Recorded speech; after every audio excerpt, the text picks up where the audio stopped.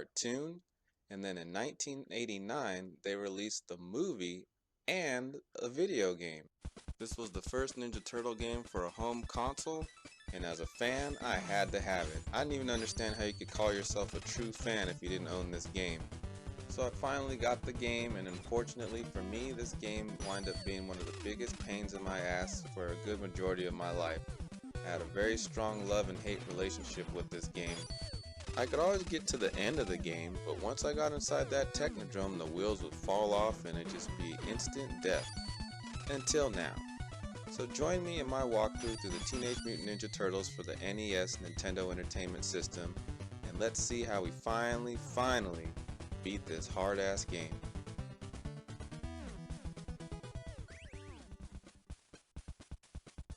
Alright, so we're gonna start right here. There's gonna be a car or a tank or motorized vehicle that looks like it's not your friend, and you're gonna avoid that and go down this sewer. I always start the game off with some Leonardo action. I feel like Leonardo was the second best turtle in the game. I feel like Donatello is the best, the most powerful turtle. So I always try to save him for bosses, like kind of like a closer in baseball. Then I'd always go with Leonardo because he has a good amount of range with this weapon, but it also hits pretty fast. And then Michelangelo would be next and Raph would be last because he doesn't have much range with that sai. I basically use Michelangelo and Raphael as kind of like guinea pigs or sacrificial turtles for all the really hard jumps and stuff like that, and just always try to hold on to Leonardo and Donatello.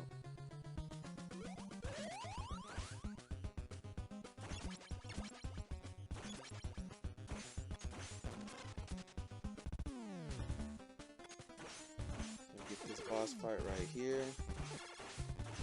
This lizard man that we have no idea where he came from, much like much of the enemies in this game. Like that guy, and that guy, and that eyeball.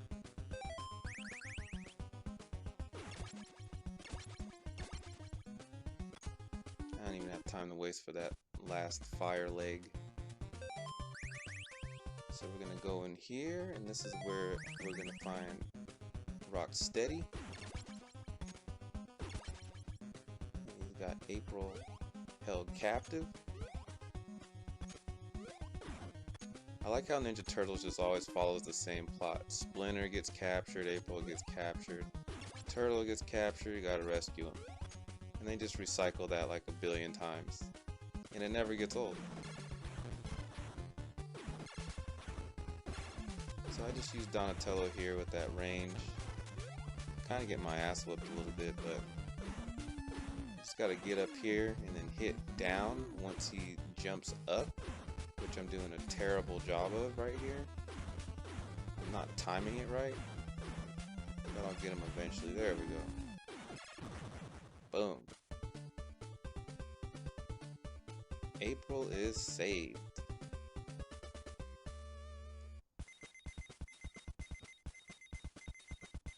Don't let the Foot Clan destroy the dam. So now we gotta save a dam. Alright, so now we're in level 2.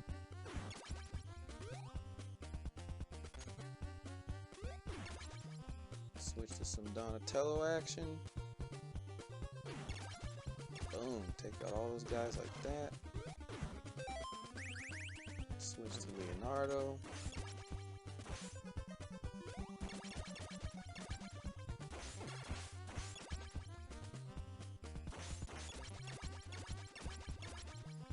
At least these guys are recognizable, right? Those foot soldier guys. They got one thing right.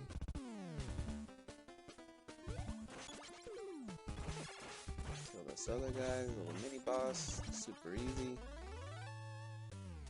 And we're gonna go up this ladder, and there will be another pizza or half of a pizza.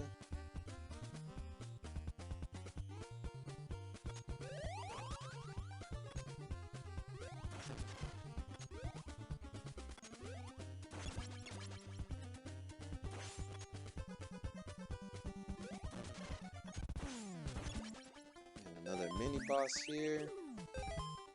Take him out super easy with Donatello. He's going to try to throw some boomerangs, but he didn't even get a chance to do that because that's how powerful Donatello is. If we would have used a different turtle, he probably would have got a couple of hits out at least.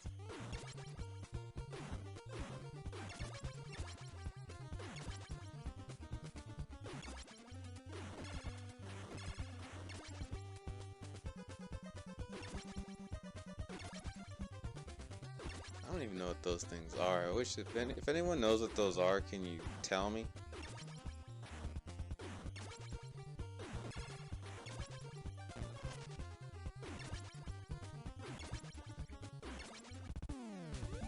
So we have another mini boss here.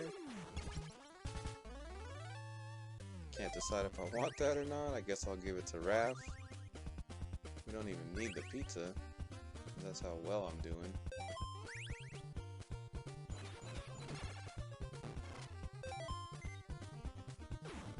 Take a hit from that UFO.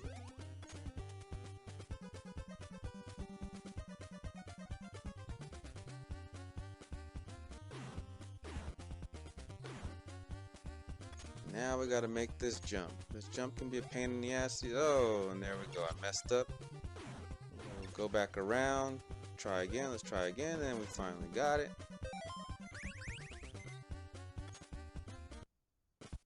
So we switch to Raphael.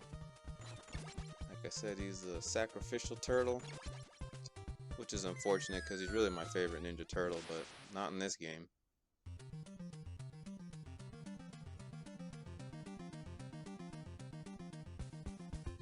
So what you have to do here is defuse these bombs that are all scattered throughout the ocean floor here.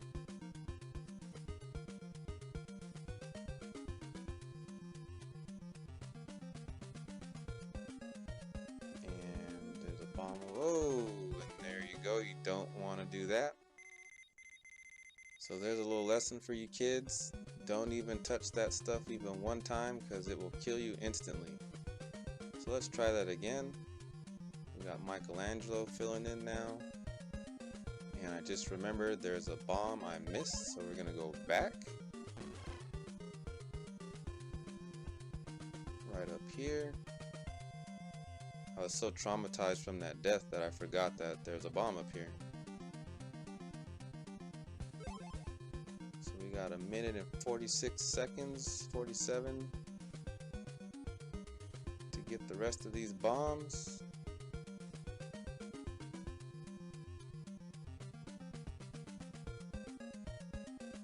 And there's like a current in the water. It's kind of hard to maneuver, honestly. The water is pulling you to different directions while you're swimming.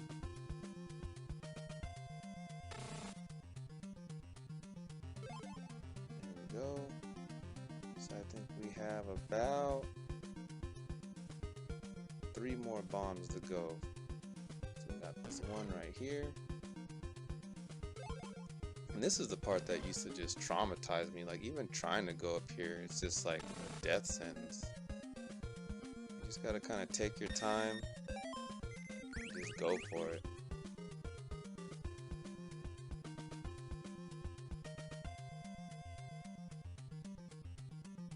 One minute and counting.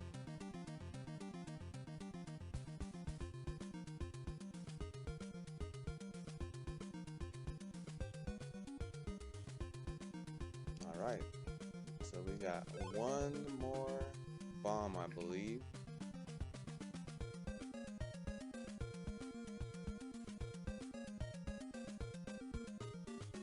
Oh, 2 more.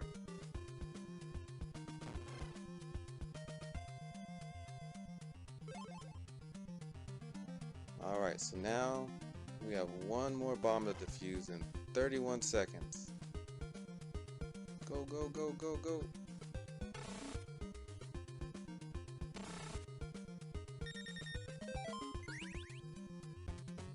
Taking a lot of damage in here.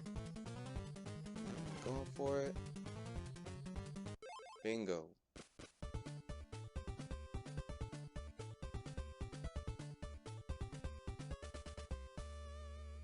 On to the next level, which is my favorite level in the game, the Turtle Van level.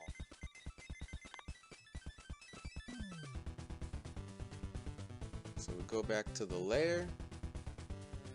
And what the heck happened? Splinter is gone. Go figure. Take a wild guess who took him.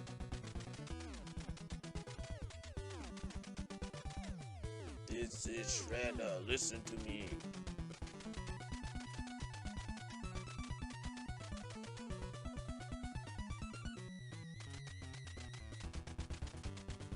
So it looks like Shredder has taken Splinter. And if you want him back, you're gonna have to fight the Foot Clan.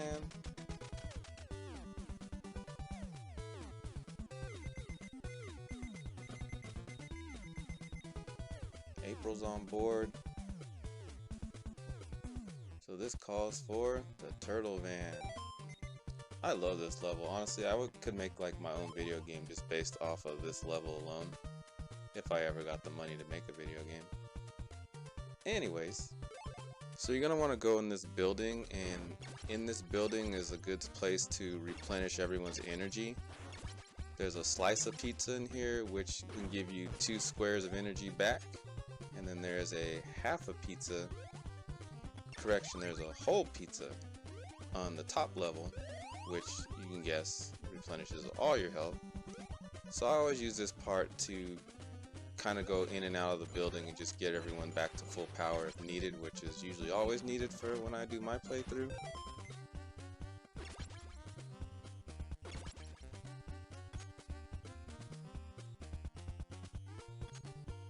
So on top of getting health in this building, you also can get those missiles that you see up there in the top left corner. You want to get those because the Turtle Van can shoot those missiles at barricades that are blocking the roadway throughout the level. So you definitely want to get that from here. There's other buildings too. Up here's a jump. Made that jump with ease. There's a full slice of pizza, full health. But there's other buildings too throughout the level that you can get missiles from as well. But this just seems to be the most convenient place right here at the start of the level. This game is hard enough. If you notice, we're still missing Raphael. So I'm going to show you a little place to get a free man back if you are missing any characters once you get to this level. So we'll go there now.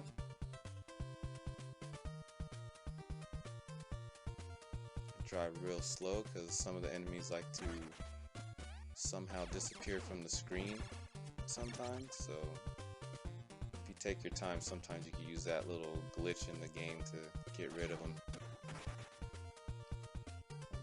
Barricade. I always love the feel of this level.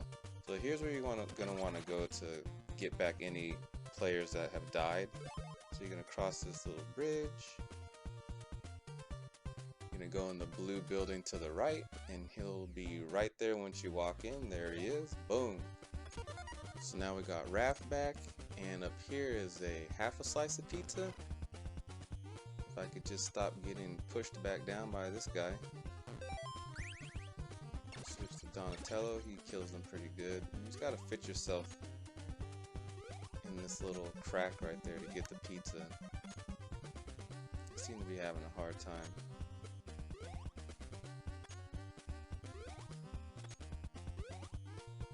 Can't quite get it. Oh. There we go. So we got a lot of what we needed out of here. We got Raph back, and we got some health that we definitely needed. So we get back in the Turtle Van.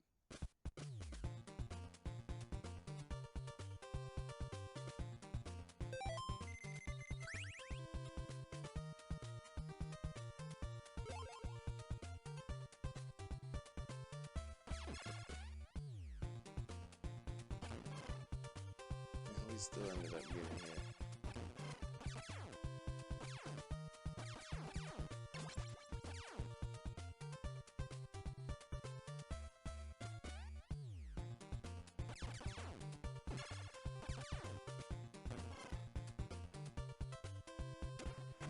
Blow up another barricade.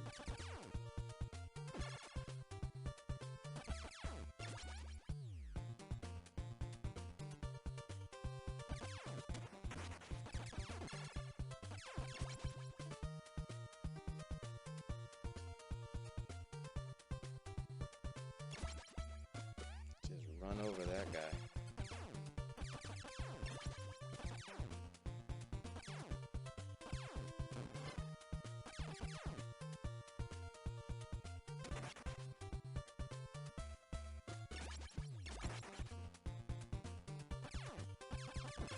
Just running over everybody, blowing up barricades, running over foot soldiers. We're unstoppable around here.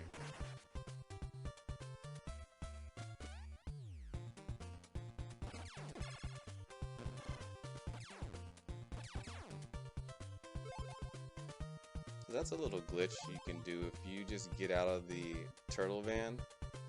Sometimes the tanks just disappear because I guess there's way too much going on the screen for the game to process. So it's like another kind of glitch in the game.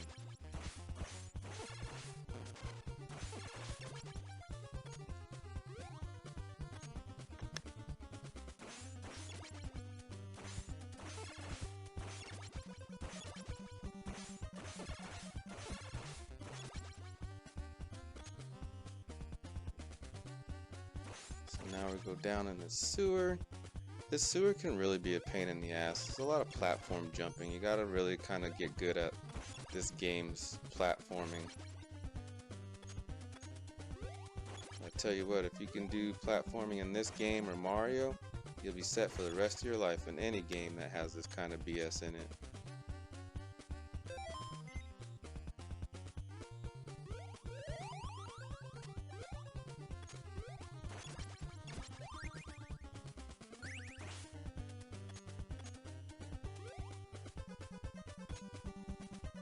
Let him fall down.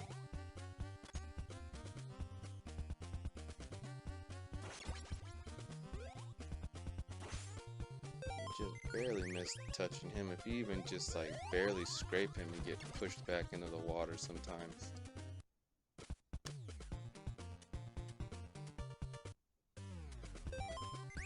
Alright, we're almost done with this level. We just gotta get to the roof. Donatello time.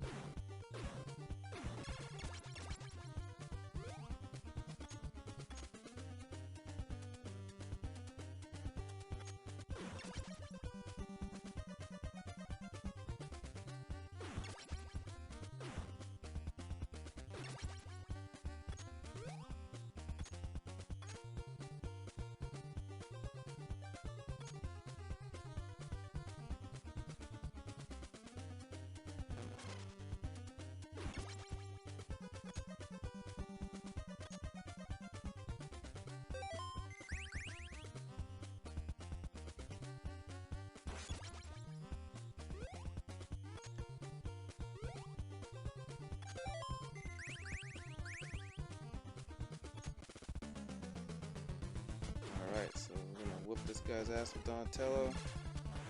Somehow Shredder has a Ninja Turtle clone.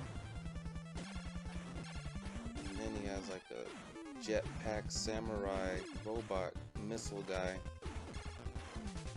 We all remember that episode. And Splinter is saved.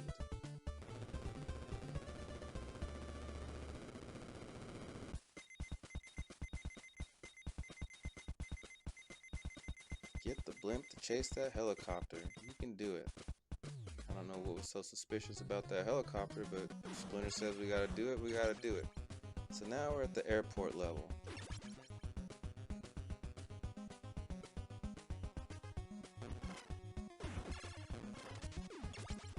Get some full health there.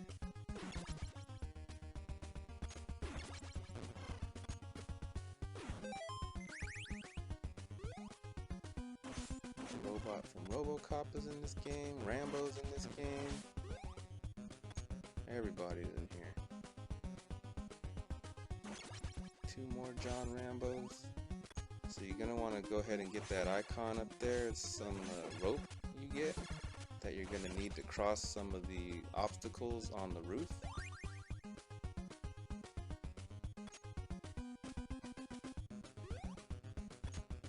We're just gonna skip him altogether.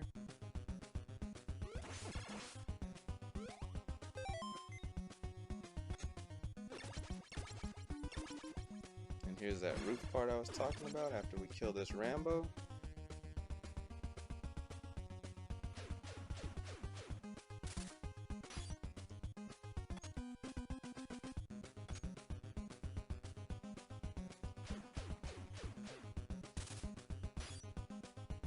When you're up here, you don't want to jump when you're on the rope because it'll make you fall all the way down to the bottom. So just cross and walk across. Don't do anything crazy. Don't jump. Just walk across, because I've flipped myself right down to the bottom on accident so many times.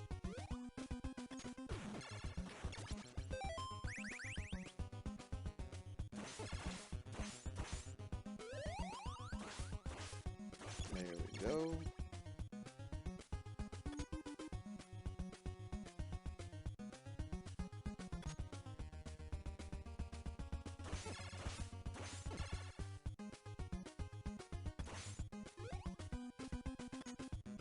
Oh, look at those ninja skills. I like avoided so much right there.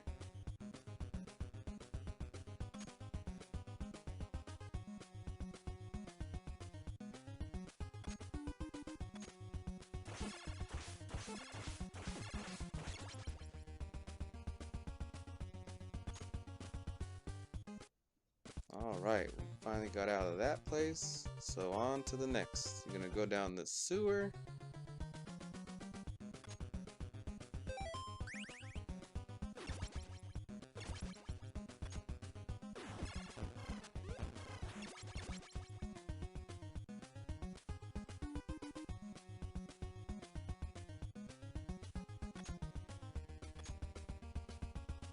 So there'll be a mini boss, but he's really easy. You just stand right there, beat him over the head with Donatello, commence to the next part of the sewer. And they're really throwing lots of ninja stars at me.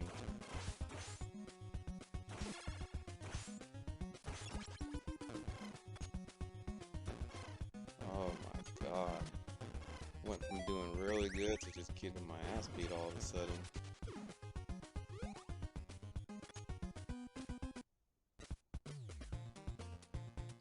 So you're going to want to go to this top one right here.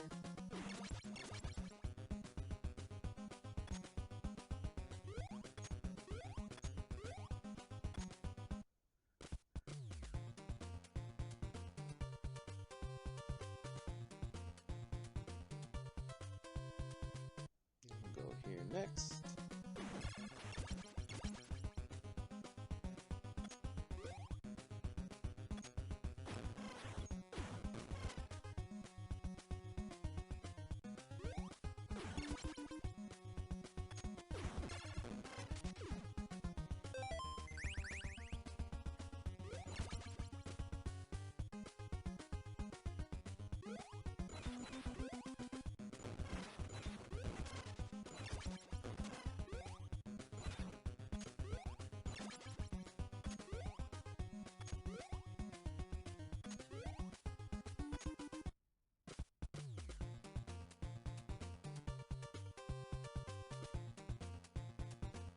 You're going to go to the top right here, and this will connect us to the next portion of the airport.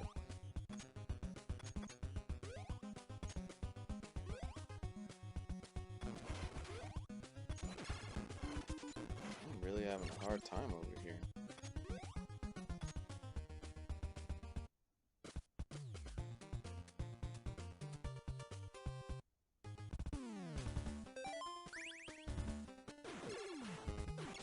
Mini boss, super easy. There we go. And then you're gonna be on this runway right here, and all we're gonna do is go all the way to the far right, top right corner of this runway, and that's the part that connects us to the next place.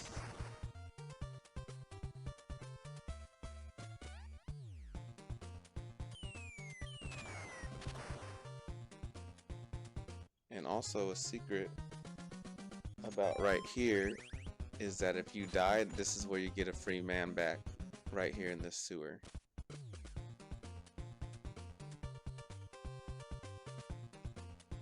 So you're going to want to go here to connect to the next part.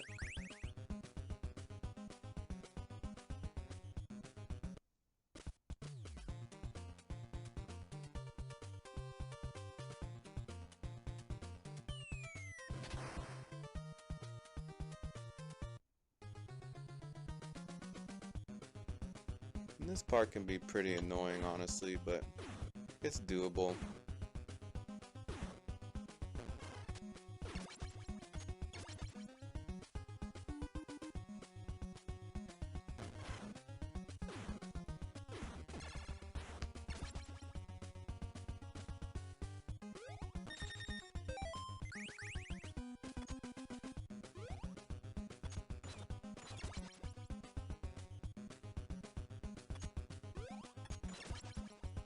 This jump can be a pain in the butt. You just really gotta time it right. I made it look easier than it is because I've died a lot of times right there.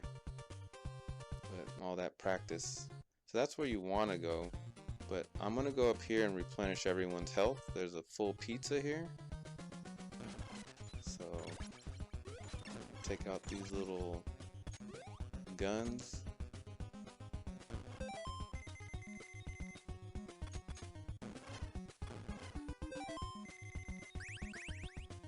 Refill Dawn, and then we're going to repeat the process for all the turtles and move on to the next part. So here we go, everybody's got full power now. You're going to go down here.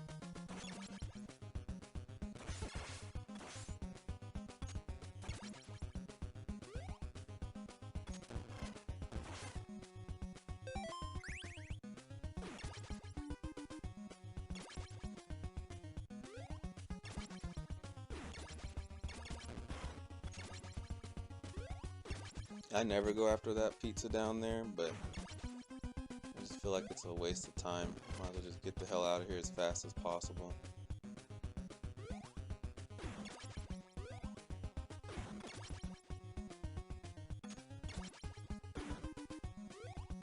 There's another interesting jump coming up right here. We'll use Raft just in case we don't make it.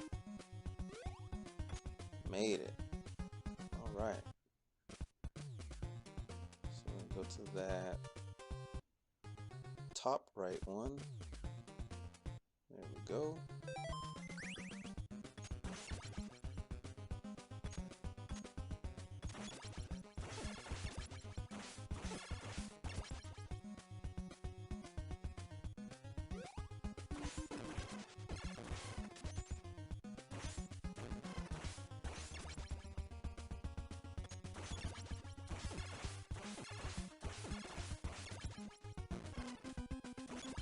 Alright, so here's where this gets interesting. You're going to want to grab that pizza if you need it, but down below, the room's going to start shrinking. At least the walls are going to start coming at you, and it's going to be instant death. Almost get hit right there. Gotta have nerves of steel. The trick is to go right to the edge of the corner and just let yourself glide down. So this part is actually pretty easy. You're gonna want to use Donatello. You can go right underneath them because Donatello's got that reach. There's gonna be like a little bulb inside his mouth. You're just gonna hit up with Donatello, and that's it.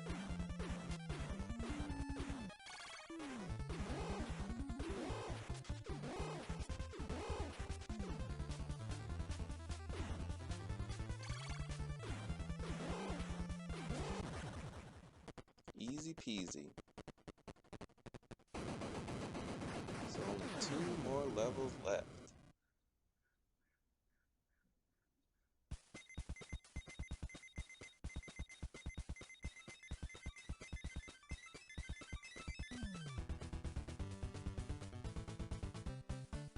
So we're gonna hop in the old turtle blimp.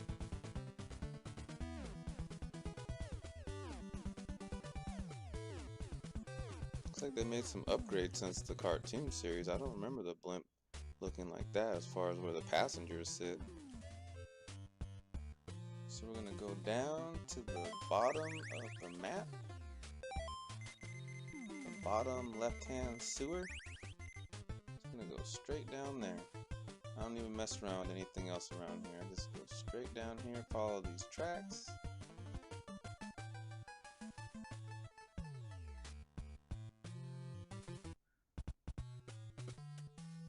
Just gonna want to keep going down.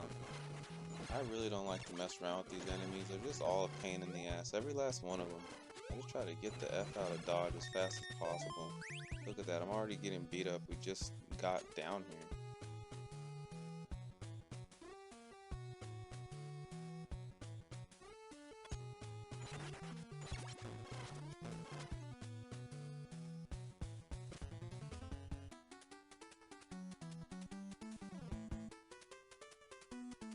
I don't know what any of these things are.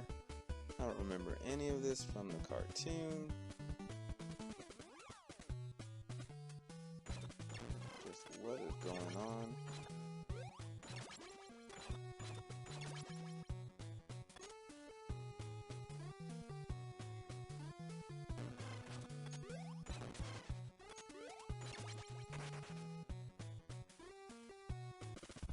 So here we are at the Technodrome. Trick here is you don't get hit. You just duck down right there. You want to use Donatello. If you don't have him, you can use Leonardo. Donatello gets the job done. You're going to take out that turret. That's the first thing you want to do. And then I try to take out where the foot soldiers come from, which is right there. Which is interesting because for the longest time I didn't know you could even hit that because it doesn't have any kind of reaction when you hit it. It just looks like you're not hitting anything. It doesn't blink when you hit it, but yeah, you can hit that. And then you're going to take out the other turret, and then it's all just about beating up that eyeball up there.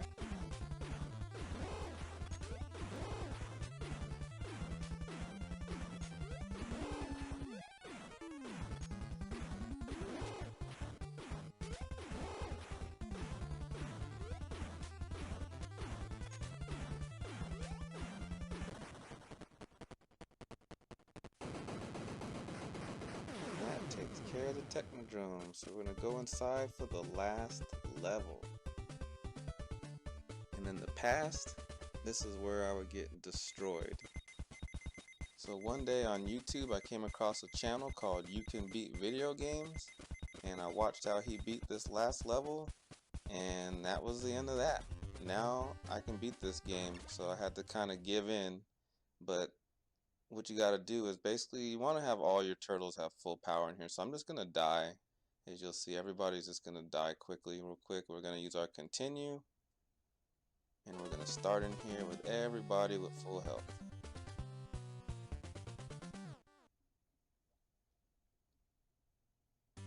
Alright, so here we go.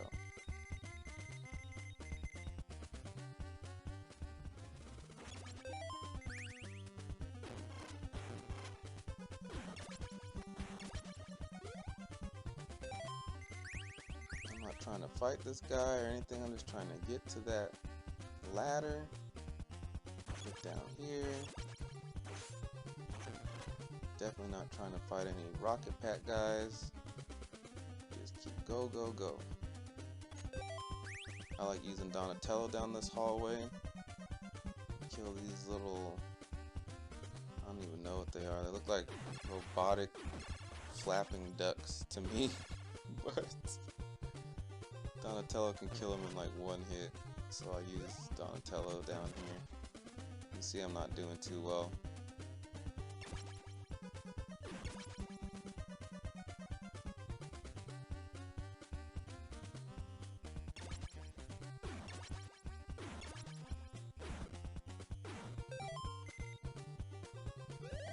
Pizza.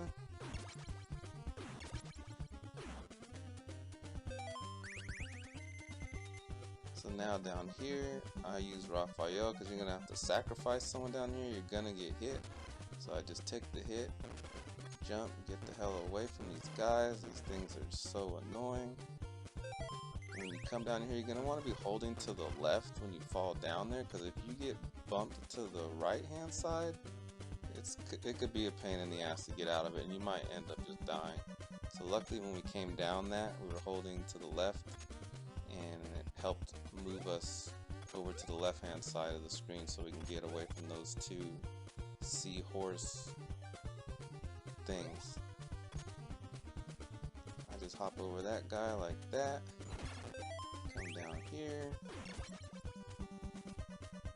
I like using Donatello.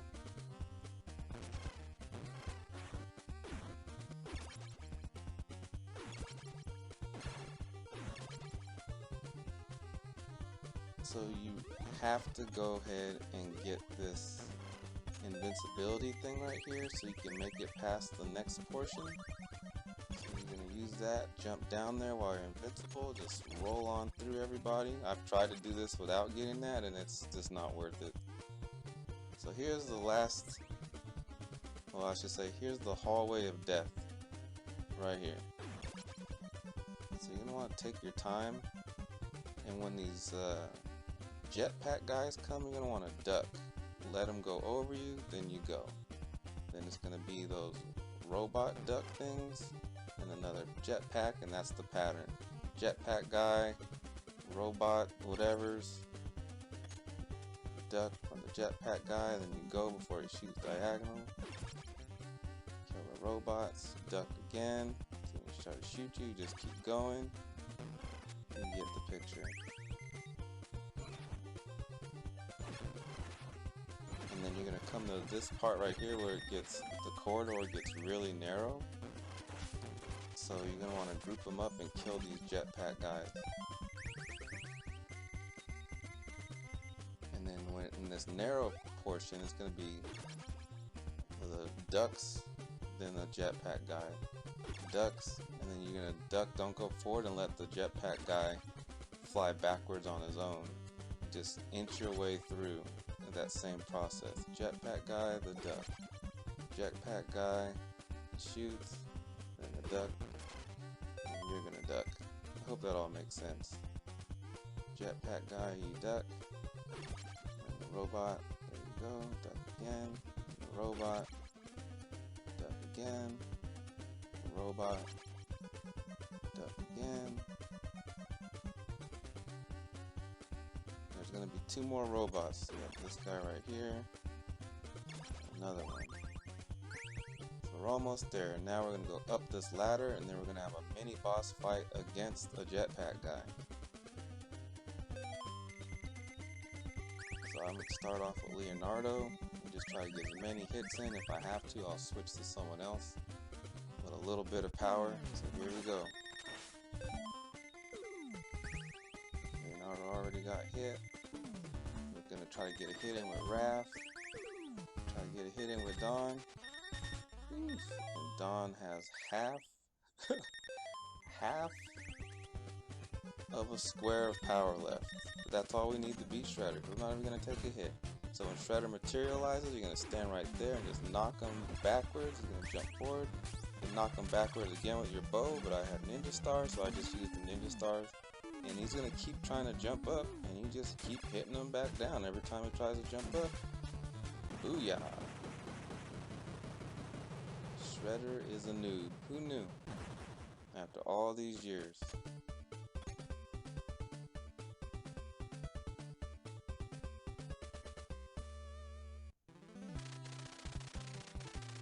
You have defeated Shredder and saved the world. Now I can turn back to my human form. So I guess Splinter could have just turned to his human form anytime he wanted, but he was waiting until you saved the world to do it. For whatever his reasons are. April seems pretty happy. And that's the game, folks. All that for this little ending. And I hope you guys enjoyed. Please like and subscribe. And I'm going to go ahead and do Ninja Turtles 2 for NES. And you guys have a great day. Peace out.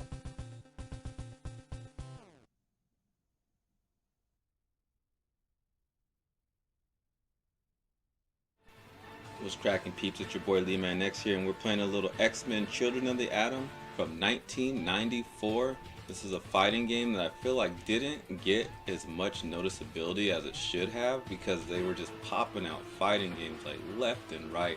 And Capcom got the rights to this game and made another X-Men 2-player game for Super Nintendo that was pretty awesome as well. Figured and take a look at Psylocke's ending in this game, which I thought was a pretty cool ending for a fighting game, considering most fighting games endings are pretty quick and brief. So here's some info on Psylocke as well from the X-Men trading cards from 1993, Series 2. So Psylocke, real name Elizabeth Braddock, 5'11", 156 pounds. Place of birth is Braddock Manor and made in England. And Professor X has some info on her, saying once merely a powerful telepath, Elizabeth Braddock underwent a transformation that astounded even me. Captured by the evil Mandarin and a group of ninjas, a mind-controlled Psylocke trained extensively in the martial arts and changed her looks to resemble an Asian. Regaining control of her mind, a now more powerful Psylocke escaped her captors, returned to the Xavier Mansion, and became a valiant member of the X-Men Blue Team.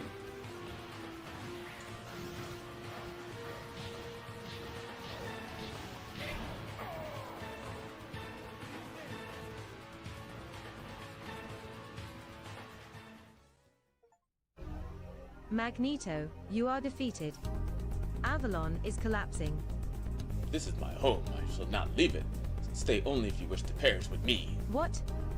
You must be insane. Be gone.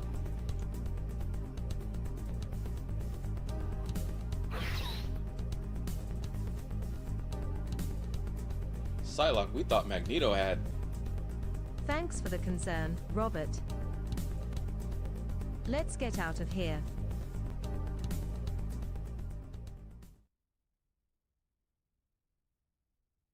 Magneto's goals were noble, but he became a monster to achieve them. Then the goals didn't matter anymore. His lust for world domination consumed him. It's unfortunate, Psylocke, but it was his decision. A decision that affects us all. Enough yapping and let's get home. Philosophical as always, friend, Logan.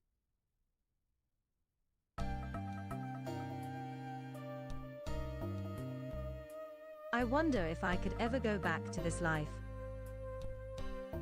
I must admit, it does feel good.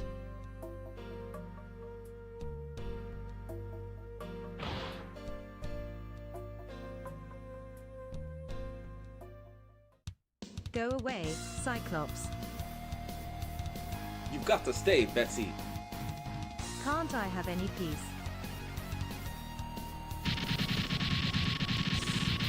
I'd wanted some training sessions. I'd asked for it. We'll see how well you do next time.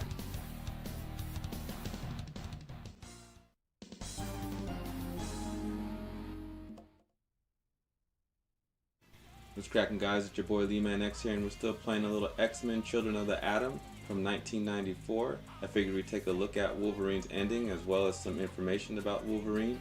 Also, if you enjoyed this content, please like and subscribe. So here's some information on Wolverine from the 1993 Series 2 X-Men trading cards. So this is Xavier File 36, Wolverine, real name Logan, height 5'3", weight 195, place of birth unknown.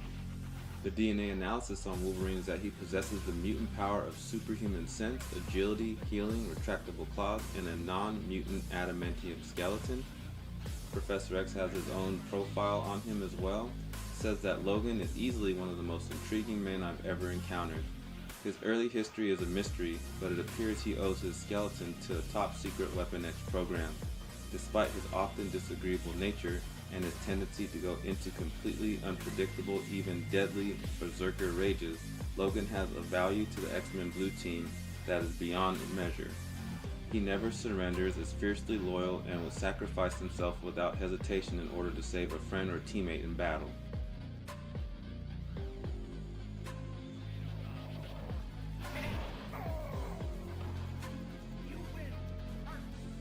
Rookie. It's over, bub. You can either come with or I can drag you. It's your choice. You can still join me, Wolverine. Help me protect mutant kind. Save the speeches, Maggie. You're through. Then leave now. Avalon will not last much longer.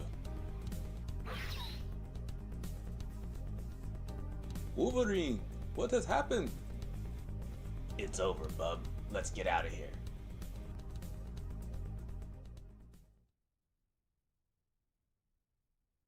Stubborn to the end. What was that? Nothing. Welcome back. Jean! I'm glad you're safe. I was worried. Take care of her, Summers.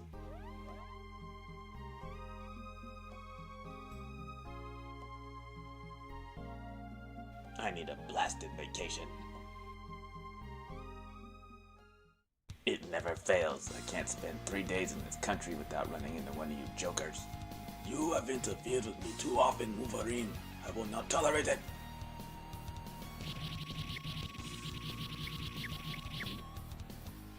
Thanks for the exercise, bub. Where to next? I hear Madripoor is nice this time of year.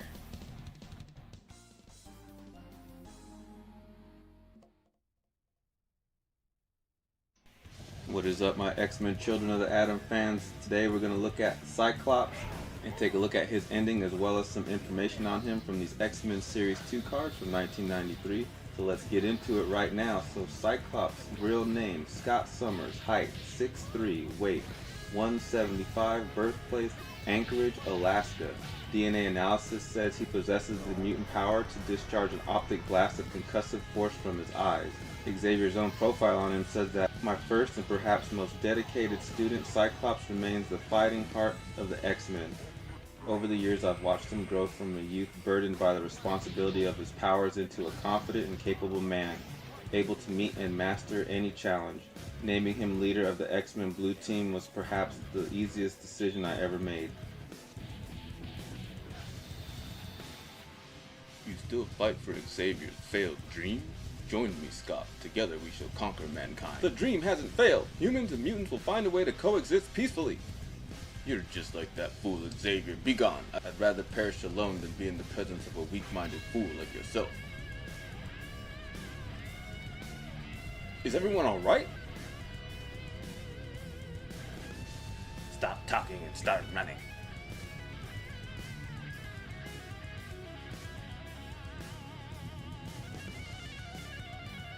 What did he gain by destroying himself?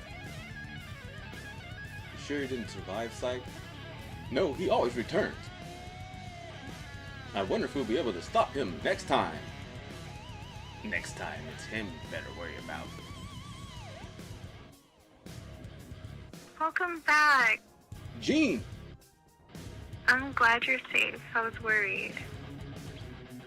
Geez, you two, knock it off. We have an emergency! Omega Red has been spotted! Okay, let's go!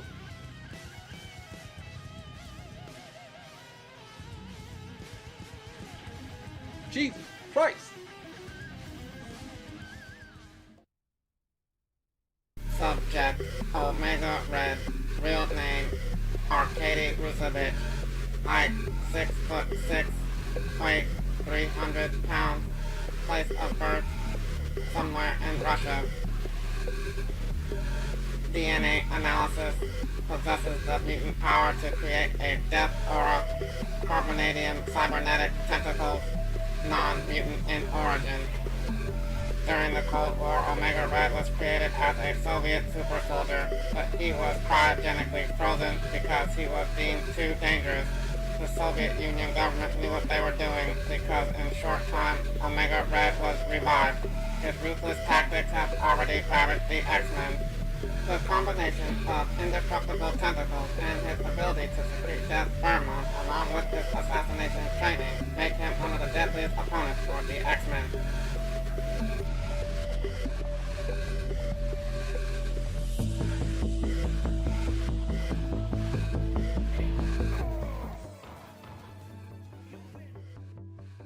Why have you done this? My fight was not with you. Your fight means nothing to me. I'm here because you have something that I require. It's called the carbonadium synthesizer. I've searched for years to find it, and I'm told it is here. Then it has all been a waste. I know nothing of this device. I didn't think you'd cooperate, so I just have to tear this place apart until I find it.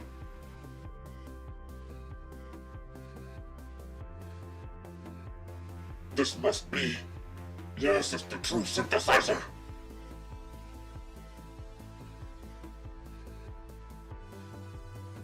At last I will be free of its cursed existence. You humans would harm your new master? I will not tolerate it. Insignificant vermin, I will destroy you. That's far enough, friend. You were a fool to engage me, X-Man. This world is mine.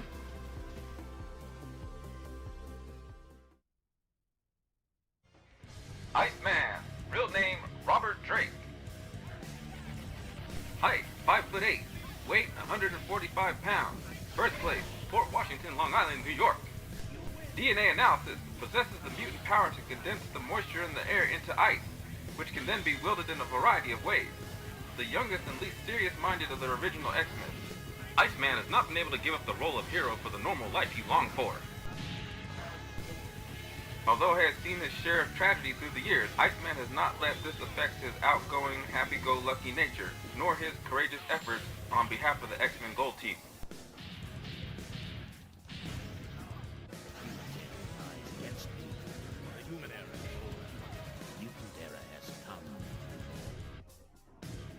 Ooh, you destroyed all hope for mutant superiority. Nah, you're the full Magneto, believing you could change the world through violence. It matters little. Avalon is destroyed and my dreams with it. Stay if you want, I'm out of here.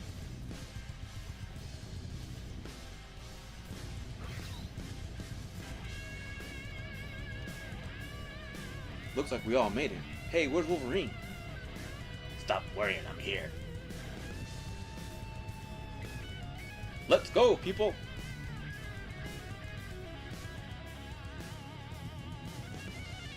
Magneto really believed he was right. I wonder if he survived.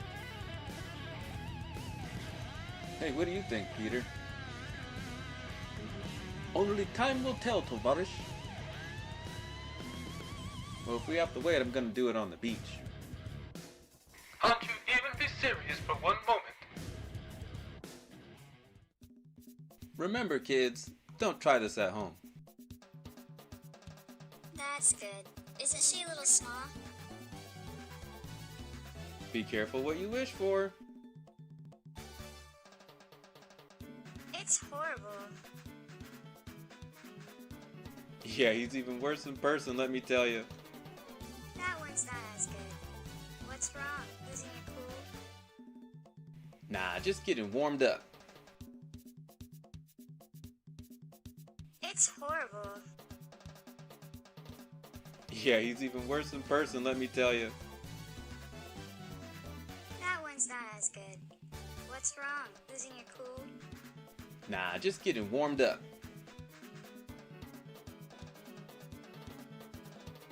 That's so great. I have to get my friend a foreign milk. Don't worry, I'll just make another one. It's horrible. Yeah, he's even worse in person, let me tell you.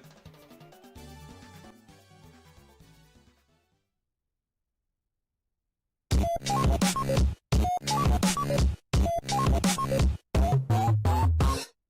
are now watching the LEEMAN-X channel.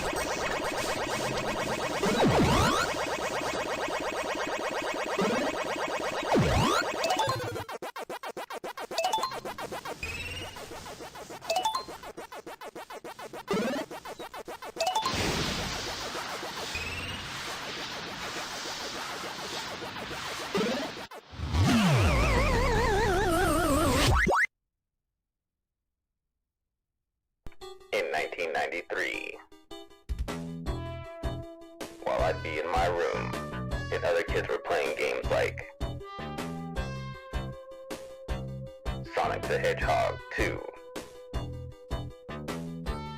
Streets of Rage, Gunstar Heroes, Mortal Kombat, NBA Jam. I'd be in my room, going super hard at a game that just came out of nowhere and became my most favorite Sega Genesis game.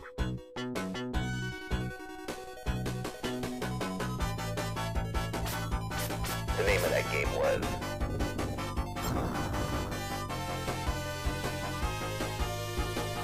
Ranger X. We're going to go through the entire game in this video and play it on the hardest level. Please don't forget to hit that like and subscribe button and let's get it.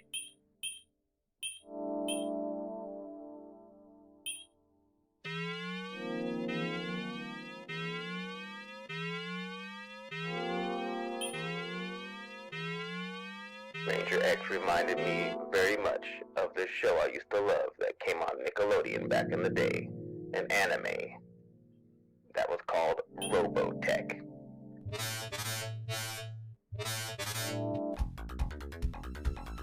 To me, this could basically be Robotech the video game. You start off with 3 weapons.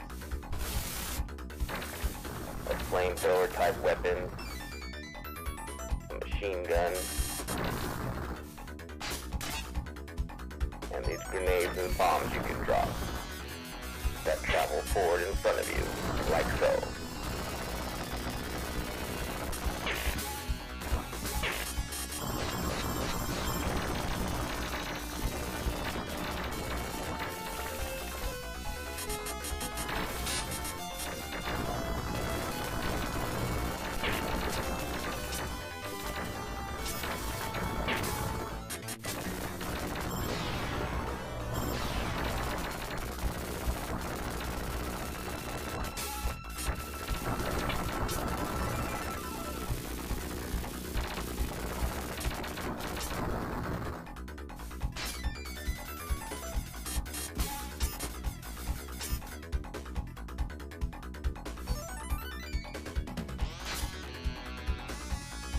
Use this machine here to drain your energy weapon and convert it to your main power. And then any light in game recharges your weapon.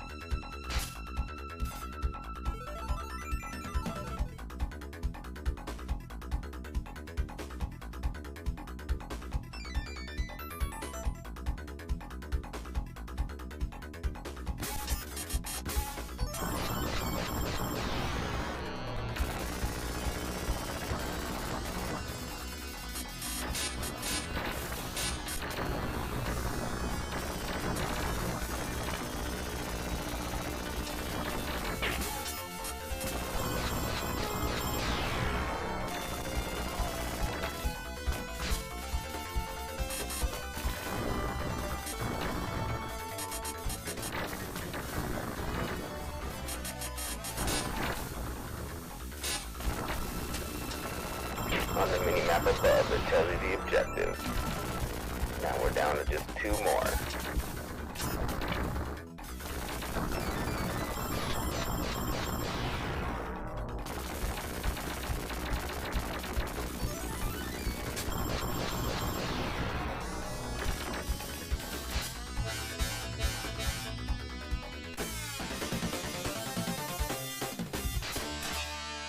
That was close. Now it's time for the boss. And this is the first boss of the game. Some kind of giant tech spider.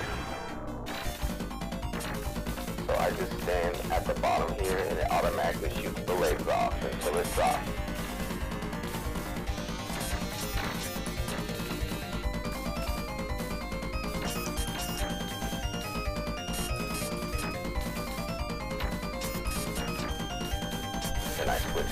fire, and you have to shoot the eye up top. Do the best you can to hover. You cannot hover forever, so you have to just do your best.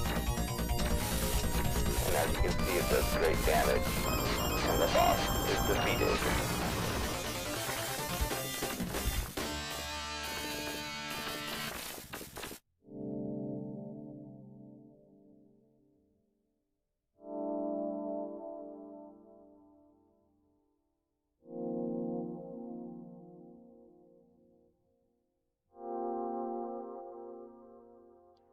So now they're giving us a preview of the reactors we need to destroy for level 2. These are the targets. We will be underground.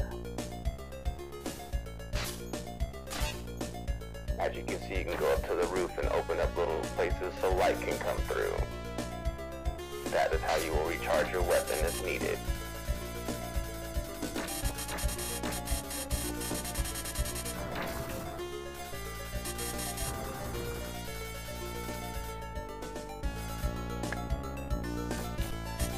So there are 5 reactors that need to be destroyed. Here is the first one.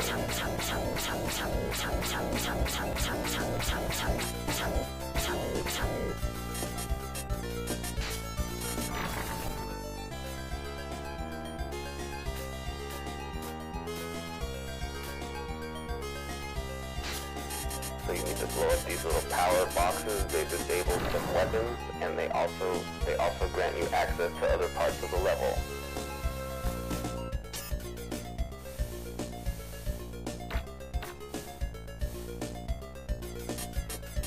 And up here you will see there is another weapon you can gain.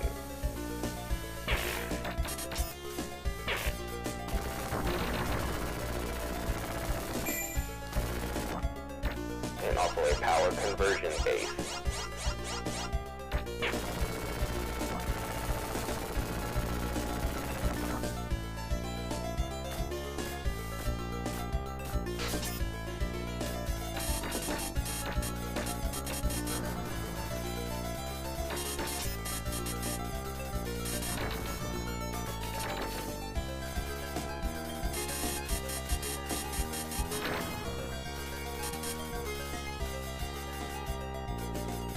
So as you can see, there are multiple targets in this area.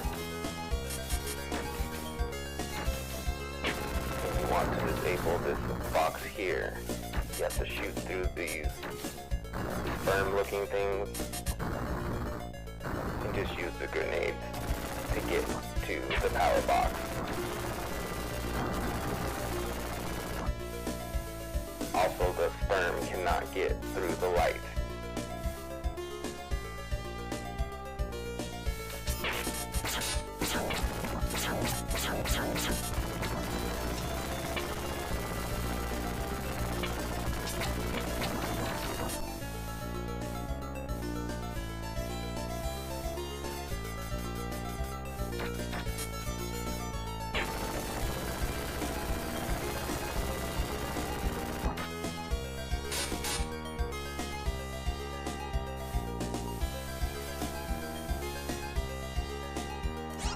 So since I took damage, I'm going to go ahead and convert what little energy I have from my weapon and convert it to myself.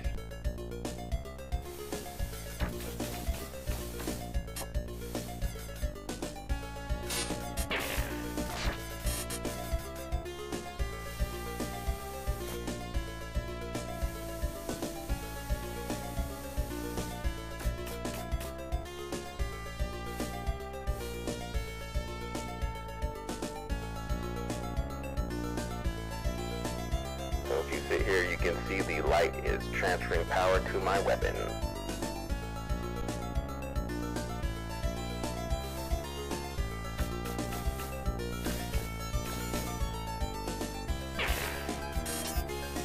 So we'll go ahead and destroy these 2 power boxes. That will open the next section of the level.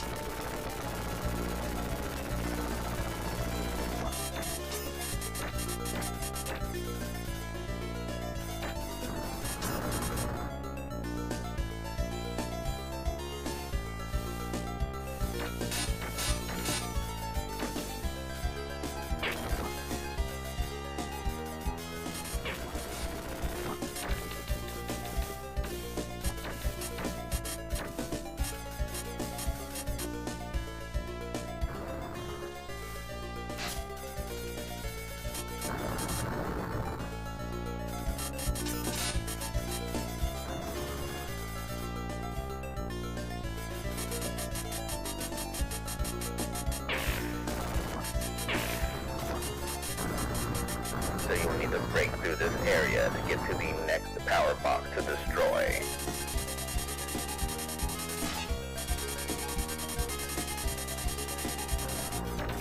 So we are down to just 2 more generators.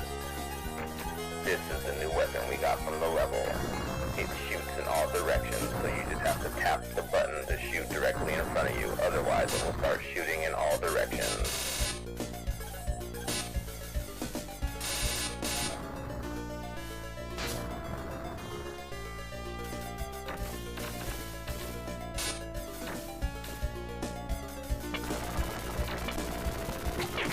Destroyed.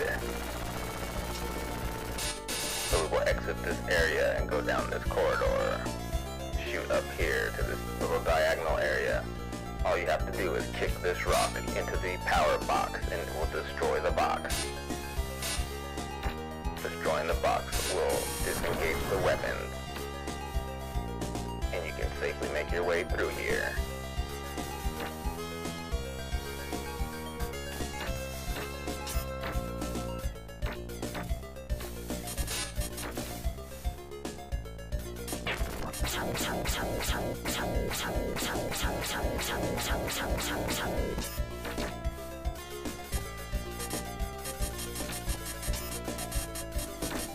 This will be the final generator to destroy.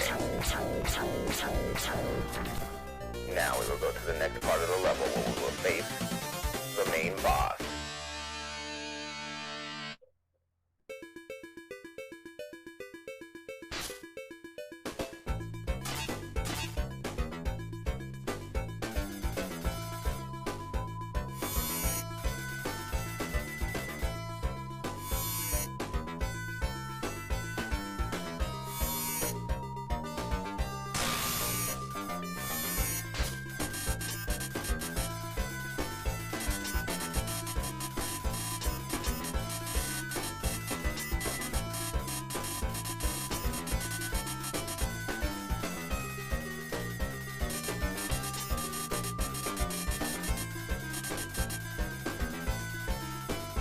The way I like to do it is round them all up and then kill them one by one.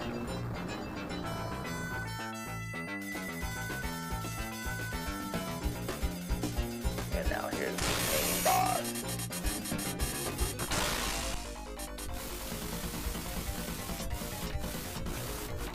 Now there's a way to kind of cheat and kill him.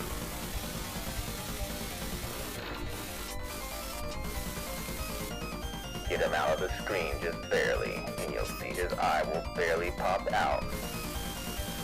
You're still able to damage him and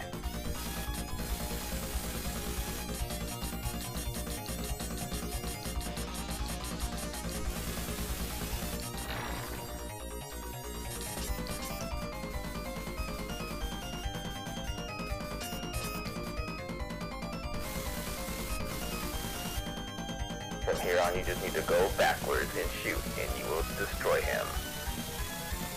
I made it a little harder than it needed to be, but you get the idea.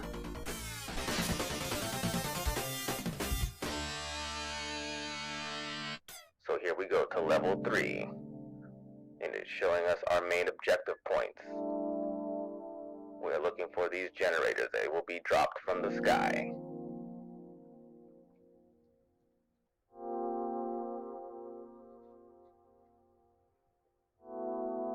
We will find all generators and destroy them.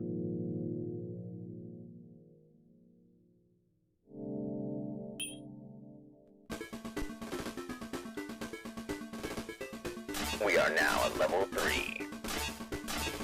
We do not have the motorcycle this time. Instead, we have this spaceship companion, which shoots out beams to help you. It moves very slowly, but you can always retreat back to it and switch weapons. So we have 11 generators to destroy.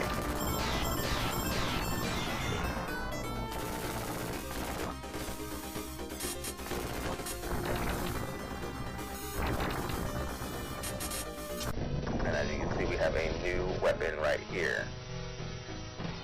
A bird companion.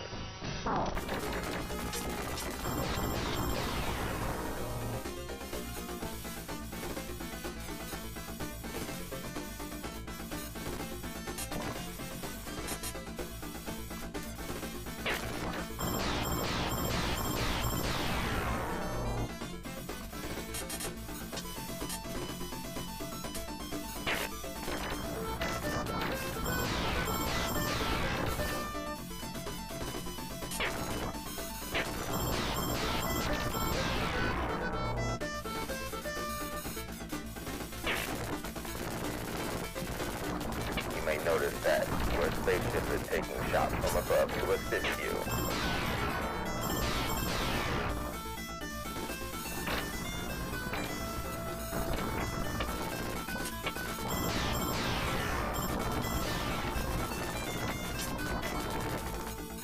So in this level, the way to gain your energy back is to get those little red, I can't tell if they're apples or seeds, I just call them seeds.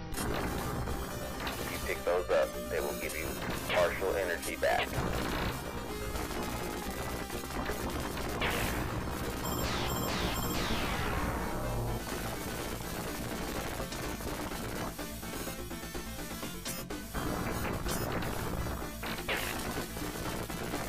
We're now going to switch weapons.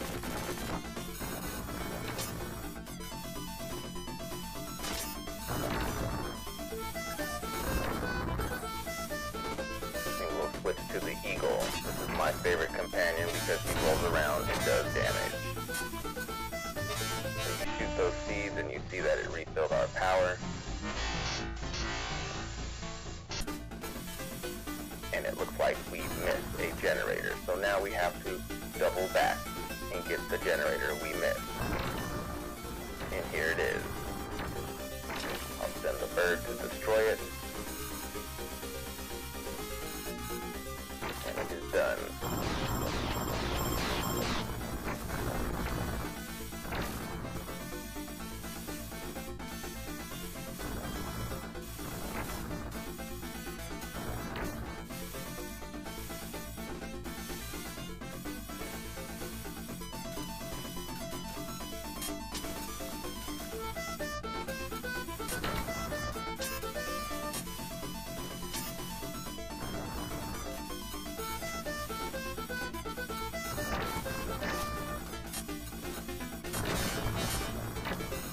There it is below. Hopefully we can get out of here without dying. There's 2 more seeds. There's 1. Another drop. We got that too. We are barely keeping it together.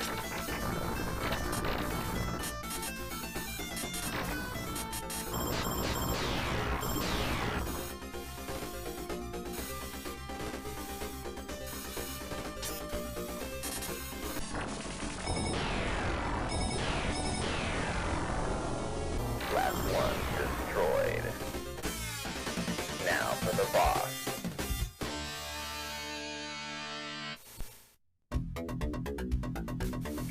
Boss fight initiated. Let's go.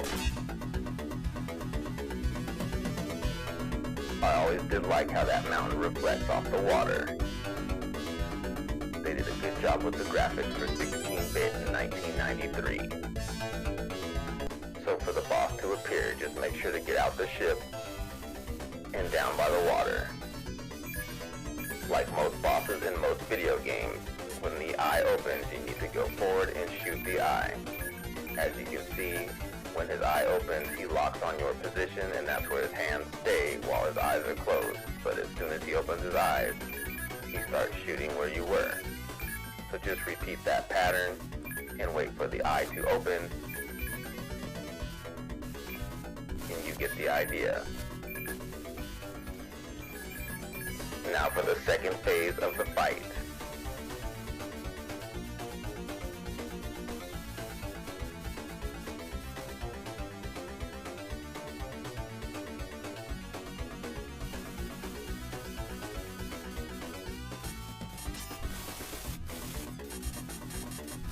So you just need to shoot and destroy the balls orbiting the main eyeball in the middle. But every now and then you'll get an opening to shoot the eyeball in the middle as well.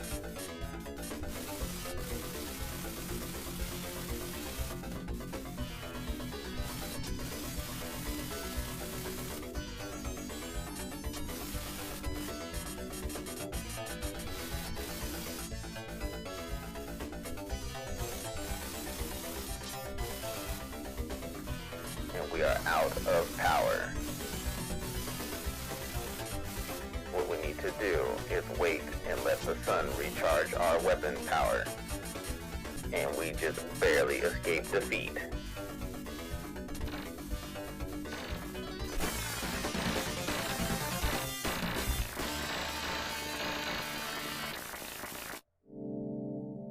In this level, we will be going straight up a tower.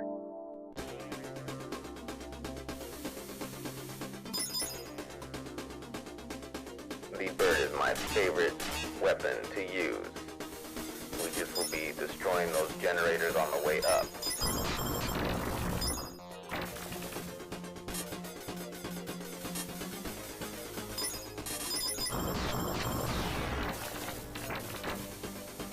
Seven more to go. If we get this, this will refill our energy, and now we have full power. As you can see, the bird destroys the generators fast and swiftly.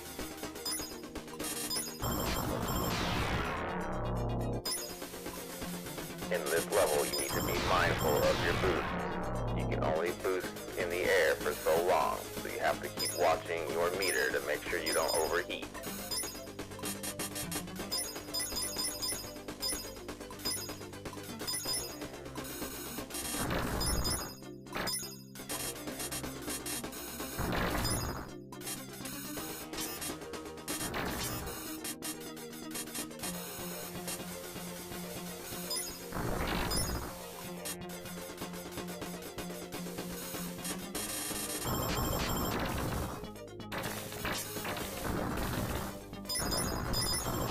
And we got a free man.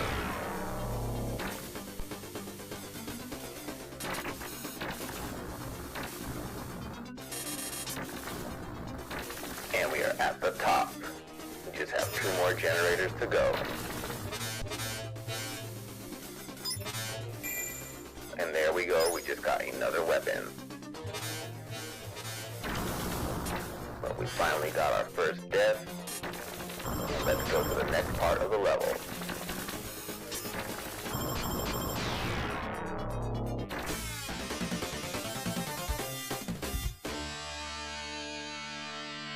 So for this fight, I like to get the weapon that we just got from this level.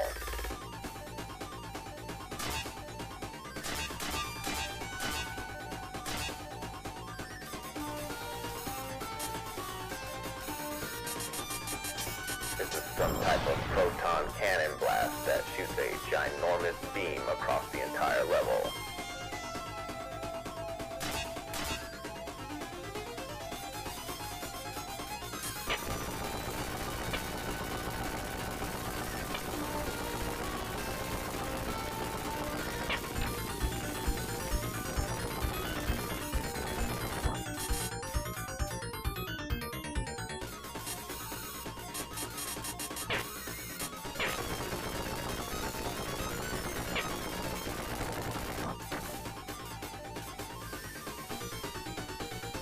Proton cannon time.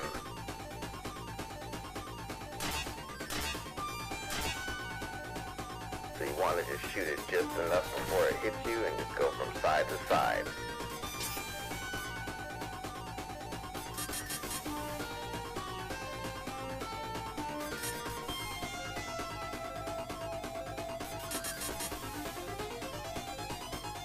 And here we go.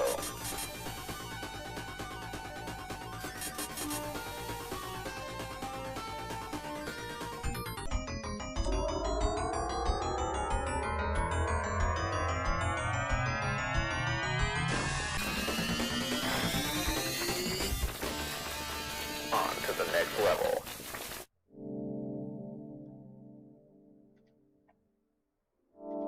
This level will be in a city-like atmosphere, and they have these robotic drones droning the area. We need to kill all the drones. There are 12 drones total.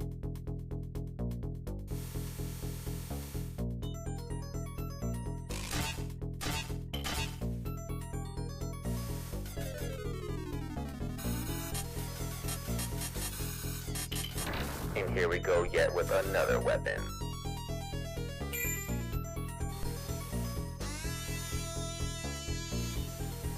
This weapon is some sort of heat shield. Not only does it deflect other heat weapons coming at you, it acts as a shield to shield you from the incoming attack.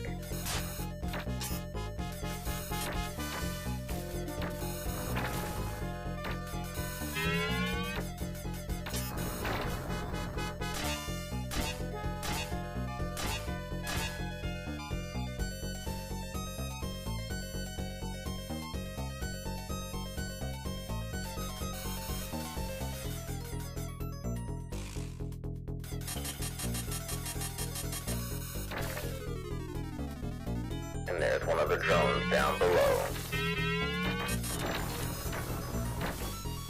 There he is. It looks like our companion got the kill. Here's another. 10 left to go.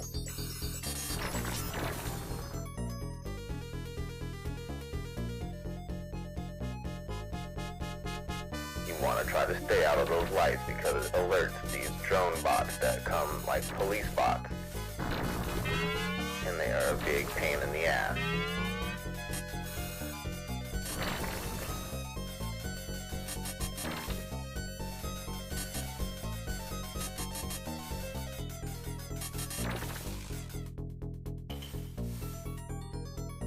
But if you stay near your companion, he can help you get rid of them. Like you saw right there.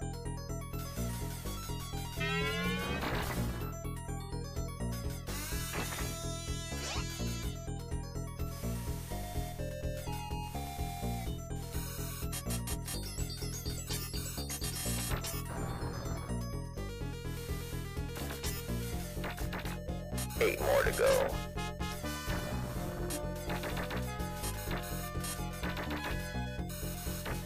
Also, your companion can be a great help if you keep the targets in front of you in the same screen that your companion is in.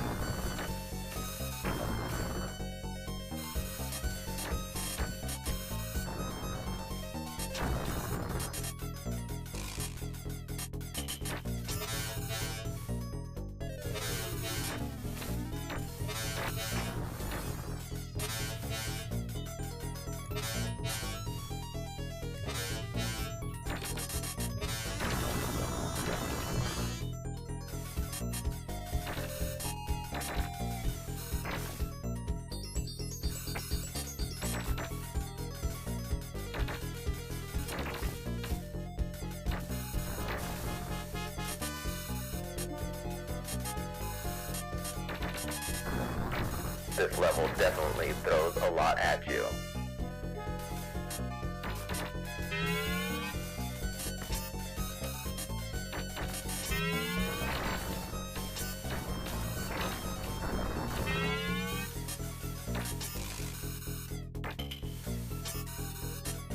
Just 4 more to go. Let's see if we can get out of here without taking another life.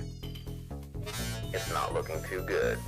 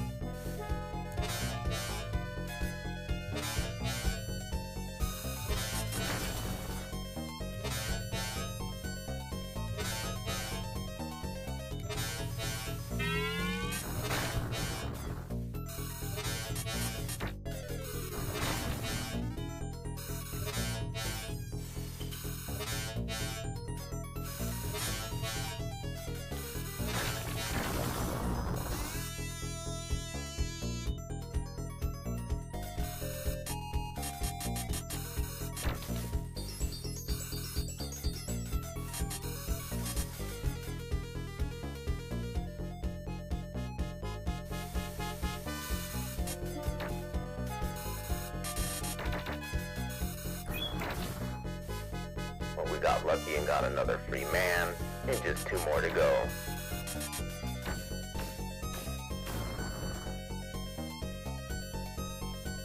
And you can see them on the scanner right in front of us, bottom right hand corner.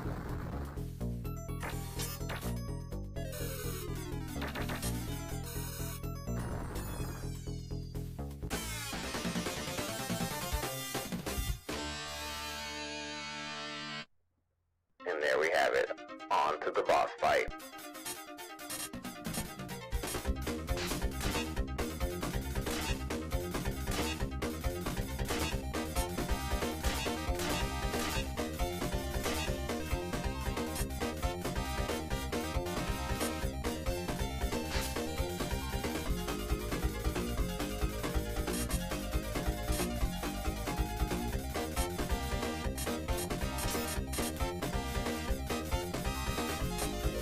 this fight is not too difficult. You just want to get your hits in and the eye in the middle while avoiding the fire shots.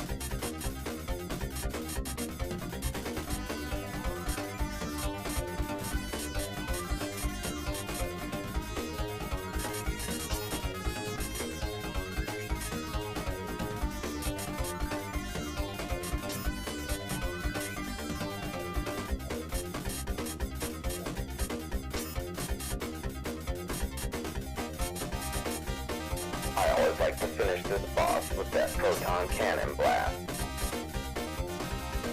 But side note, you must have full energy for your weapon to shoot it or it will not function.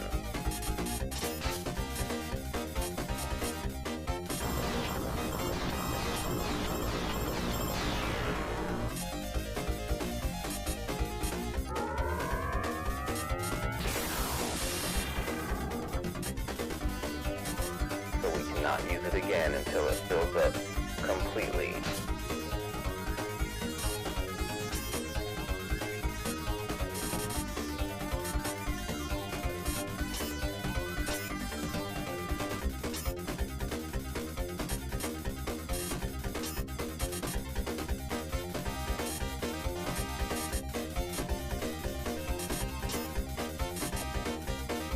Here we go.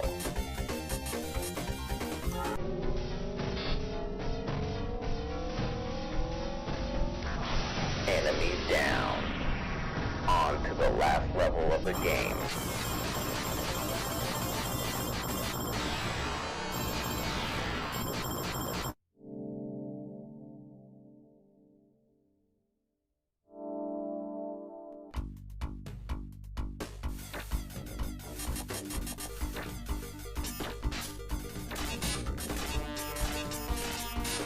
So this level has everything coming at you. You have these spider drones walking around, but the best weapon for them is this heat shield. Because as I said before, their incoming attacks can't hit you because you're shielded with your shot.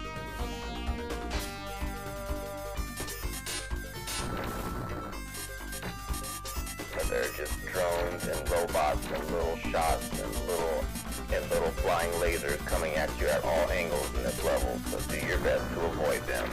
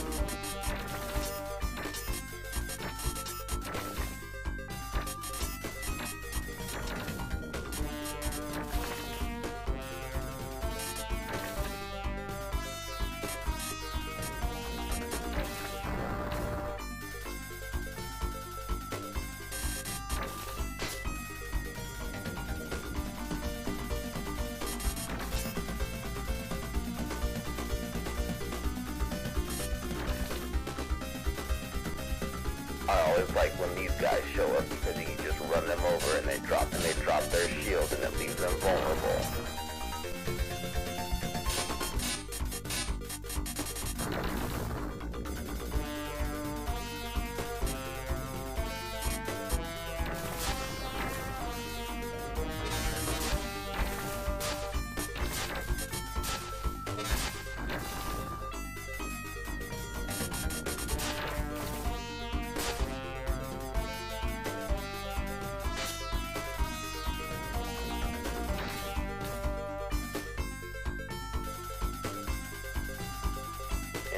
obstacle after obstacle every inch of this level.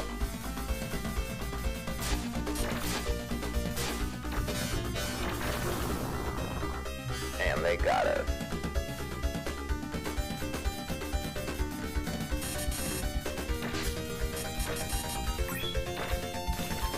But we got another free man.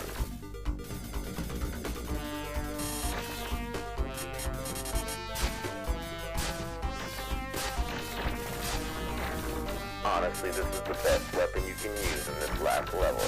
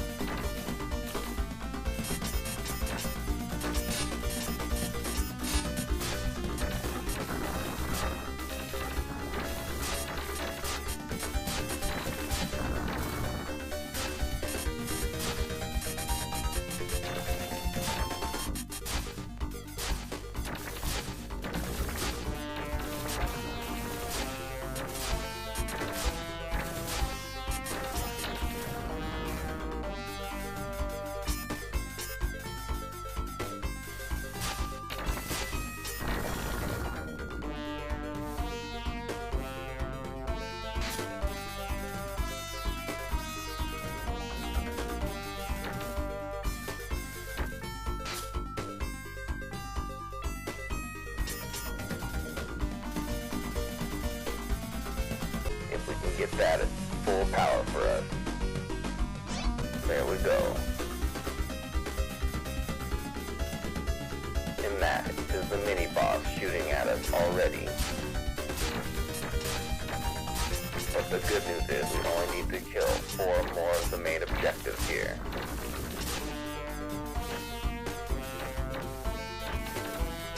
Those robotic spiders are the ones that are the objective of the level.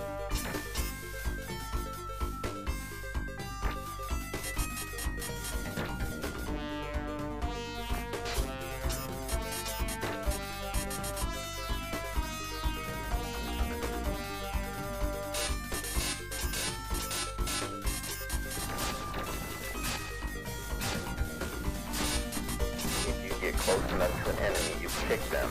That also makes them drop their shield.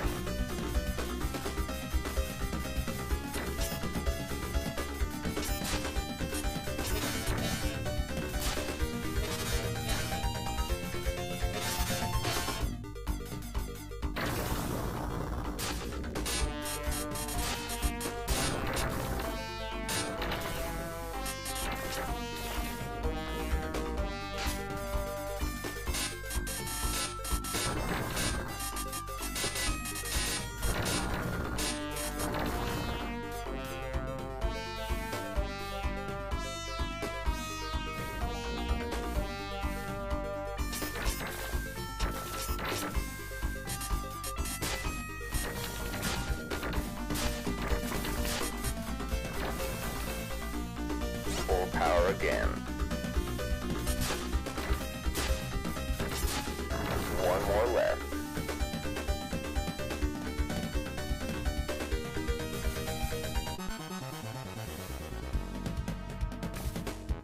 So when he first appears, you can do damage by shooting that gun off the top of his head.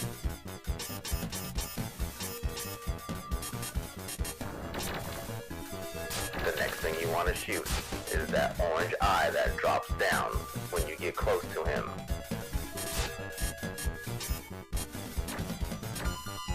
So we're waiting for him to drop that little orange eyeball down, and that's when you can shoot him and do damage.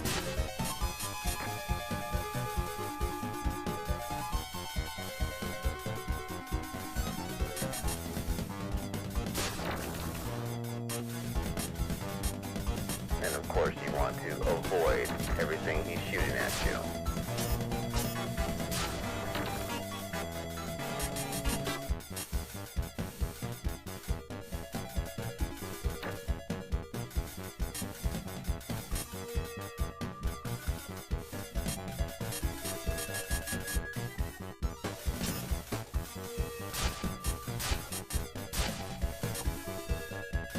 situation, you have to bring out the perfect weapon because you cannot change to a more suitable weapon once you get in here.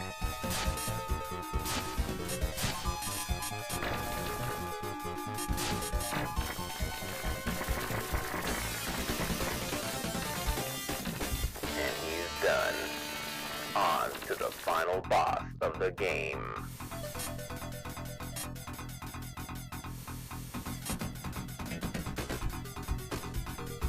You're gonna drop all the way down to the bottom.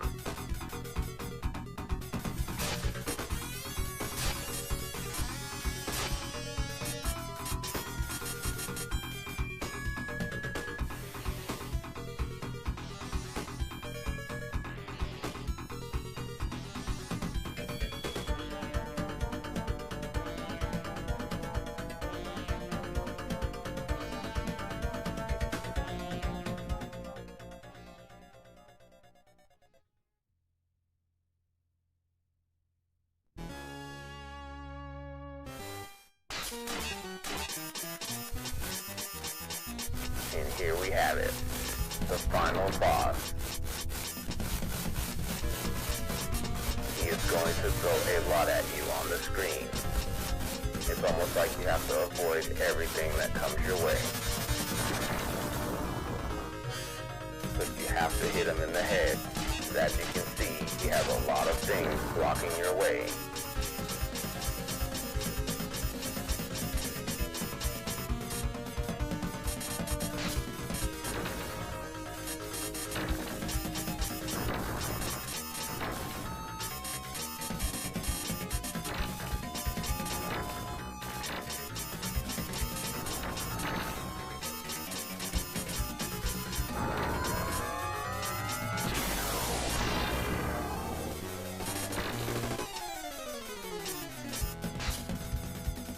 On to the next phase.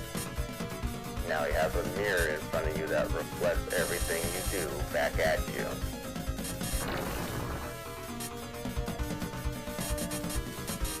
But it still makes it extremely hard to get a shot in on his head. And now you've got the easy streak.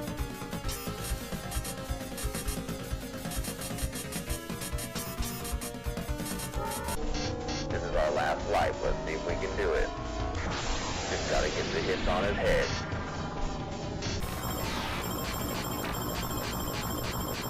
And that's game.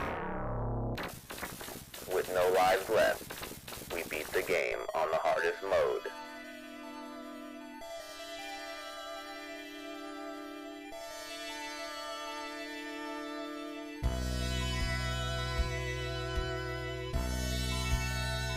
I want to thank you guys for watching.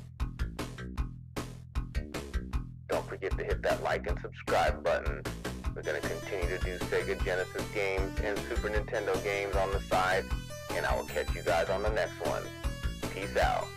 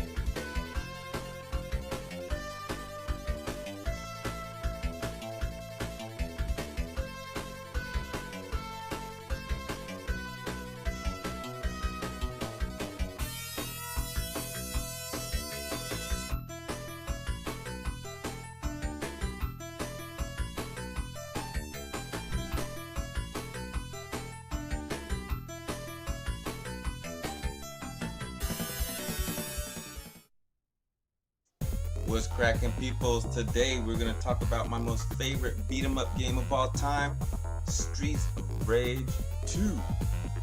This game, we got the day it came out. I tell you, man, we looked everywhere. This game was sold out, and it was money well spent. We still play it to this day. We're gonna go over every level, every boss fight, where all the free men are, and really dig into this game and have a little fun. So here we go. Smack 'em!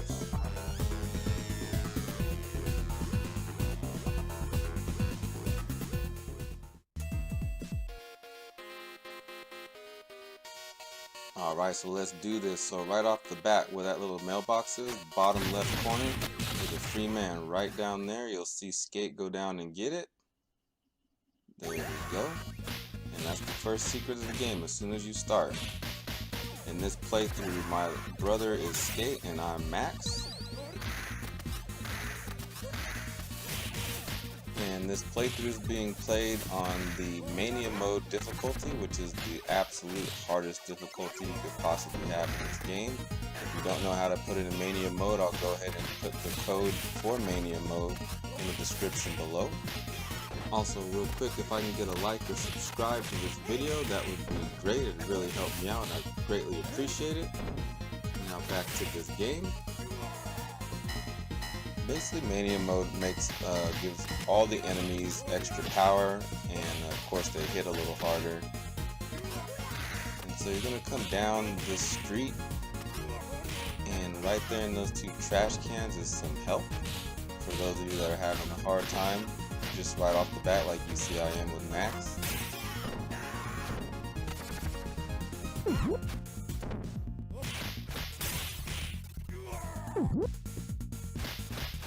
In Streets of Rage 2, the apples give you a small amount of health back, and the turkey or chicken, whatever it is, gives you full health.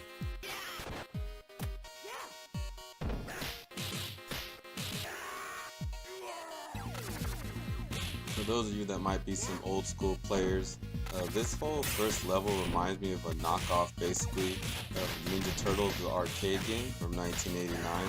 The first level, even the way the level starts, and then you go down that little street and you come to where you are, where we are right now on screen. All this is exactly how the first level starts for that game as well. So I always thought that was pretty funny that they basically copied Ninja Turtles, if you ask me.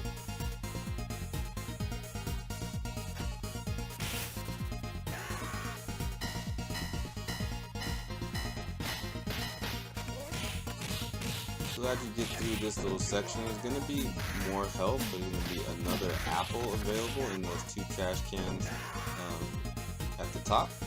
And then there'll be some money for those of you that are trying to get high scores.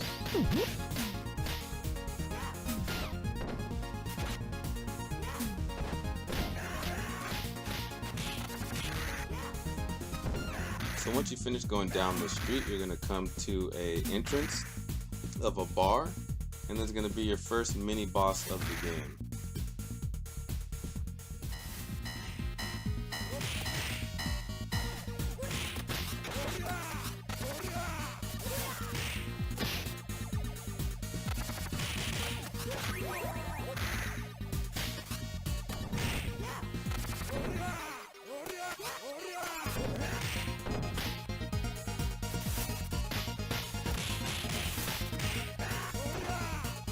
So right at the end here, there's two turkeys and these signs, and you see Max tried to go for it and he died trying to get it.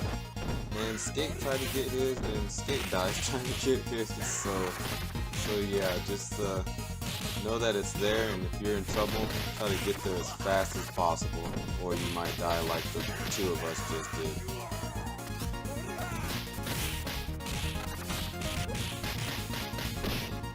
So this guy Jack is your first mini boss of the game. He's not very hard. He does kind of creep up on you pretty quick and sock you really fast, but nothing really particular you gotta be ready for. He's pretty easy.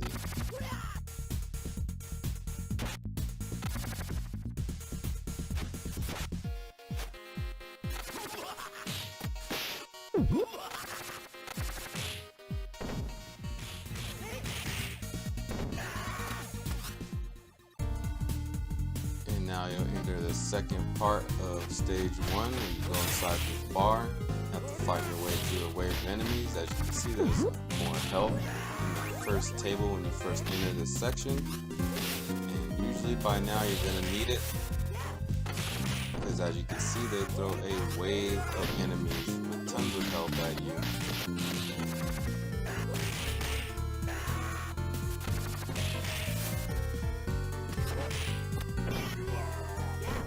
This second table will also have health in it. It'll have an apple.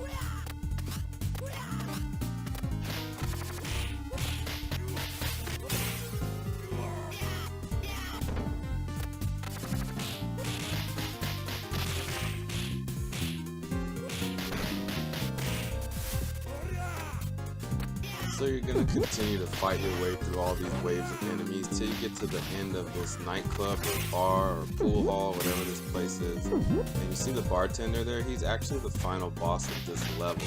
And he's going to run away, but before you get to him, you're going to have to fight this chick Electra. And we basically try to just get her in between the two of us and then slowly punch her, one of us on each side. And that just stops her from jumping around and becoming more of a pain in the ass. And get it over with, because you're really going to need all your health and power, especially with the setting we're playing it on Mania. So that's how we beat her, and let's continue on to the main boss of this level.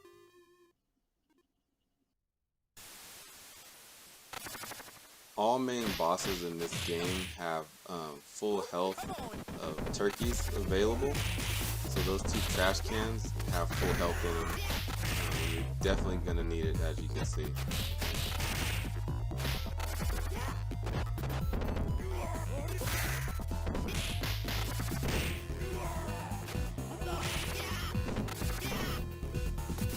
In this boss fight, obviously you're going to have to fight through a wave of enemies just to even get close to this guy. And you want to definitely eliminate all of the ads. Try to work your way onto him, but he's really slippery, and as you can see, he's got that kick and he can grab you, as you see right there. So you're really gonna have to make the most of your chances on this guy, again, while fighting through all these ads that come also.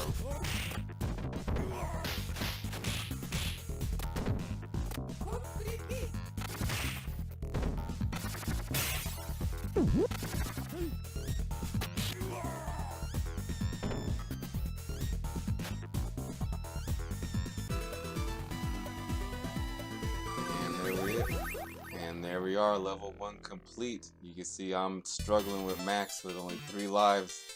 My brother's doing quite nice with Skate, whooping everybody's ass.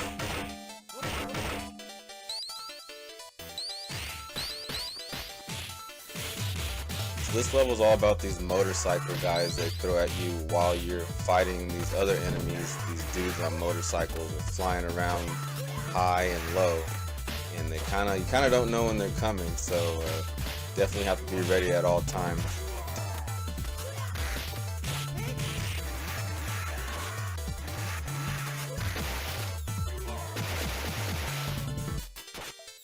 So not too much further from here, there's going to be 2 canisters, and one of those canisters is going to have an apple.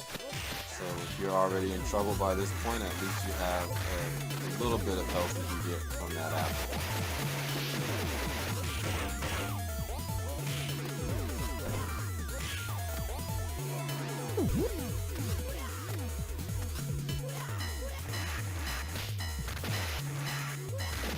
And a little bit up from here, there's going to be 2 more canisters, and one of them will also have an apple.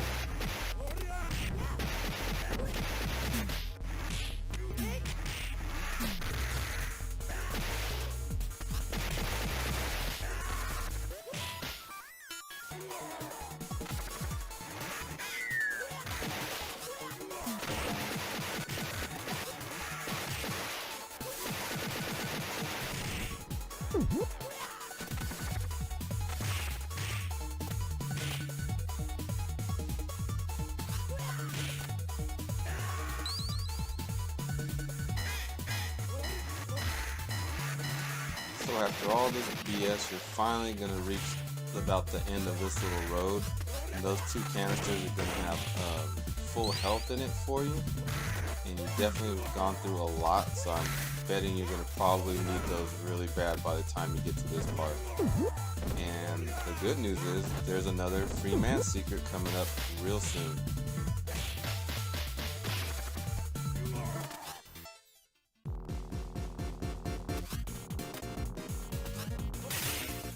Things can get a little crazy in here. At least one of these has an apple in it, and I would save it till you really need it, because because they're gonna throw a shit ton of guys at you.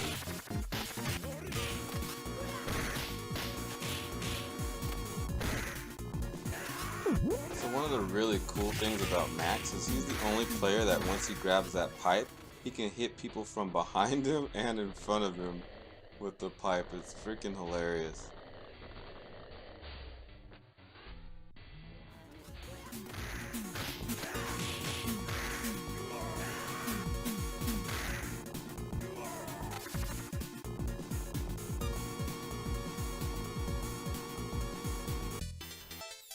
So, the free man secret, if you follow where Max is going, it's in that top left corner.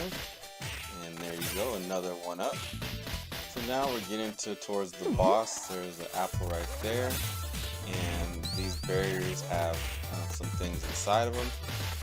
When you get down to the end of this little road here, there's going to be 2 barriers that have turkeys inside them for full health. And obviously you can see you have 2 apples that came out of this section right here. And you're gonna need all of it because this S gets intense.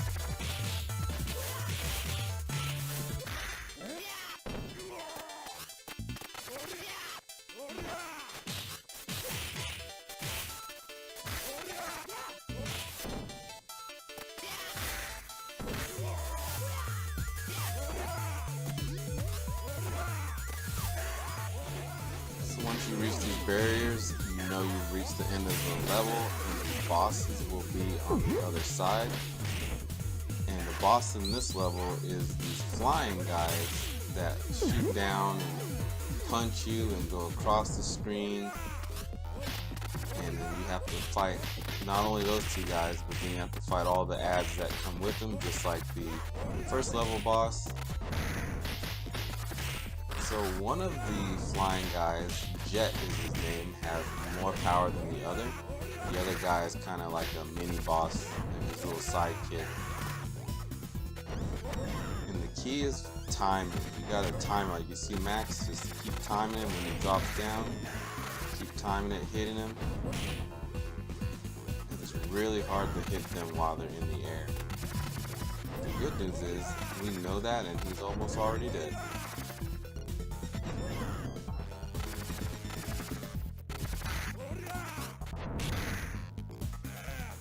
Almost had him, and look at that, all hell breaks loose that quickly. All he needs is one more hit.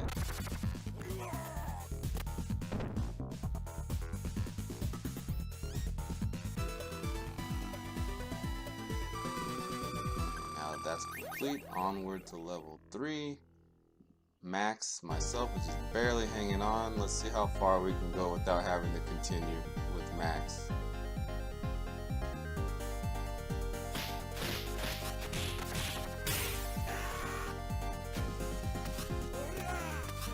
So this level, it's like they have you at some amusement park like Disneyland or something. And you're kind of walking through the amusement park, whooping everybody's ass.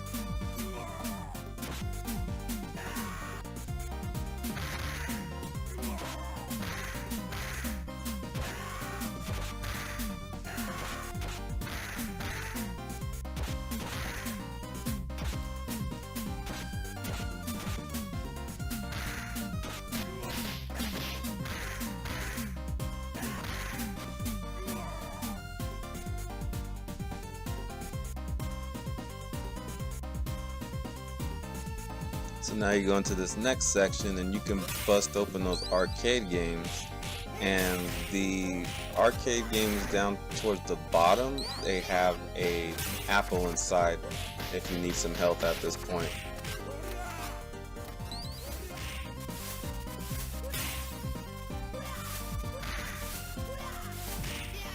So there you can see the apple I was talking about.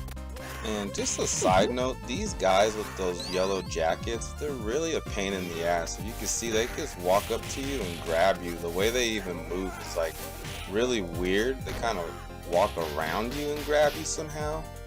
They just are one of the harder enemies to kind of figure out how to approach them.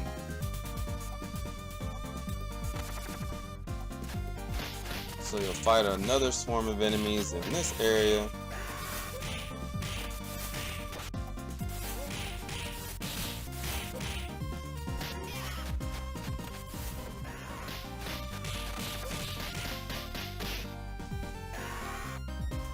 then you'll move right along to this top section of the boat.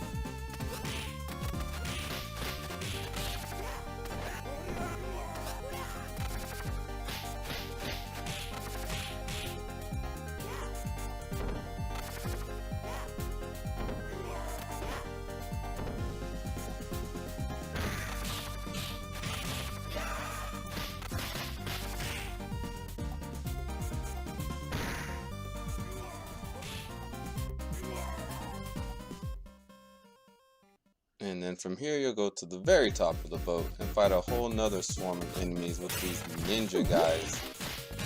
Now these ninja guys, they move hella awkward.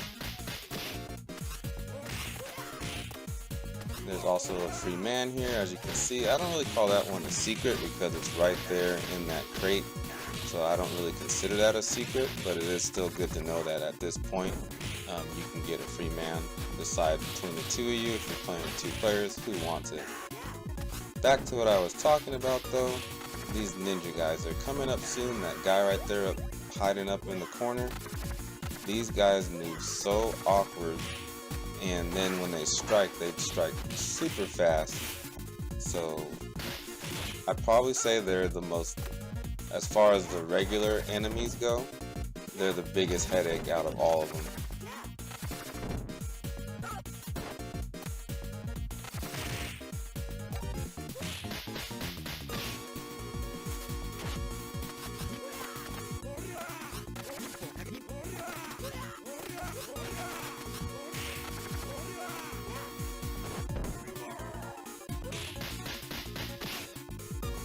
And then from here, they'll put you back down on the main street of the amusement park.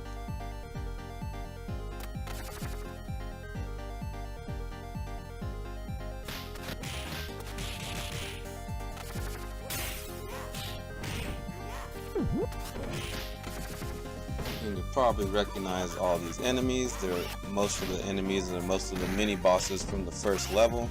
But instead of just one of those chicks with the whip, you have two of them, and together they're extremely annoying.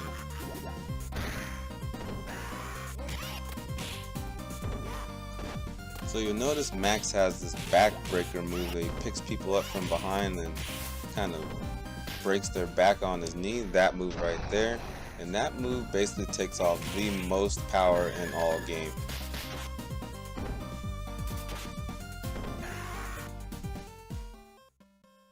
And now for the final stretch of this level, like this creepy haunted house area slash, kind of reminds me of a cemetery for some reason. And there is a free man hiding in this level, and I'll show you exactly where it is.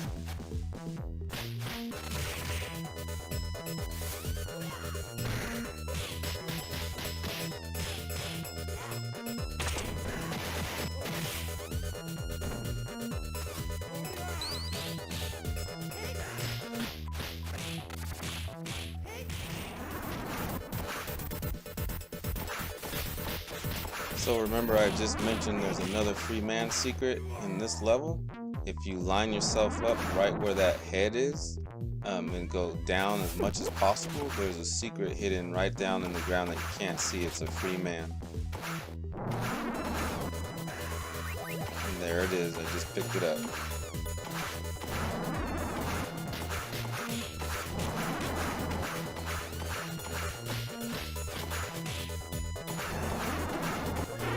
So what you want to do with this little mini boss is just someone get on each side and just hit that head back and forth.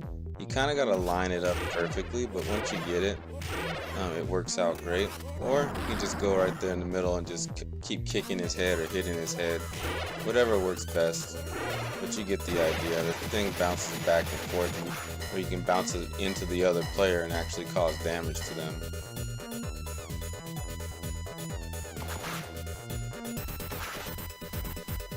So you're basically about to be at the end of the level and be where the boss is.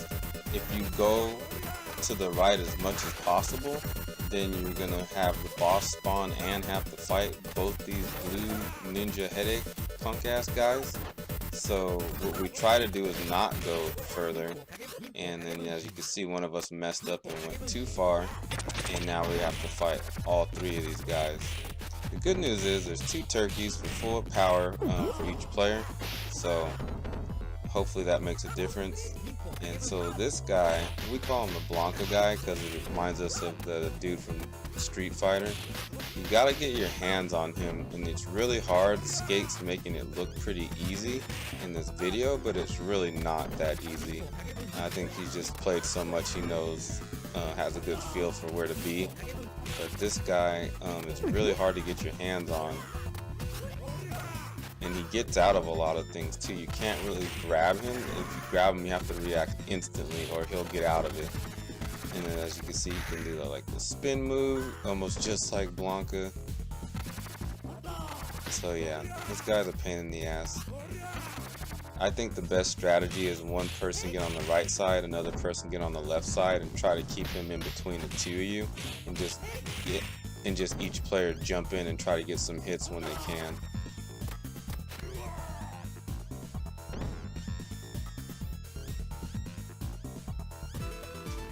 And that's level 3 in the books. On to level 4.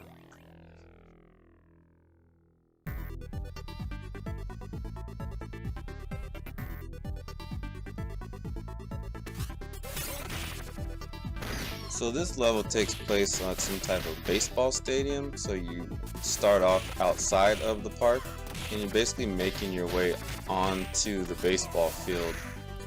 And in the background you can see the amusement park that you just came from in the previous level.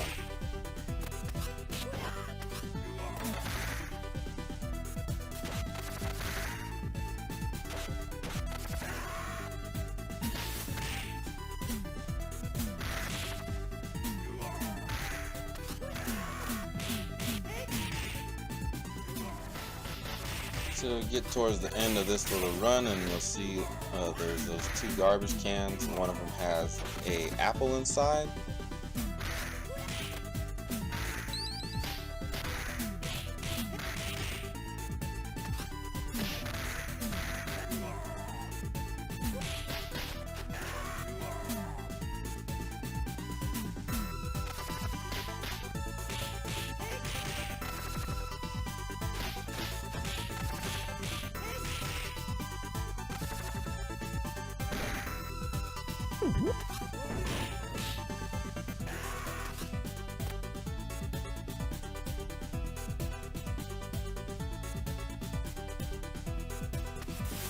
So now you're inside the stadium, and you'll fight yet another swarm of guys until you get to this elevator that takes you from the pitcher's mound all the way down somewhere. I don't even get what's going on in that elevator, honestly.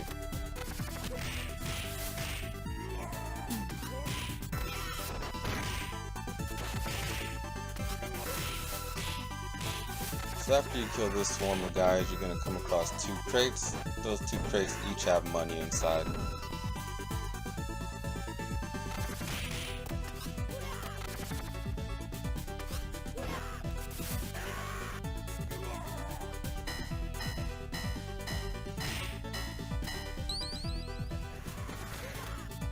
So after those crates, the next group of crates you'll come across is when you encounter these 2 ladies here, and this crate has an apple inside of it. It looks like Skate could use it really badly about right now in this.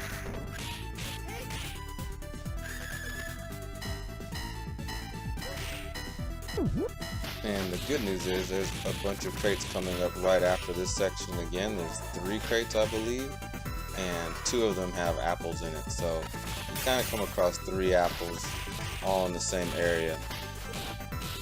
And as you can see, you really need it. They throw a lot of guys at you here.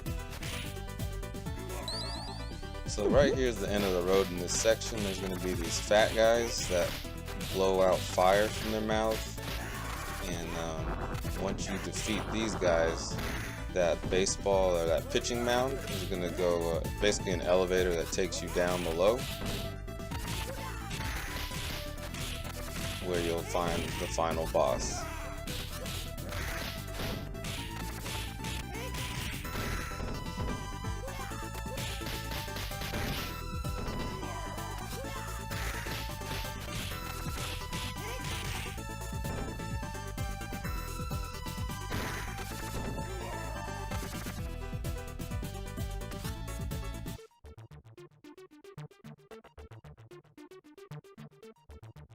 So the way this elevator works, they throw a small amount of guys at you at first, and each wave gets progressively harder with more and more guys, and a couple of mini boss guys they throw in there as well.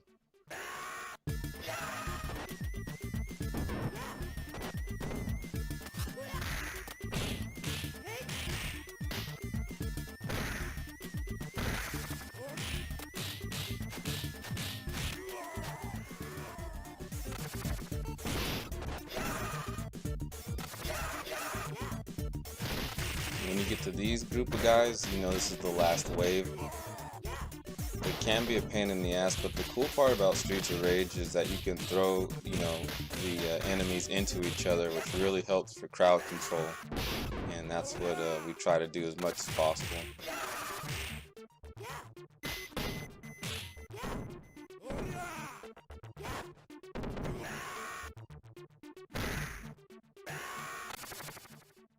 And now for the main boss of this level.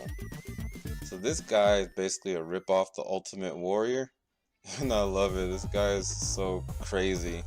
He goes in and out of the screen, like he'll go all the way out to the parts of the screen that you can't see, and then you gotta just like be ready for when he's gonna rush you like that right there. You see how fast he ran out of the screen? And so he could run right back into the screen, and then he's also hard to grab. As you can see, Skate tried to grab him and he broke out of it. So it's like if you throw this guy, you gotta be quick, no hesitation, hurry up and throw him. And mainly you just gotta be ready for the times when he runs himself out of the screen. You gotta kinda like gauge it and try to dodge it as best you can.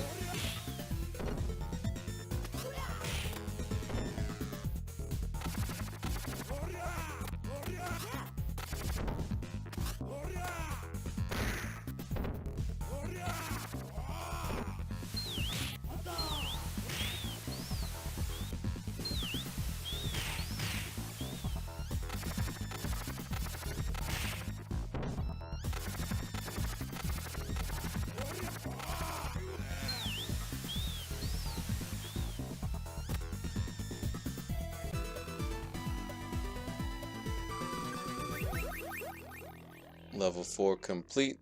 There isn't any real secrets or free men on that level, so that kind of sucks, but either way, it's all over.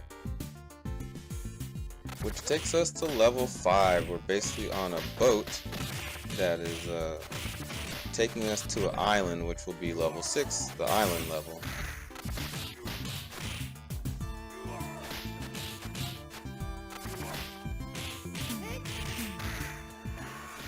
So you're going to continue to fight your way all the way along till you reach this part right here, which is the end of this first section that you have to walk through.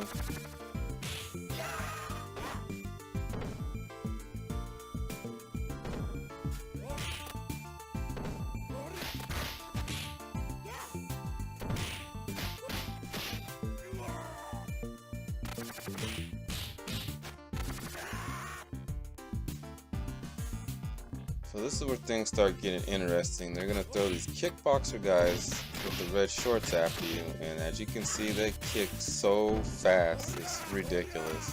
And then they can also block your attacks. So you got that mixed in with the regular guys, and you got one of the bosses from the first level, the main guy, thrown in the mix.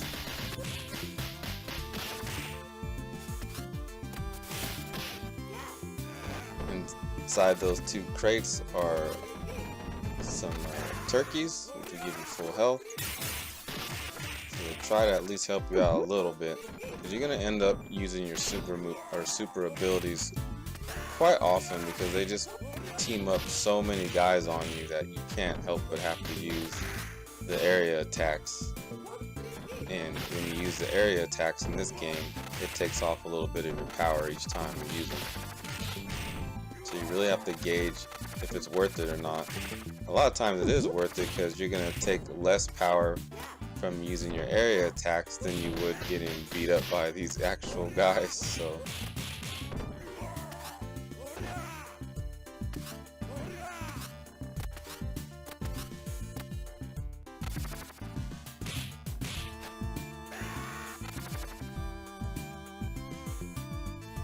now you made it to the top of the boat. This is the last section of this level.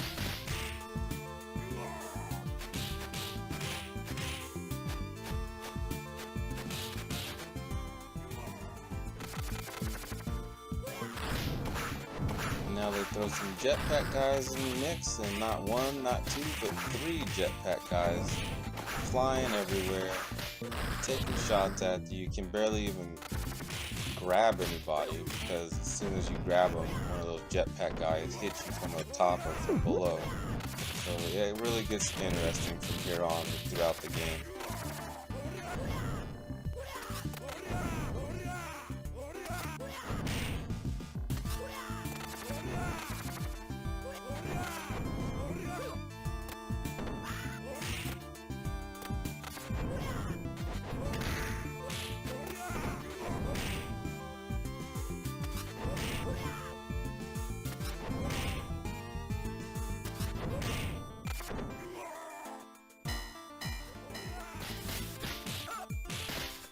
Your next big wave will be against these guys. These ninja guys we already discussed. They're a pain in the ass.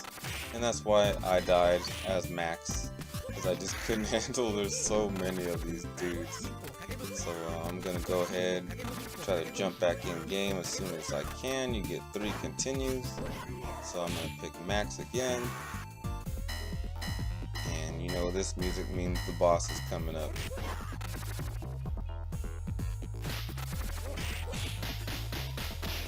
So the trick here, if you want to make things easier on yourself, is don't go too much further.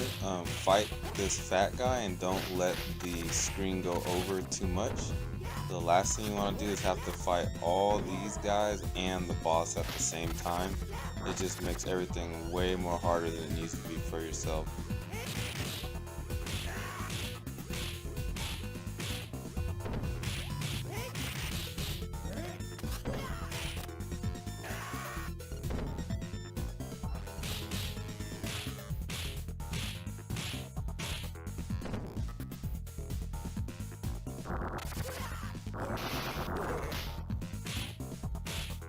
And there'll be 2 turkeys in those crates, full power, and that's the main boss right there.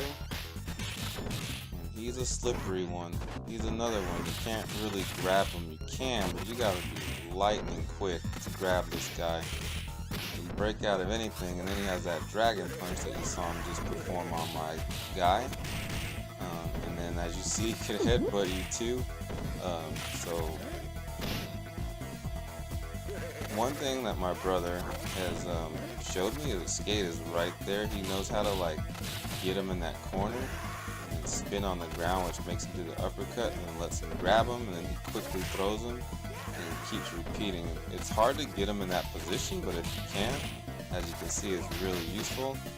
And he broke out, but anyway, you get the idea. So that's what we try to do. It doesn't always work perfectly.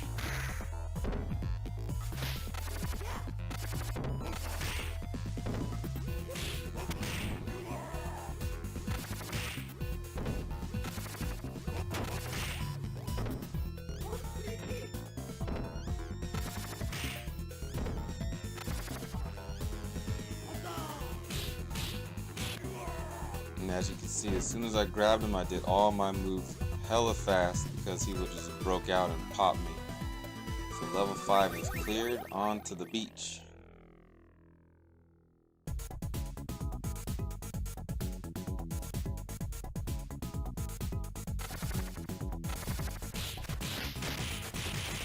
Right off the bat, the first guys you see is these pain in the ass ninja guys.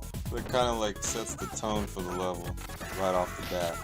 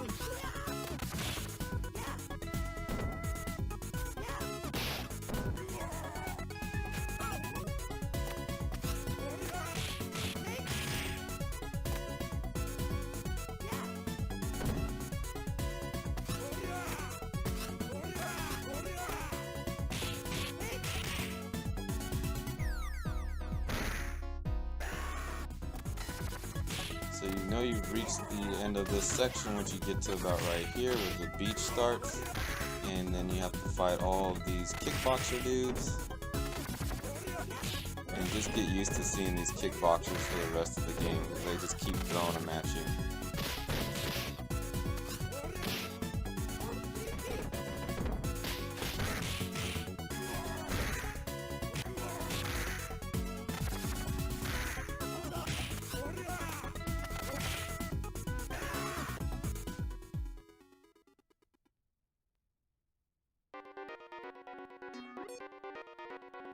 So they'll start you off with 2 turkeys right off the bat because they know that that beginning part was just such a pain in the ass.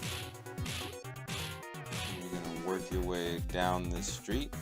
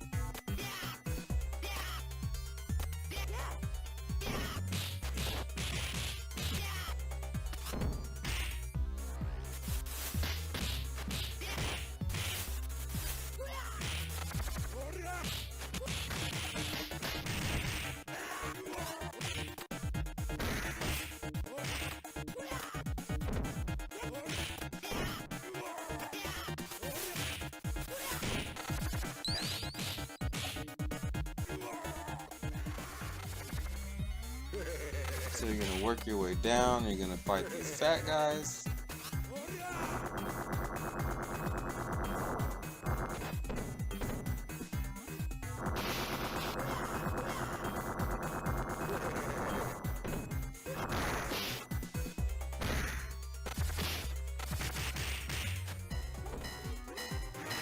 Then after the fat guys, you're gonna have to fight a wave of these motorcycles, dropping little bombs and grenades.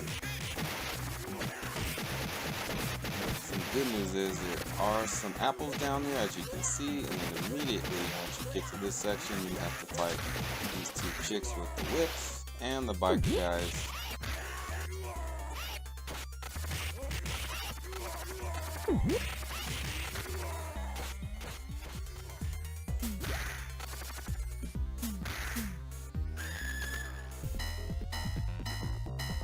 So once you finish defeating the 2 chicks, you'll commence to the boss area. There'll be 2 turkeys like any other boss for you if you guys really need it. And so there's no new character, they just throw a bunch of old characters you've already fought before. And so you can see you have the Blanca guy, and then you got 3 flying guys to deal with. Just total mayhem ensues. The only real strategy I can tell you is do your best. That's all I can say is do your best, try to time it right, and get the hits in when you can because everything's just all over the place. Skate makes it look really easy in this video, but it's not that easy.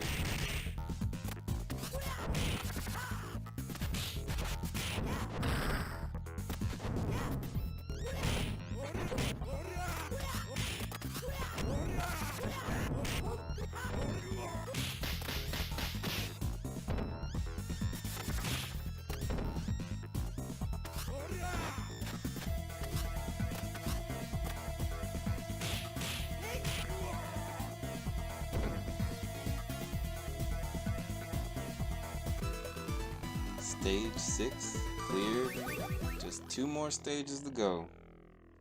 So the next stage is you're in some type of factory where they make these robots, and spoiler alert, the last boss for this level will be one of the robots that they're making in the factory.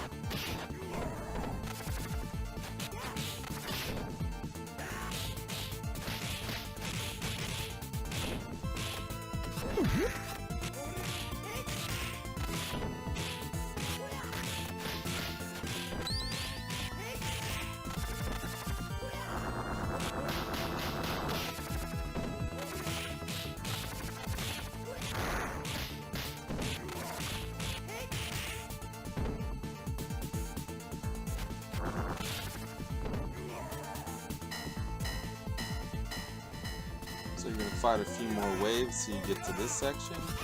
And there is a free man up here as well. It's in a crate. You can see it right there. Max is trying to go for it and having a little trouble.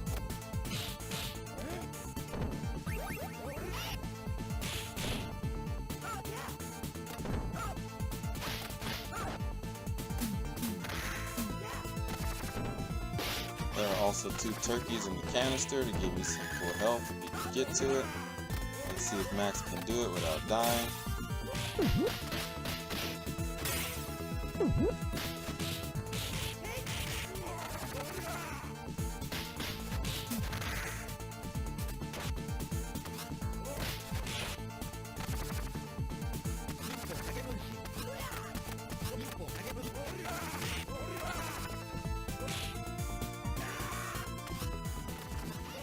This is basically the last section, I should say, this is the last part of this first section of this level. You just gotta get through these guys.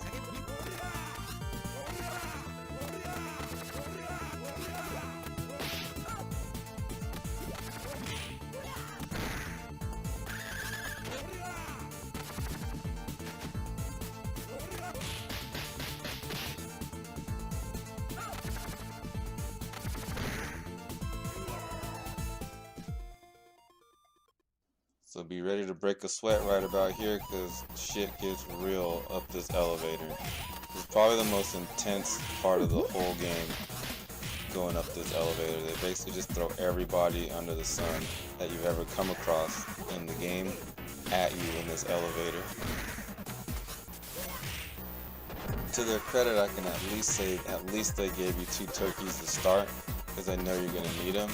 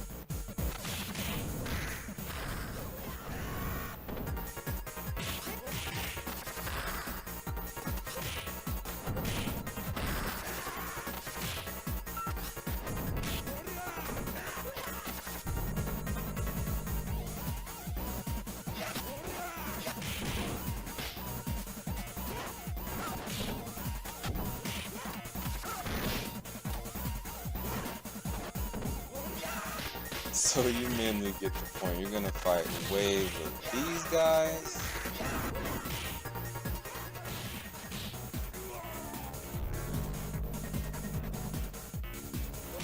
Followed by a wave of these kickboxer assholes.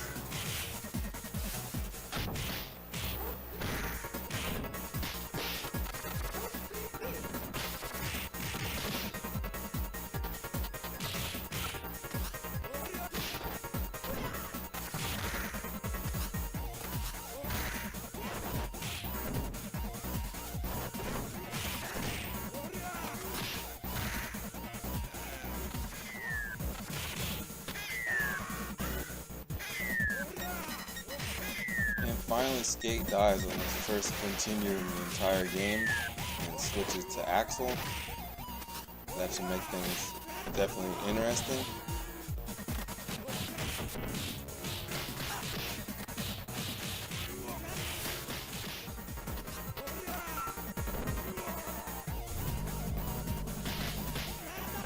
And then next you have this wave of enemies.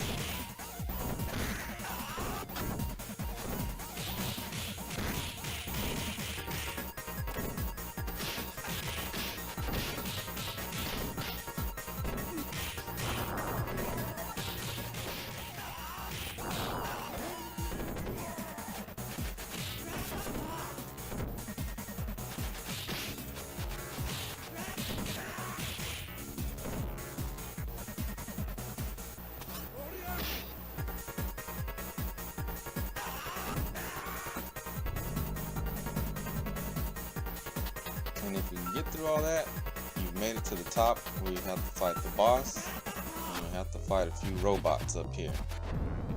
These guys are really tricky. As you can see, they have those ball and spike things going on. They're almost impossible to grab, and anytime you even get close to them, they do that thing where they just twirl their ball around and it knocks you upside the head, like you saw what just happened to Max. You definitely have to have a feel for these enemies because they're definitely extremely hard.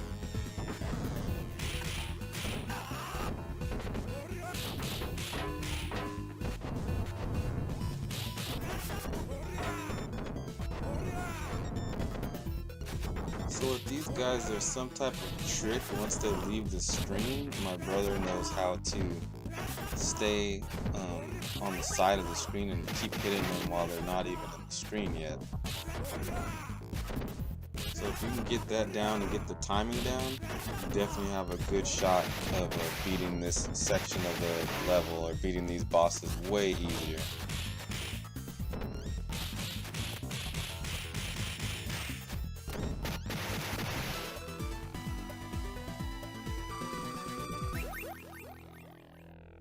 So level 7 has been cleared and we're on to the final level of this game after all that.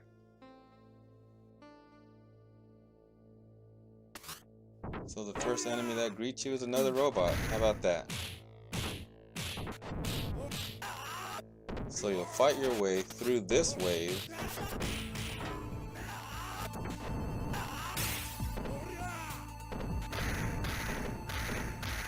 Then they're going to sprinkle in that boxer in the mix to make things more interesting for you.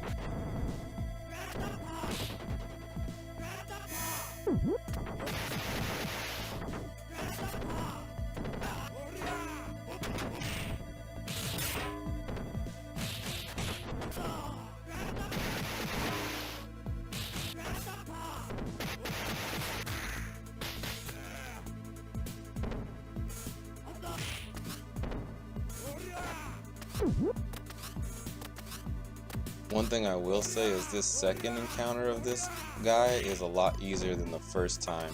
You can kind of get away with some things you couldn't get away with the first time you fought him. You can grab him a little bit easier, and so yeah, at least he's not as big of a pain in the ass as he was the first time.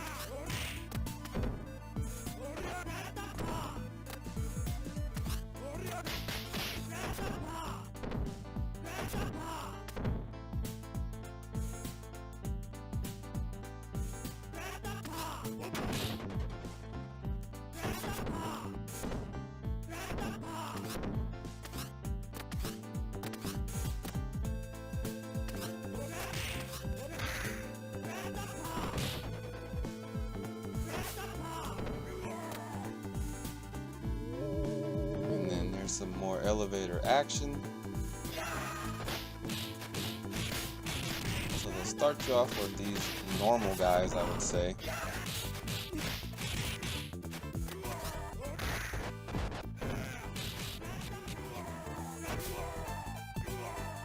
Then they're going to drop the bartender down in the mix. And I think this is about the third time now you've seen him in game.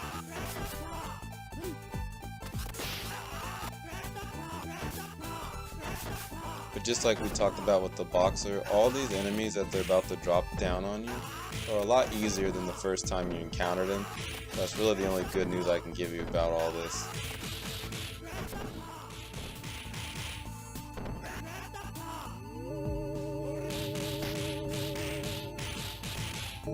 So next they'll sprinkle in some regular enemies, and then they're going to drop this Blanca guy down on you.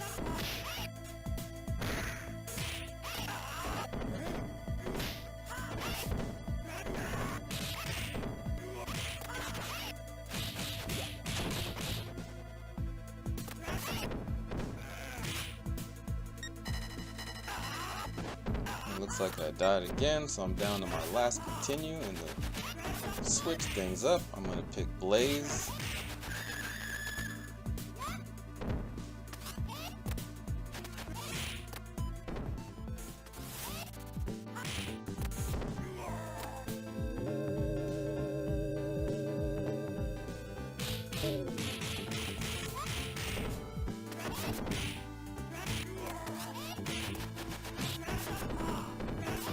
we have the Ultimate Warrior, and this is the last group until you reach the top.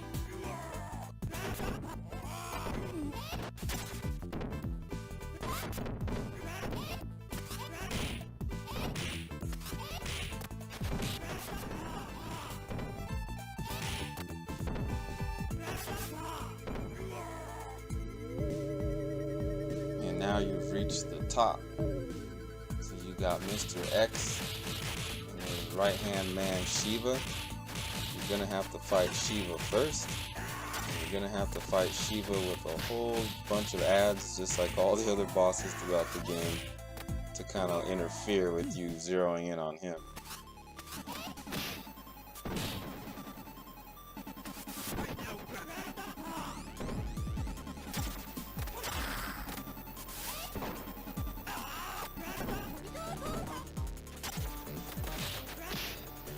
This guy's all about timing. As you can see, if you get anywhere near this guy, he already has a roundhouse kick waiting for you. You can't grab him. He grabs you so freaking fast. So you really try hard to kind of like get someone on each side of him and get a hit in on him. And you're gonna find yourself using your AoE or your area attack a lot, or your area special I should say, a lot, because that's kind of one of the only ways to get this guy off you, and it doesn't even work all the time when you try it that way.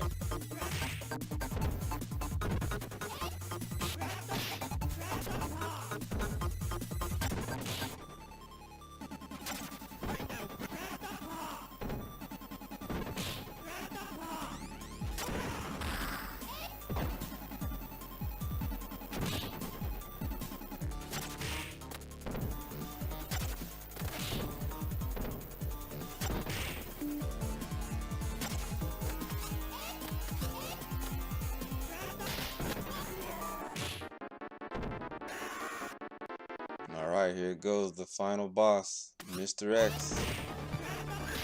He just hops out of his chair and just smacks the shit out of my character. So one of the coolest things I've ever seen when this game came out is Mr. X shoots not only you, but he shoots his own dudes. He just doesn't give a fuck. It's like one of the most awesome things I've ever seen in video games, because usually in video games, the bad guys can never hit each other. They only can hit you. So I like that they added that. It made it hilarious. The first time ever playing this game, we were like, what the hell, this dude is so crazy, he shoots his own cats.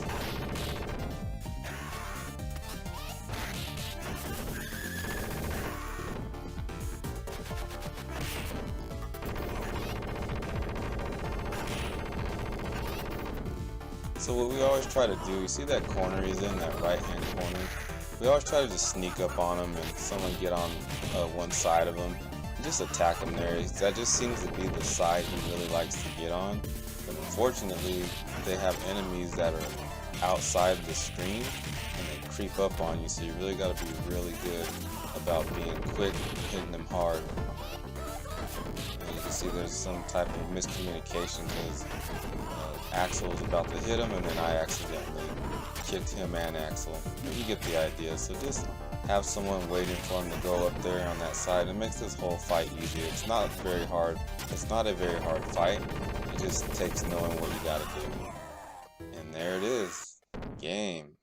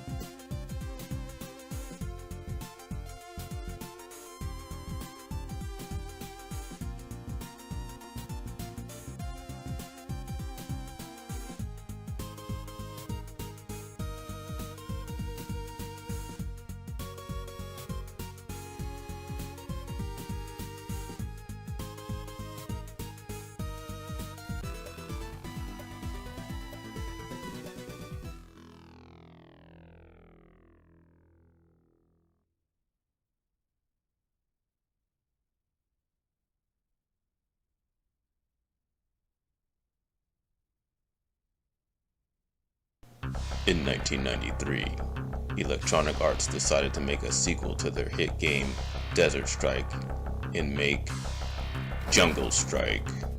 In Jungle Strike, you'll get orders from Bill Clinton himself and even at one point have to escort him back to the White House to safety. But before we get into that, if I can get a quick like or subscribe, that'd be greatly appreciated. Now let's get back into this game and kick some ass and blow shit up. In this video, we'll be covering the first mission and the story behind it. Let's get into it. Here's the situation we have. We have a spy satellite photo of the blast area simultaneous with the detonator. Good thing Congress didn't cut the space program. This Imperial yacht was spotted near the destroyed island. Any idea where the toy boat is? We further enhanced the picture and identified these two suspects. Boy, these guys look familiar.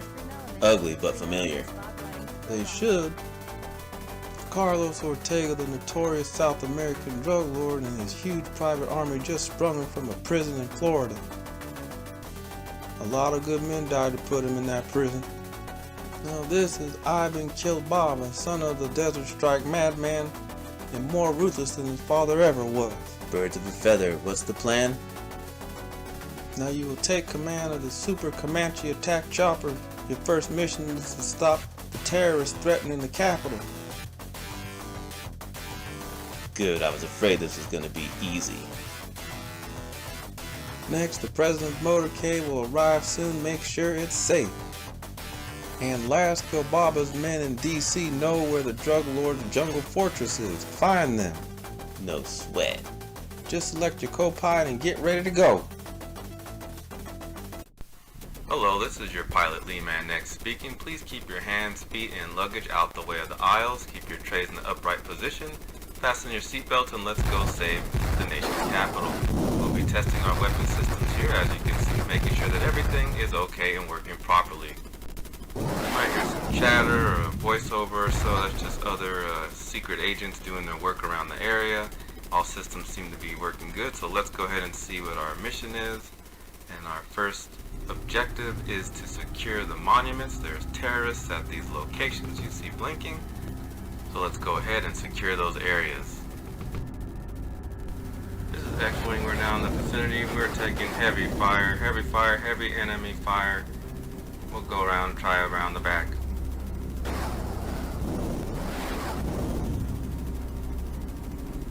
We've spotted 3 enemy vehicles.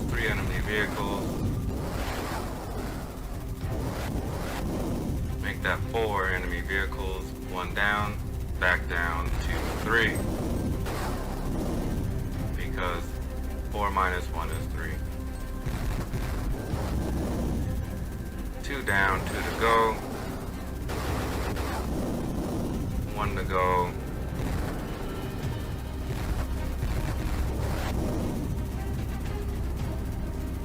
Last one doesn't want to die. Holy crap. We have two other enemies, but they're both been destroyed. Now another one came out of nowhere. Somehow they're just coming up out of the ground. Alright, engaging the last enemy here. He is destroyed. Area secured. Let's move on to the next 2 targets. Looks like we need some fuel, so I'm going to do a fuel pickup. We're a little less than 50%, but I don't want to chance it for that long voyage. We have spotted a target that I know we'll need to go ahead and take care of later, so we'll go ahead and do this now. There's a terrorist in this building. Get him out. Take him out. There he is, taking heavy fire. So it appears that there's a hostage involved. We want to go ahead and save the hostage and shoot the enemy. We do not want to shoot the hostage on accident. We'll try to play this safe and get there as safely as we can. There he is. We'll make our move now, and it's still not safe. Enemy down. Going ahead and extracting the hostage. There we go. Mission successful. Our armor is depleted though. We need to go ahead and repair that armor. If we drop him off, we will receive 100 points of armor back. We'll do that for now. Now we're at 200. I want to thank the DC police for taking care of that hostage for us. So we're going to go ahead and do these missions 1 and 2 out of order. Since I know that this building is part of the next mission, we'll go ahead and do this now, so we'll get missions 1 and 2 completed at the same time almost.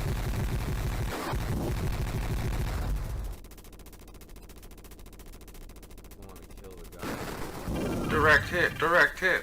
We took a direct hit. And now we have low fuel, low armor. Almost getting hit by a terrorist. We were able to take him out successfully though, but we only have 12 units of fuel left. We need to step away from this mission and go ahead and get some fuel. I see there is fuel not far from us there. Just west of us. See if we can make it. Here it is. Terrorist killed. And we just barely got this fuel in time. I think there are some units of armor in here, and I'm wrong. But I do remember in the game there is a few units of armor in one of these gas stations. I don't know why you guys decided to kill that civilian vehicle. Won't put that in my report about you guys doing something like that. That was terrible. Let's go ahead and rescue this hostage. And here we go. 2 more monuments.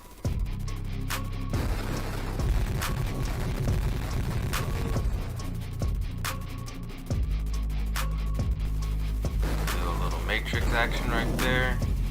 Enemy down. Another vehicle in the area.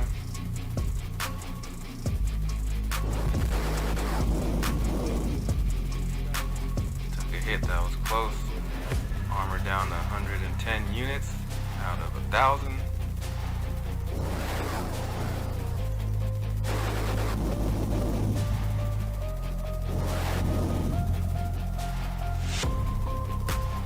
Enemy destroyed.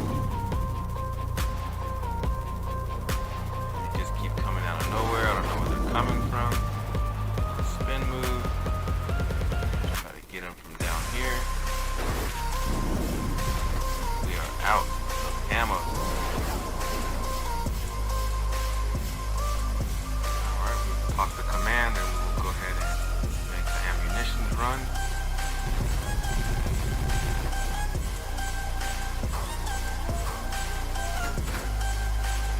Now we're back to full ammo. We can take care of this last enemy on the premise.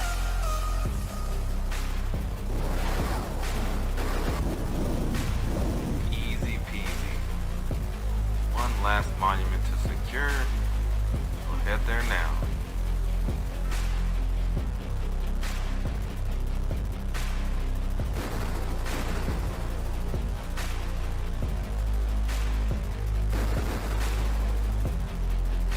The zone is hot with enemies, I repeat. The zone is hot with enemies, command. Man down, man down.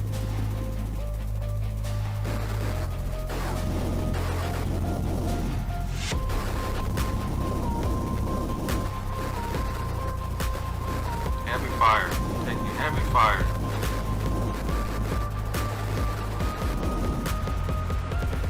Multiple enemy units in the zone.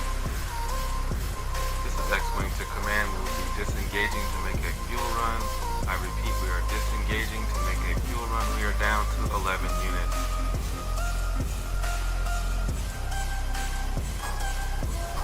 I think this is the gas station with the armor in it.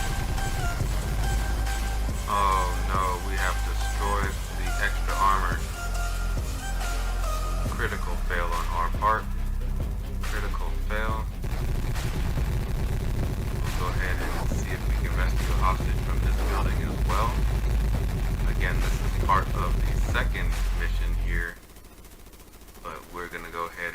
do it now since we already know what needs to be done and we are in the area. Enemy down. Pick up the hostage. So now we have some crucial information about the car bombs and the green station wagon.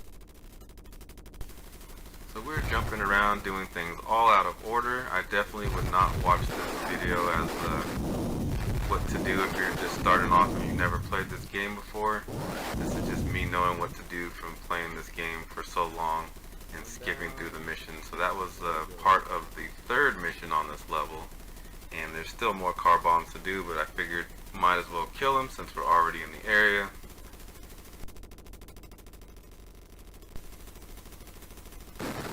Car bomb sighted, car bomb in the area, car bomb in the area, proceeding to engage. Car bomb destroyed. We'll just patrol the area to make sure everything is safe, secure. Car bomb sighted, proceeding to engage. Car bomb destroyed. Heading to main mission objective.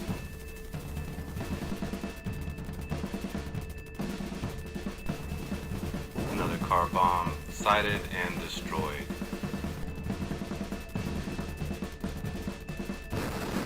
Another car bomb sighted, engaged, destroyed. Mission 3 complete. Like I said, we're doing so many things out of order, so we haven't even finished mission 1.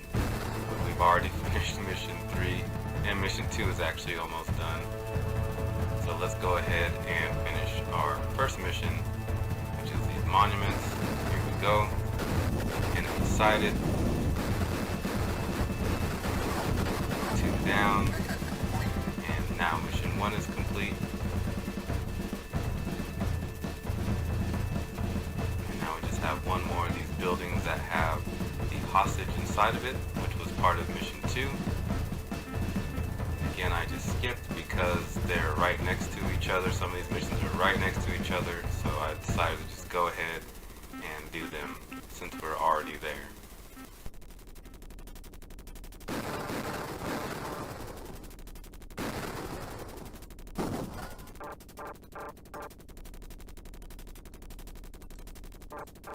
Command, we are refueling. Command, we are refueling. Maximum fuel. And what do you know? There is some armor right there hidden in that gas station.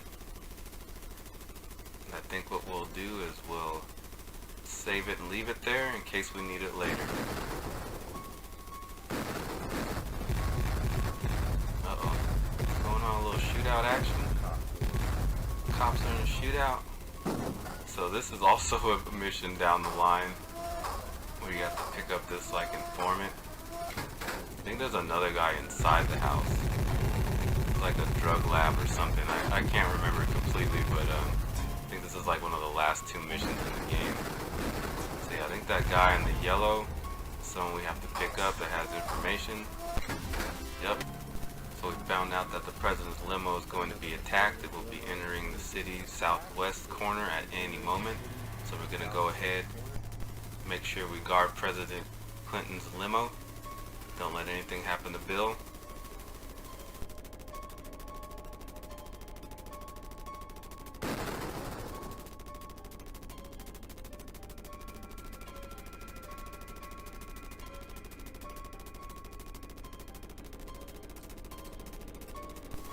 Drop off these hostages. Will receive 100 points of armor per person.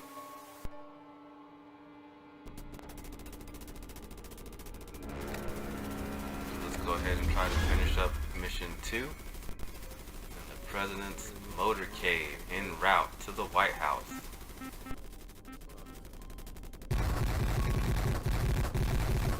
We're restock on ammo. We're taking fire just as soon as we try to do that. Take out this tank. Took heavy fire from him. Scrambling. See if we can maybe sneak in, picking up this crate. There we go. And now we will commence to whooping this tank's ass. Here we go. Terrorists with the rocket launcher. So the terrorists have certain sections of the street blocked off. Go ahead and handle that so the president's motorcade can get through. So they're trying to hold that bill right there. You're clear to go, Mr. President. Thank you, Lee-Man. More enemies engaging. So we'll meet up with the president's limo. Engage and destroy a few enemies for him.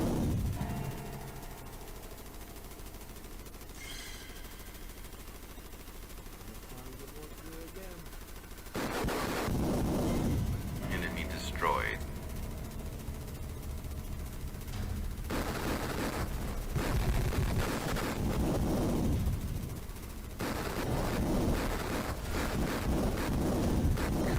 Whooping ass one by one.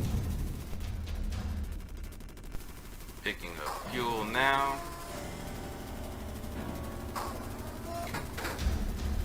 Enemy sighted. Enemy destroyed.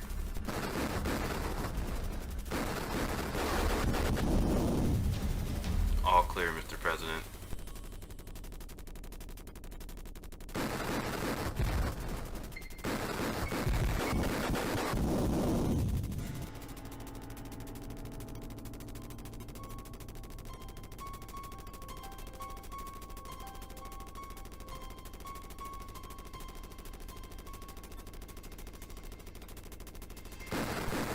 Sighted, we'll take care of them.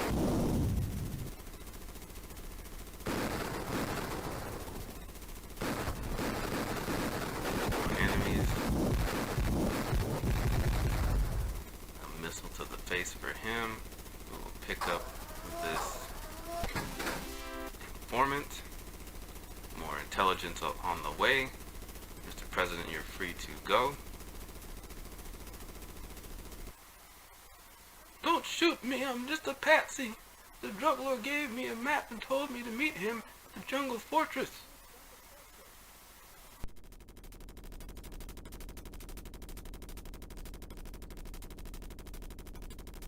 You're almost there, Mr. President. It should be clear sailing from here.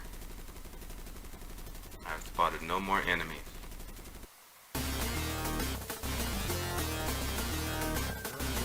Go, go, go, go.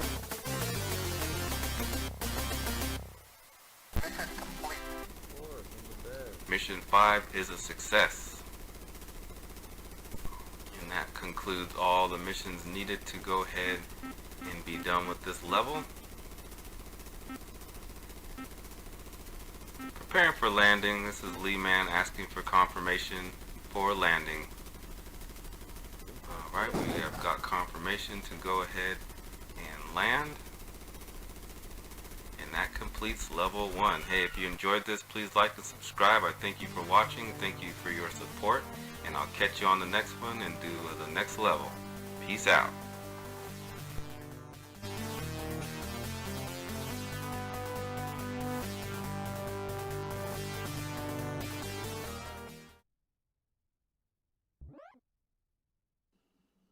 What is up, my peoples? I am so proud and so happy to have this game finally on my channel. This is one of my all-time favorite Super Nintendo series of games. I was a huge Mega Man fan for just regular Nintendo. And when I saw this game for Super Nintendo for the first time, I was blown away. Hey, do me a favor, if you could like and subscribe, that would definitely help me grow my channel. And let's get into Mega Man X. Alright people, so we will be getting all the secrets. We'll be getting 100% of the secrets, including the Hadouken secret. Thanks for watching, and let's get into this playthrough, shall we?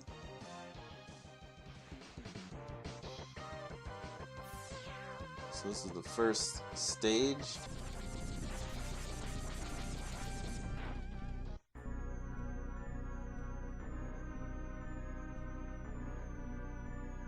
So as you play this game, you'll notice that you'll be menaced the entire game by this purple Boba Fett guy.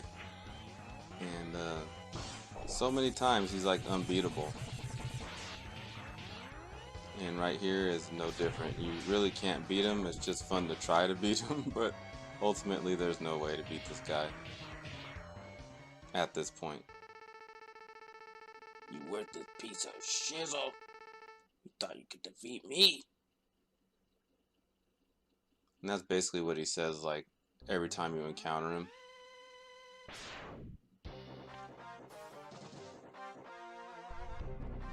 But wait, Mega Man has a friend to save the day named Zero. Zero is basically Mega Man's new BFF in the Mega Man X series.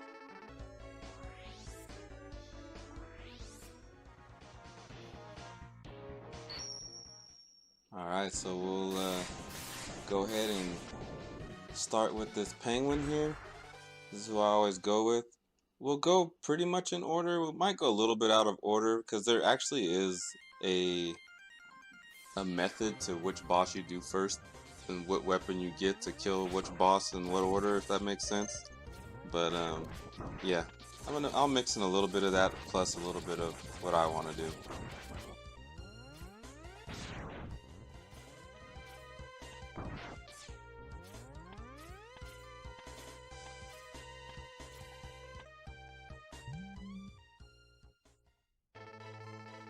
So you've come, young man.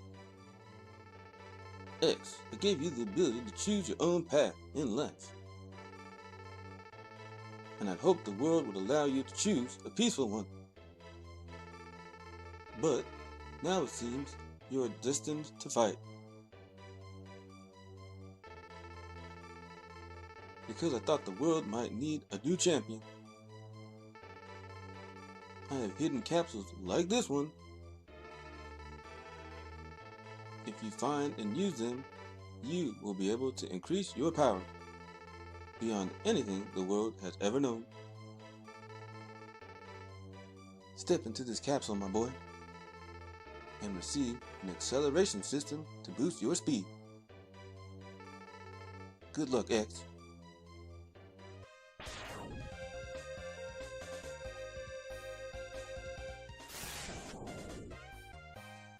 Alright, so now we get these super nifty boots that let you dash around. I don't know how the hell you would play this game without this dash, so I'm glad they gave it to us in the beginning. And let's get it.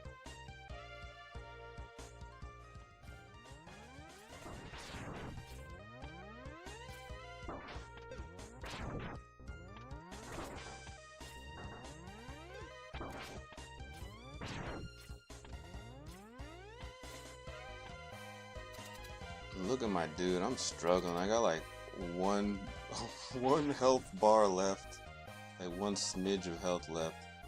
So I ended up dying, and we started over right here to continue. So hopefully we do better this time around.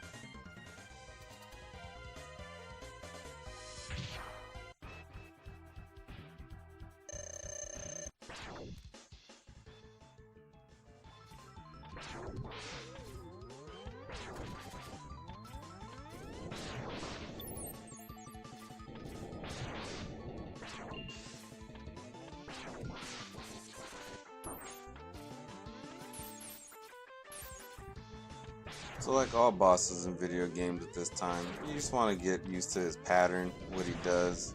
Obviously when he jumps on that hook, then the snowstorm comes and everything in the screen starts pushing you diagonal. So you just want to learn to avoid that. And you can kind of power jump the opposite end.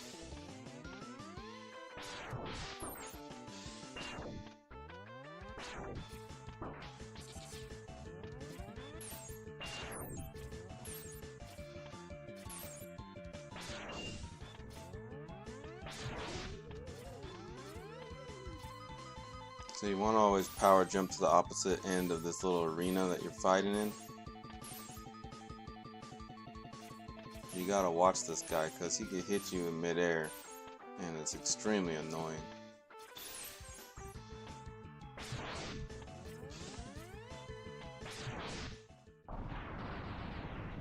Woo!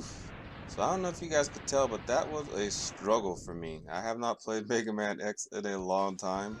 So I had to call in the pro, my brother. He plays Mega Man X all the time, and had to have him basically switch in and take over from here because I am super rusty. And now you can see how a pro plays.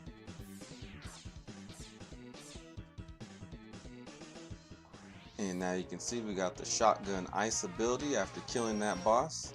So that's going to be super helpful. Like I said, each boss kind of has an ability that's a weakness to another boss. So I always love that about these Mega Man games.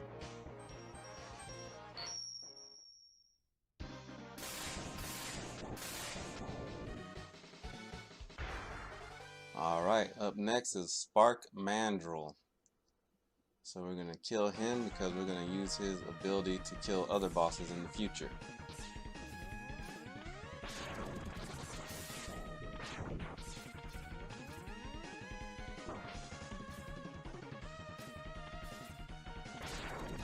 And as you can see, this section here is just all about timing and avoiding these sparks. And they'll really try to spark you up. It's kind of annoying, but you get through it pretty fast.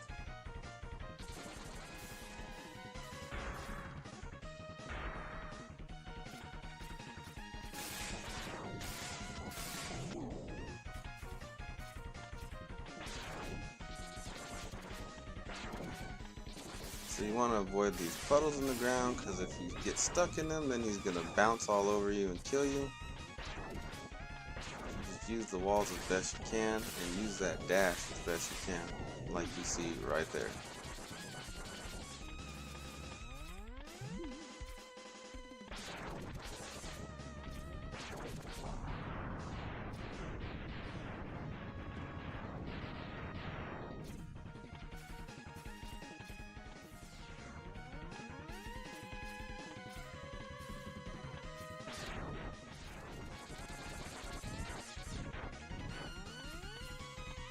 Here's one of our first secret items here. You'll get that heart, which will extend your life bar, and eventually it'll be almost to the top of the screen when you get all of them.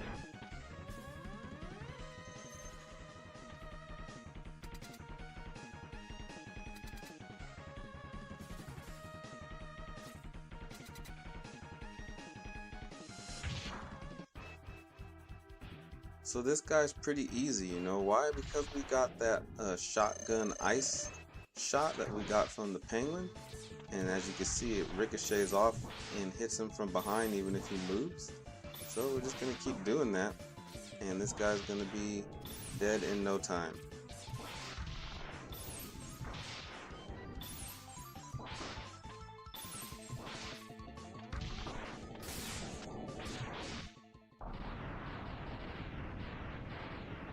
And that's the end of him. On to the next guy. Let's see what we get though.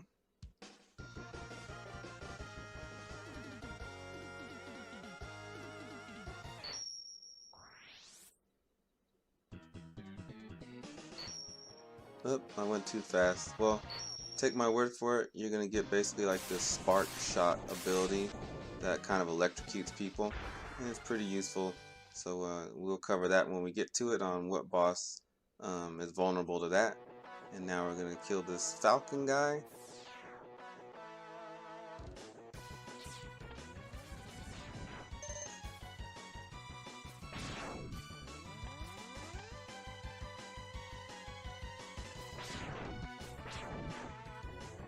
So when you get to the top right here, you're going to do like a super jump over to this left and get this secret right here. So another life bar extending heart. You know what I mean.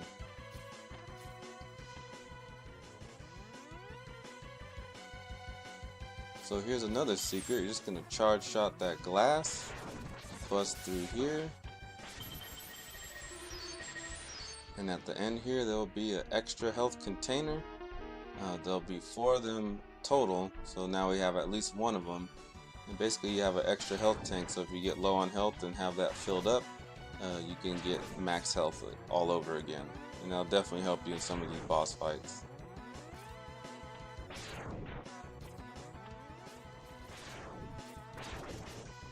So you want to blow this up, and there will be a free man hidden at the end. I believe you have to charge shot to blow those up. You can't just shoot them with your regular shot. You got to charge it up and let it rip.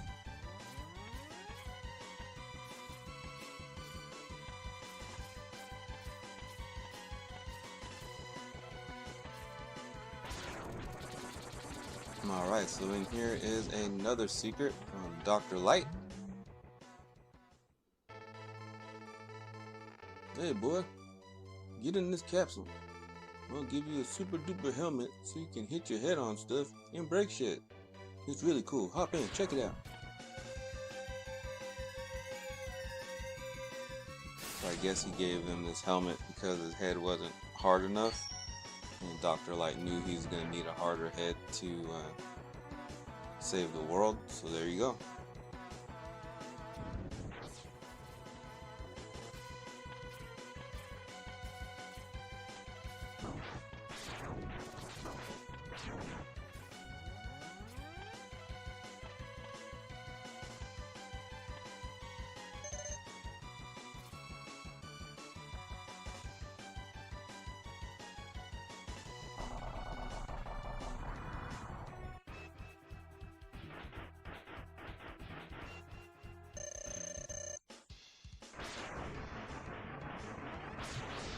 So in this fight, I just used the regular weapon, the regular Mega Man X Buster. It's all about timing and knowing when he's going to swoop down and do this, and all you do is dash like you see here, so he's not that hard.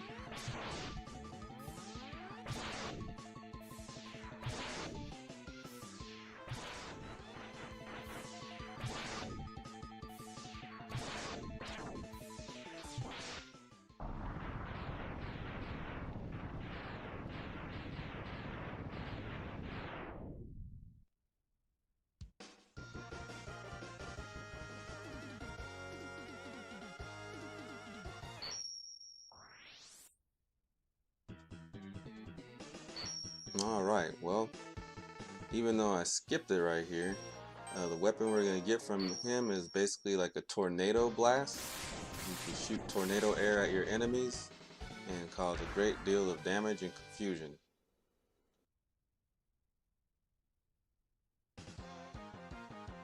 Alright, next we're taking on this Heat Elephant Man guy.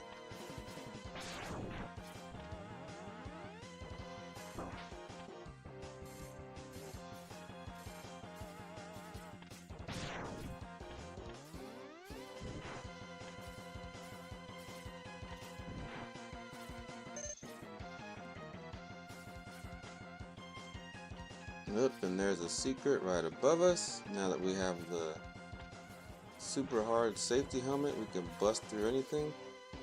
But for whatever reason, I'm not able to get up there. But we got this secret right there, so we'll come back and try to bust our heads through that wall later. Let's just try to finish and get through this level. That's the cool thing about this game. The secrets, if you beat a level, you can go back later on and get whatever secrets you need to get, which is exactly what we're going to do.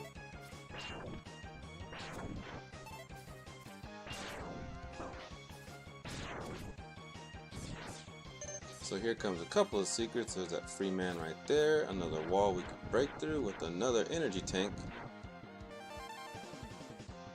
There we go. So now we have two already, just like that.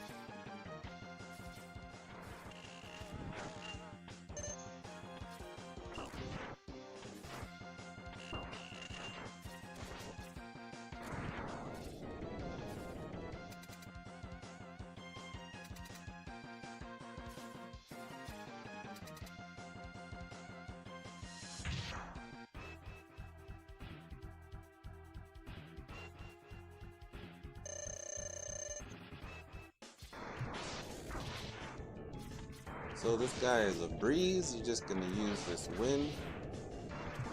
wind shot that we just got from that Falcon guy. But another way to beat this guy is if we have the boomerang. You can use the boomerang to cut off his nose and jack him up.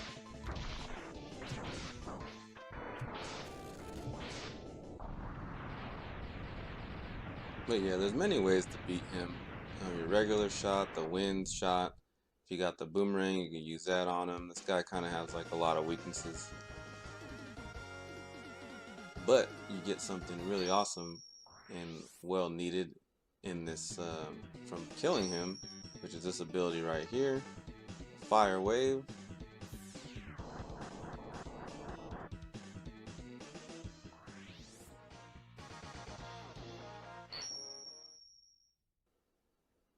So we're actually going to run back in the level real quick and go ahead and break open that area we kept trying to break open and we couldn't.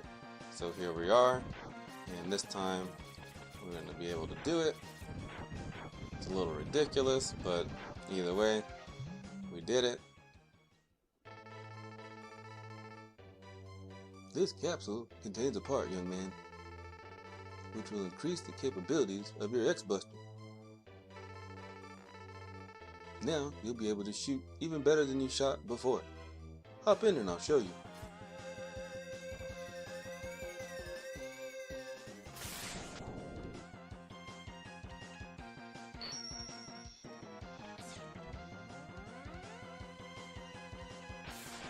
Alright, so now we can do a power shot, which you can also do with any weapons you've obtained through killing enemies. So now you can do that.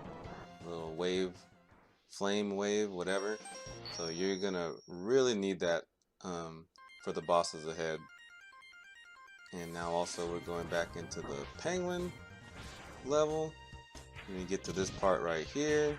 You get to this jump right here. You're basically gonna use the robot and then jump out of it to extend, and there you go. There's a life bar extender in there, one of those hearts, whatever you want to call it. So moving right along.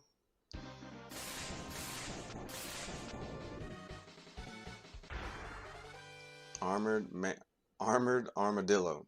Let's get it.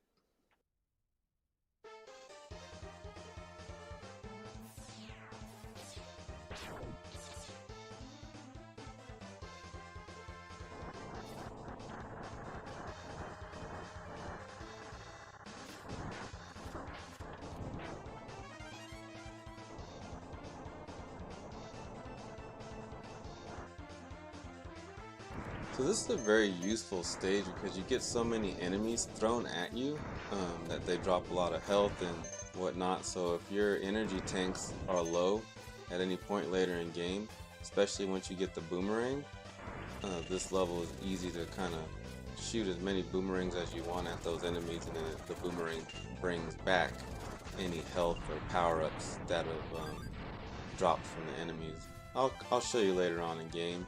And there's another secret. So now we have 3 of those energy tanks. We just have 1 more to go. And let's get through this level.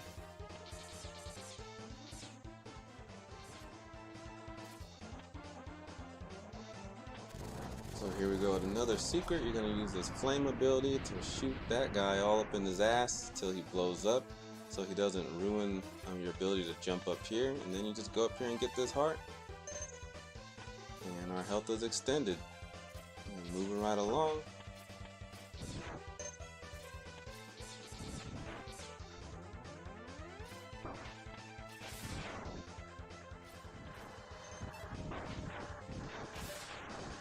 So once you get to this part, this is one of the biggest secrets in game. This is partly how you unlock this Hadouken ability. You're going to get on this thing and make sure you clear out these things and jump up here. And there's no capsule to get the Hadouken there, but that's fine because the secret is you got to do it 5 times. So actually you got to do it 6 times. You got to actually beat the boss, which is this one time. And after we kill this boss, we're going to have to come back and do that 5 more times, and on the 5th try, the capsule will be there. Crazy secret, no wonder I never knew about it. Anyways, when you're fighting this armadillo guy, you're going to use that shockwave ability. That shock takes his armor off, if you saw. And he got us this time, so we'll just tighten things up. We'll get him the next time.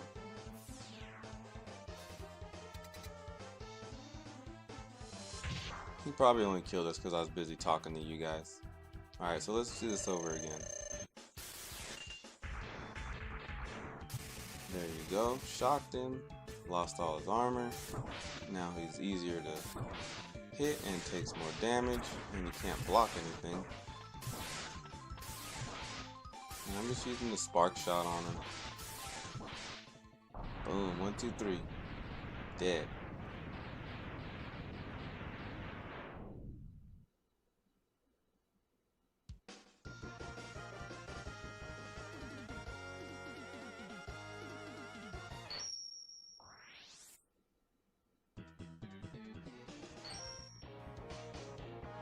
Alright, so we've got this guy left.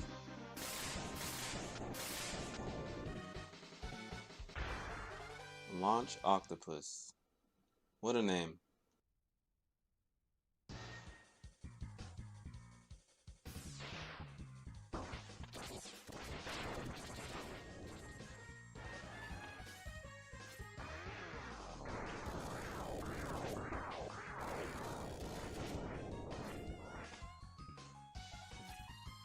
As you can see, that wind ability that we got from the Falcon guy is kind of like the primary ability you're going to use on this level. It really helps clear out a lot of BS.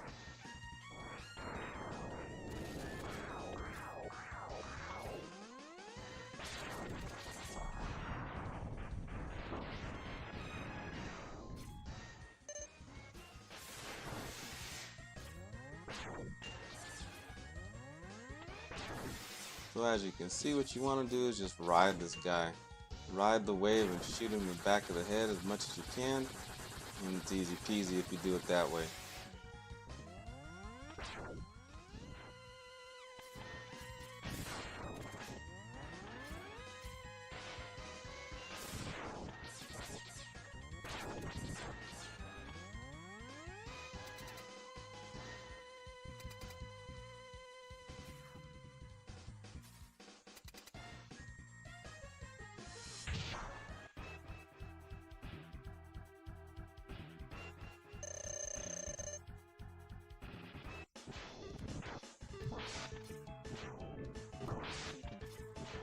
So we're shooting these little bubble balls at him or whatever, but the most effective way to kill this guy is to use the boomerangs if you have those. We're doing pretty good just using our regular attacks and also that wind attack. But like I said, the most effective way is to use those boomerangs. And that cuts off his tentacles and then he's really fucked.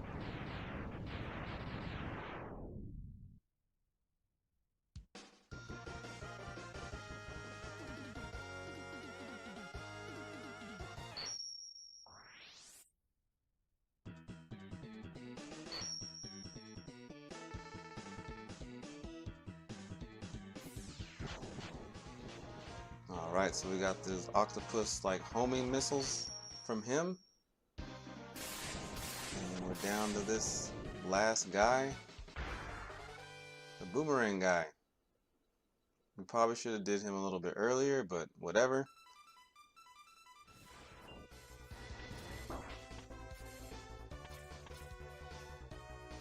This level just really annoys me, so it's kind of no wonder we saved it for last. But the weapon he gives you is super helpful.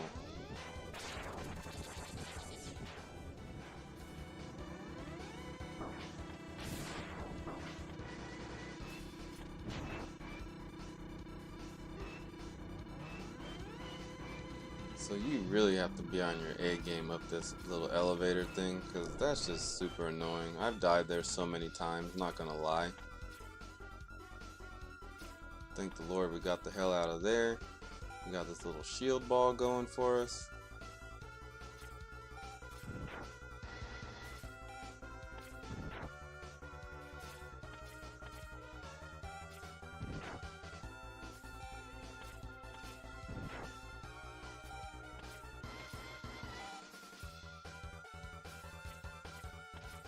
So as you can see, there's one of those hearts right there. The way to get it is just go ahead and charge up the penguin's ability and slide, use him like a surfboard, a block of ice of the penguin, and use him like a surfboard and just latch right on there in mid jump.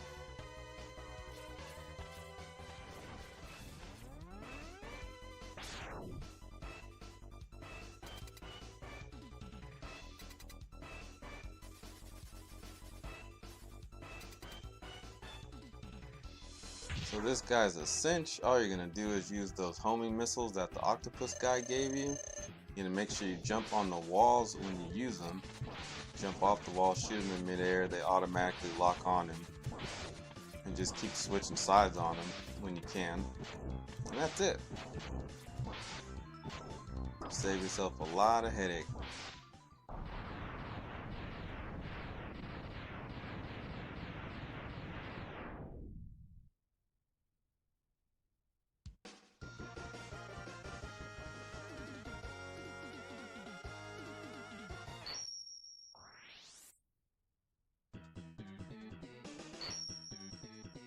And now we've got one of the most powerful weapons in the game, the boomerang cutter.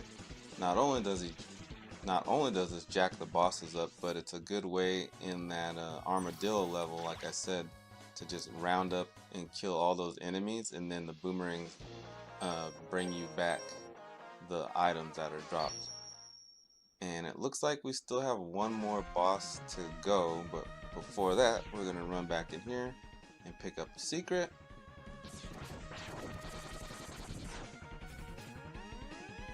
Now that we have the boomerang, we're just gonna start this level over real quick. Go down here.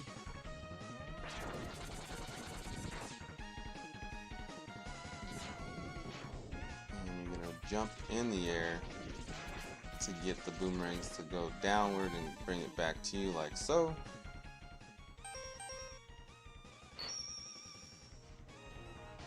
Alright, and now this is the final boss of the main 8 bosses.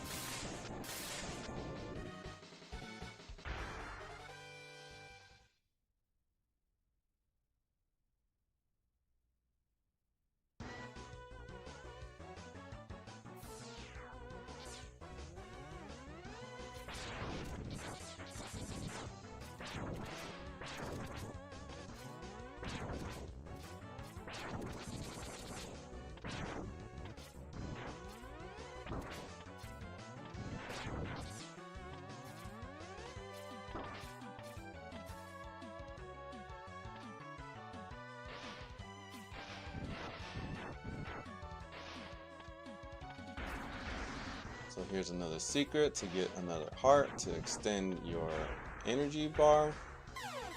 That right there is not the way to do it. The right way to do it is to use that penguin. So charge up the penguin's ice shot, then ride a little penguin surfboard, hop on there like so, and there you got it. And that's how you exit and proceed to the rest of the level. So before going forward in there, you're gonna go up into this area, and this is kind of a secret spot, and you're gonna have to do a little mini boss fight first.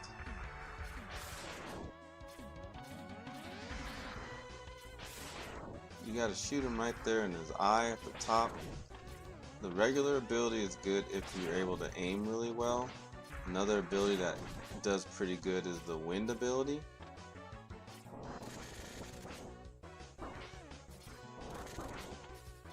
Just because it covers so much room. But you gotta get it like right where his eye is.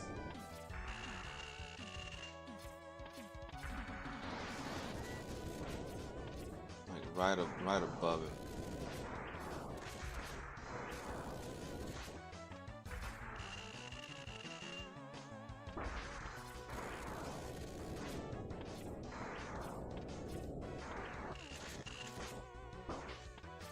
So yeah, he's still a little difficult because either one, you gotta like place it perfectly. Either you do the regular shot or the wind shot.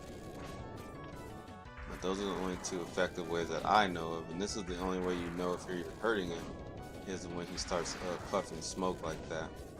He has no health bar. I think he's probably the only boss without a health bar. Actually, I take that back. There's other bosses without health bars. Pretend I never said that.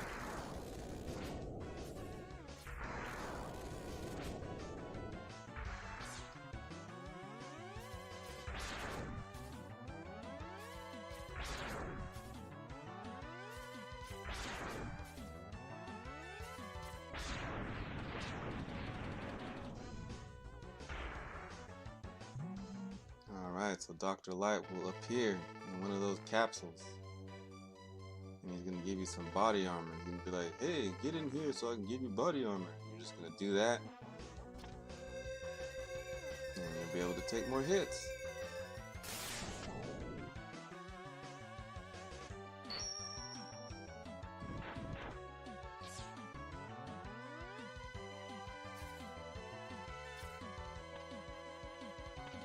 So now we can go that way that we avoided going.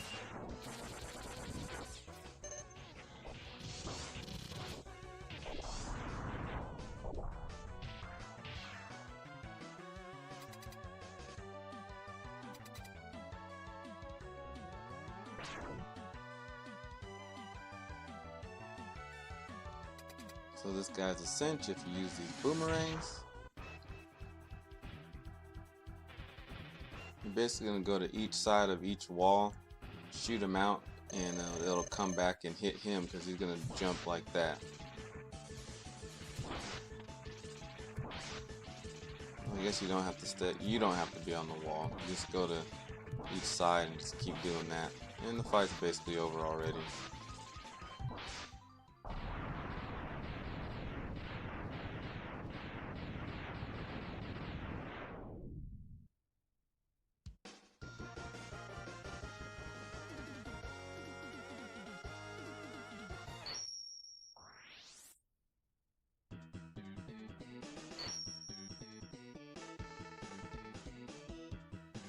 You'll get some ability called Chameleon Sting, which basically shoots 3 shots in all directions.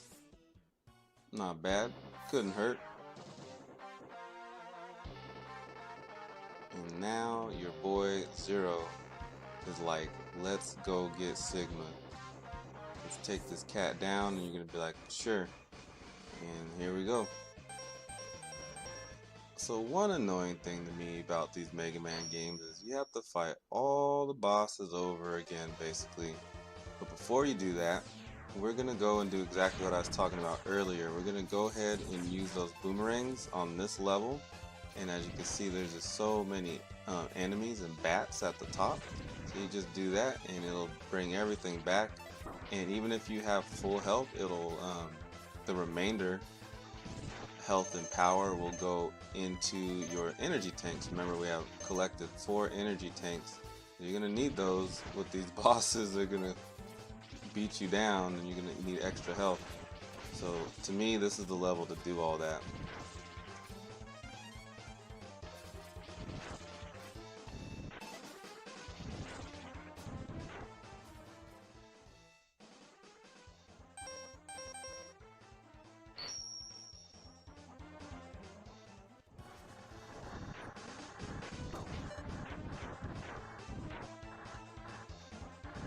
So now it's time to get the super secret, the super Hadouken from Street Fighter 2. We've already done this, 5 times, so this is the 5th time right here. I just didn't make you guys watch all 5 times, and now the capsule's actually there. Of course, when Dr. Light finally shuts up, you're gonna go ahead and get in there.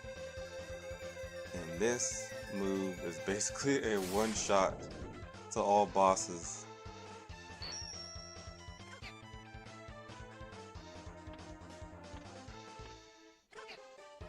This just made the game a lot easier for everybody.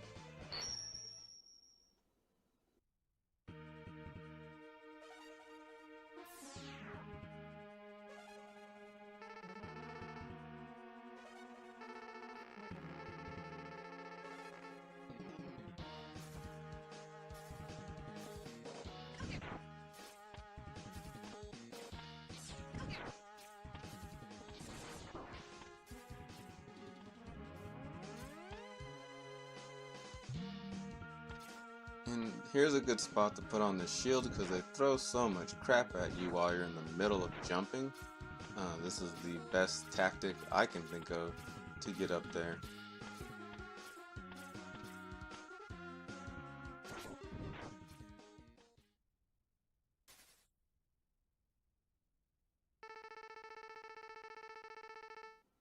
X, what did I tell you? You can't beat me, dog. Don't listen to him, X. Dream on, Zero. I'ma show your buddy who the real... I'ma show your buddy who his daddy is.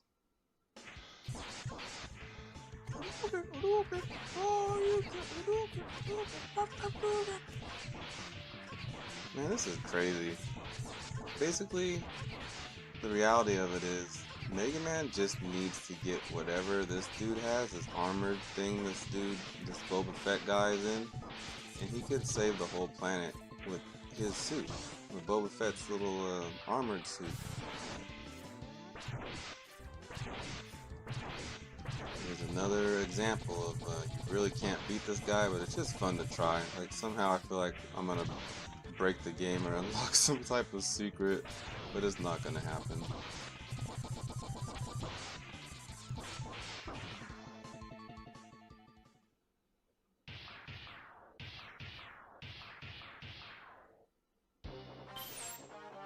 Oh, what's this? Zero breaks free to help his homie out.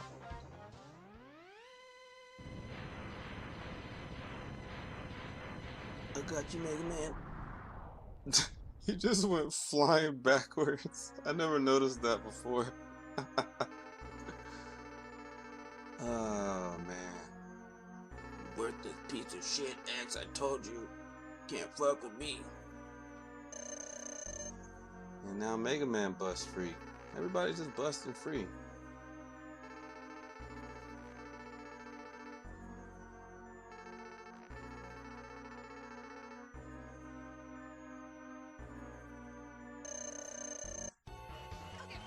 Thank goodness we have the Street Fighter Hadouken for the one-hitter quitter. And that really jacked him up. Just the way he's dying looks like it was terrible.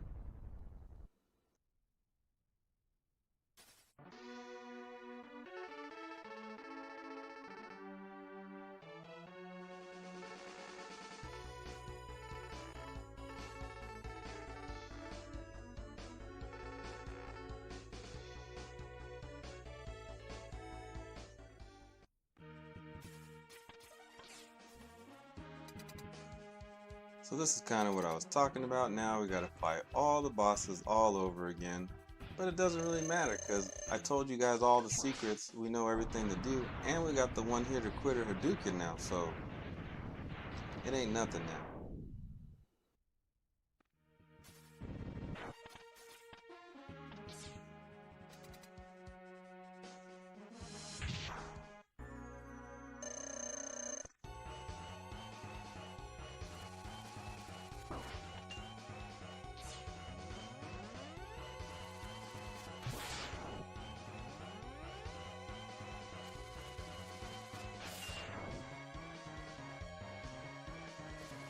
But of course, they couldn't make it that easy. They gotta throw in a little curveball with this spider guy, who of course barely goes straight down to the ground for you to even do that Hadouken. So you're gonna have to kind of figure out his pattern and choose the best course of action, like real quick. As you can see, we're not even doing too well right now. Kind of struggling, but you get the picture. This fight could probably take a while. It'll probably take you a few times before you actually beat him.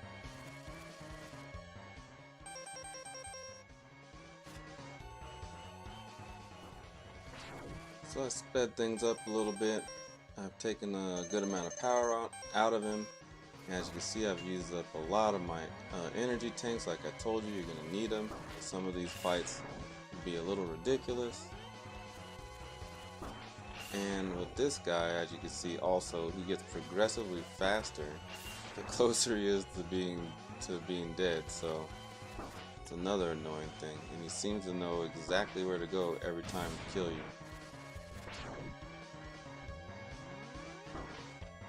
Mega Man looks fatigued as F.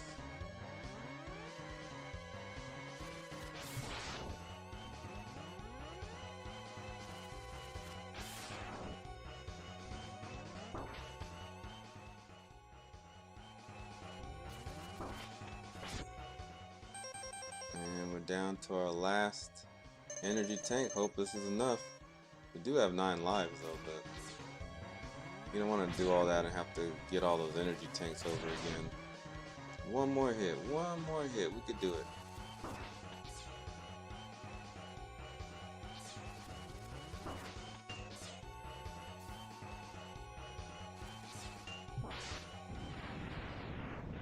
Thank the Lord.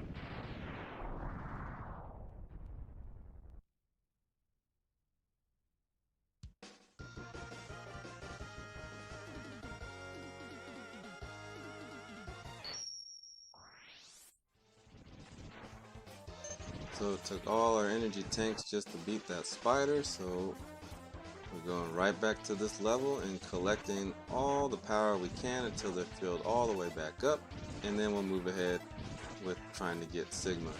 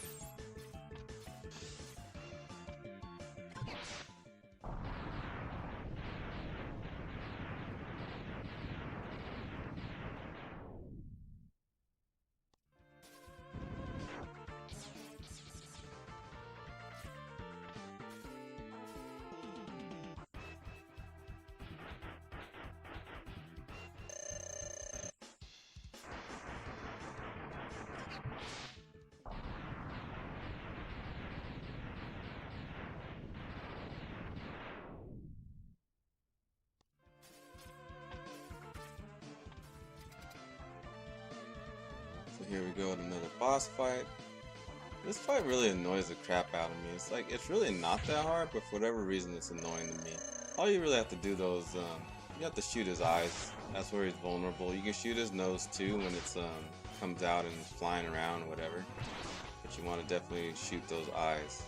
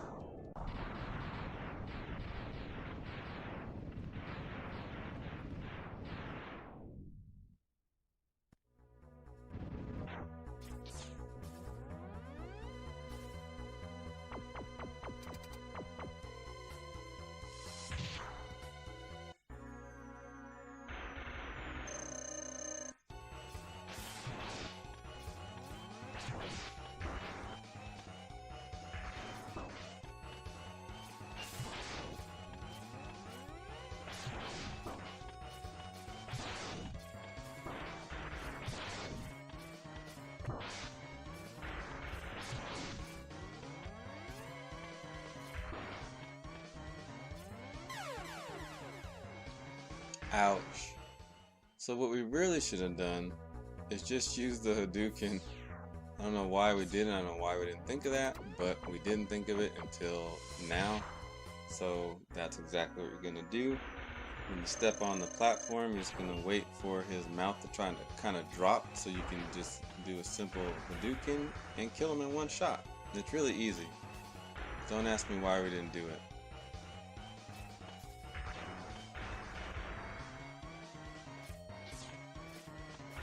You do kind of have to like time it right, but there we go.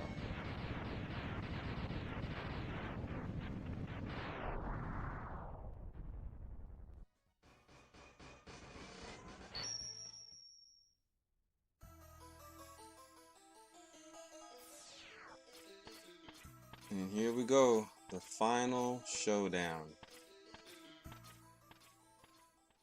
So first Sigma's little dog will be out. Welcome, XFT. You managed to find your way over here. All the typical jargon, blah blah blah. I'm just gonna want to Hadouken that dog, get him out of there. That was easy. And next for Mr. Sigma. What? I can't believe you killed my dog. I'm gonna fuck you up with my lightsaber.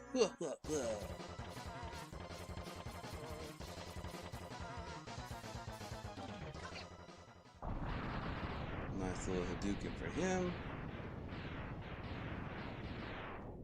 And the game is over, right? Wrong. Now Sigma's head has a life of its own and it can transform into this giant mouse or whatever that is. Robo Demon Mouse. So obviously you gotta hit his head. You use those little platform things. The problem is these platforms also shoot little electric currents out of them. So it's like you gotta like take a hit to give a hit type of thing. And you gotta time it right.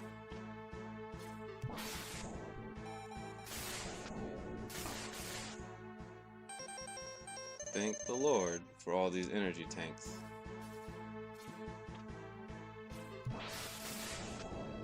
So it looks like this bubble is probably your best bet as far as damages and it reaching over there to him.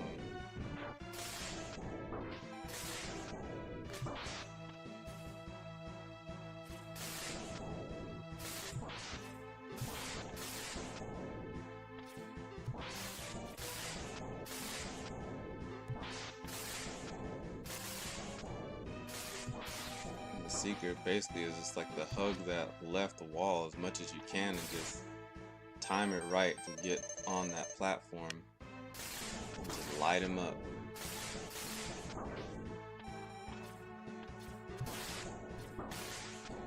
He's almost dead.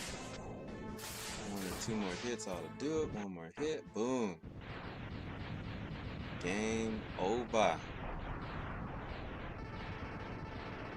No.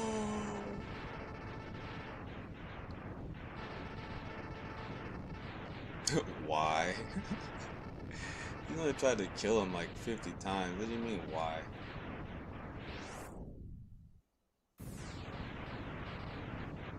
And Sigma's fortress crumbles to the ground.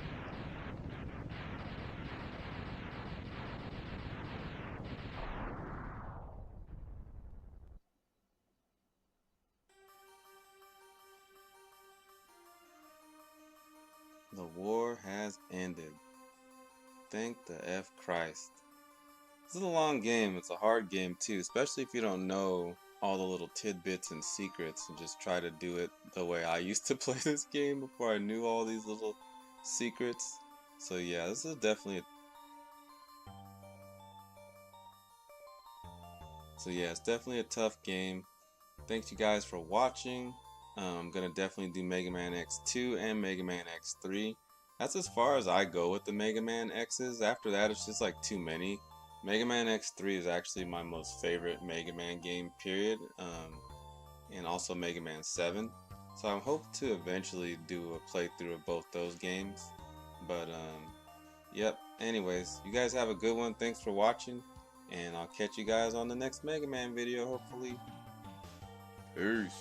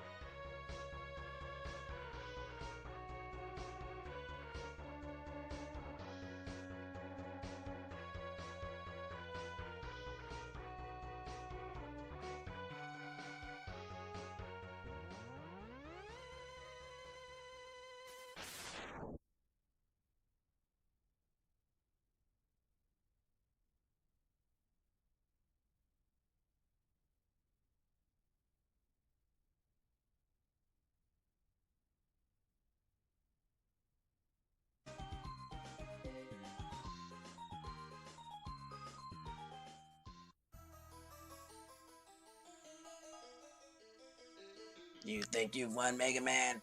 I'm not dead. I'm gonna come back and whoop your ass. You hear me? I'm not dead. You're gonna see me in your nightmares. See me in your dreams. See me in the morning when you wake up. Fuck you, Mega Man.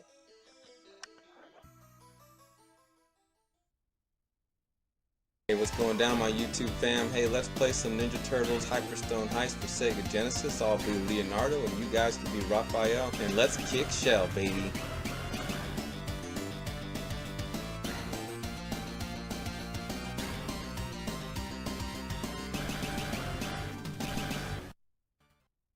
So in this one, Shredder has this Hyperstone. He wants to take over the city. It goes like, today, Channel 6 reporting, blah blah blah. Shredder does his usual thing.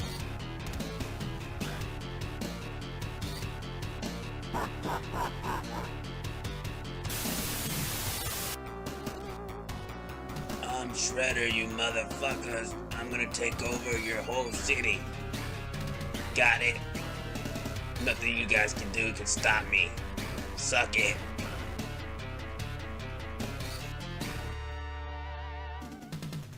We're like, oh no, we gotta stop Shredder. Oh no, we gotta stop Shredder. Oh no, we gotta stop.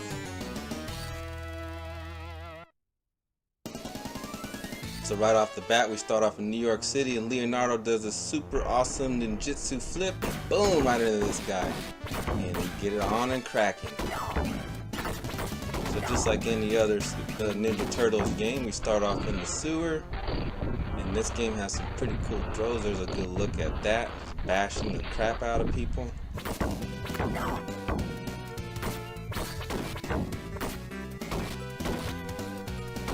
Good look at Raph. Oh!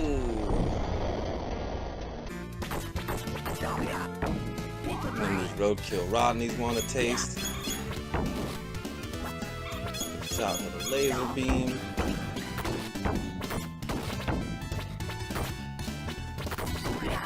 Come on, we got this, we got this.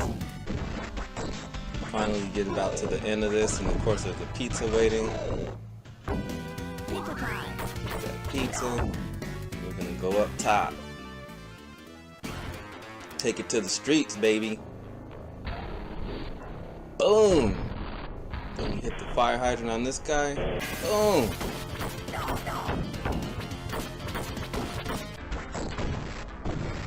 Just camping right there at that entrance, like freaking Bam Bam from the Flintstones.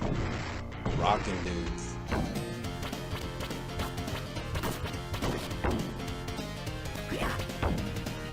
And I could have swore that car was gonna come out, because like in every Ninja Turtle game, there's a car sitting right there for it to run you over.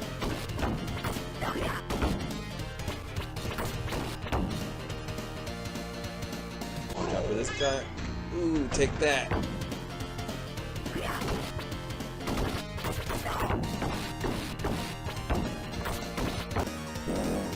Up, there it goes.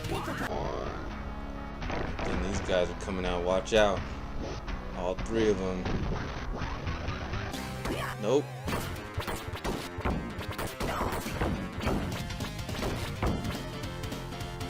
Here's a good look at this like worthless power up that lasts like 5 seconds.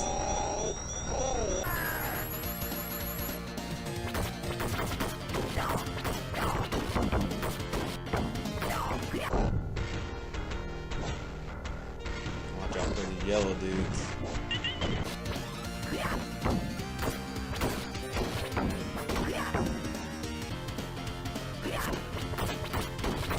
This is the end right here. You go down in the sewer and we go on to the next part. This is the last part of the first stage. Basically gonna fight through just these regular enemies and then eventually you get to these guys, these pizza monsters that look like alien xenomorphs from the Aliens movies.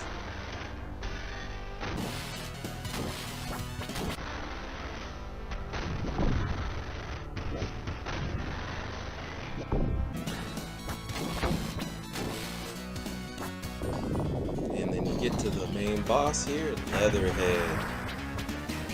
It always cracks me up that like when you hit this guy, he barks like a dog.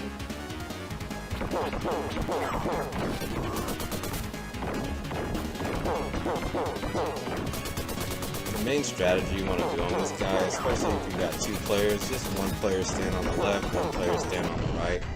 Hit him 4 times and then he goes to the other side, the other player can hit him. But you know we can't make it that easy. We gotta have a little fun.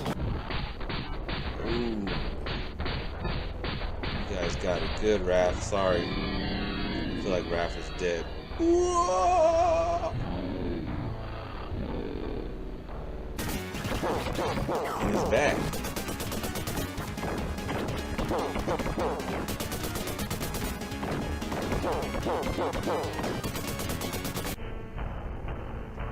Look at this fool's face. This is so hilarious. Ooh, he gets a swift punch in.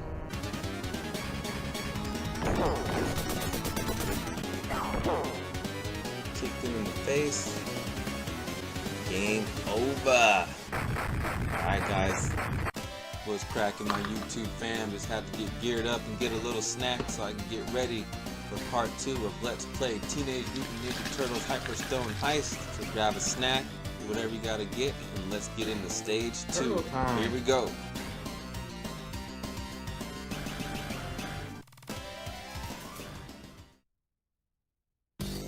Alright, so stage 2, the mysterious ghost ship level. Booyah! Started off with a kick to the face on a foot soldier. And you get on these little surfboards, do your thing. This is their version of the skateboard level for all the other Ninja Turtle games. I guess they're trying to create kind of the same thing, but a little bit different. Watch out for these, you don't want to hurt your toe. Jesus Christ, look at that facial expression, it cracks me up. There's more of that right after there.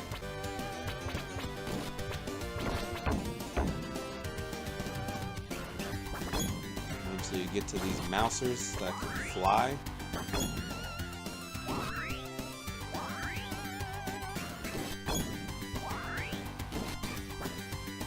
Flying V right there. And after you get through all the enemies, you'll get on this ghost ship here.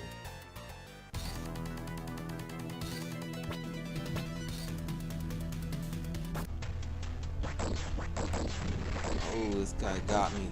His buddy got me. Couldn't hold me for long. Kicked his ass and then chopped this dude in half.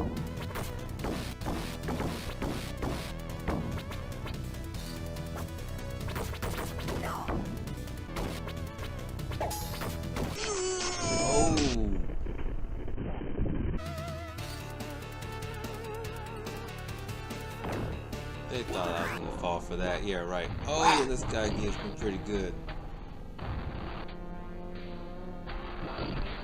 Double whack! You got gotta watch out for those guys because they got a little range on them. I don't know what those weapons are called. It's like they're like nunchucks, but I really don't know. I'll have to look that up. If you know what they're called, please tell me in the comments.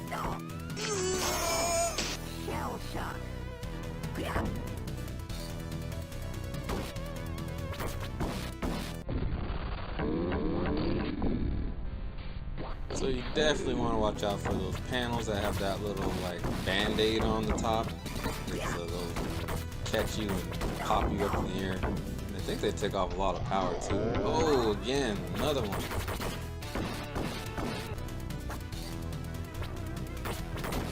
Here we go, some more obstacles to watch out for. Rolling barrels everywhere.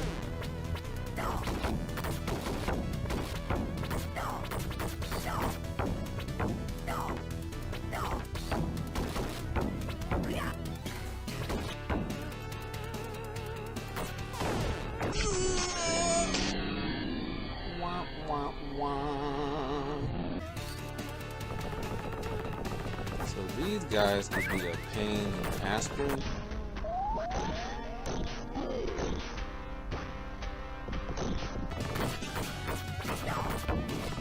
Best you can do is try to group them up so you can hold them together, because if you start letting them run wild, it gets quite annoying.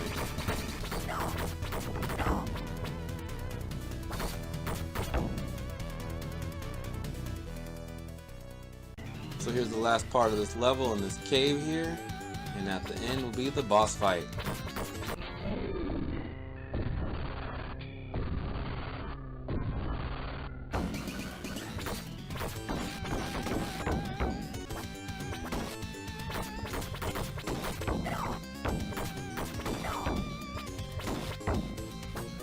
No turtle game would be complete without the old dynamite explosion things that you could hit and blow up your enemies.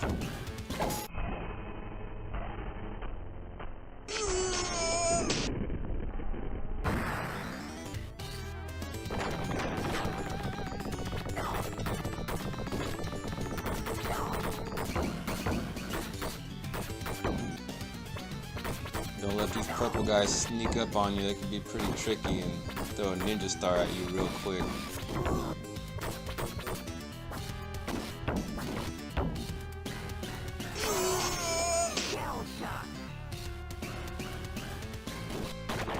So we're almost to the boss, just a little bit closer. A little bit more to go, but you gotta fight these annoying ass dudes that block everything. The best thing to do is just to run into them or throw them. Like when you run and hit them with your shoulder like that, there you go, like Leonardo just did. But we're almost there, guys.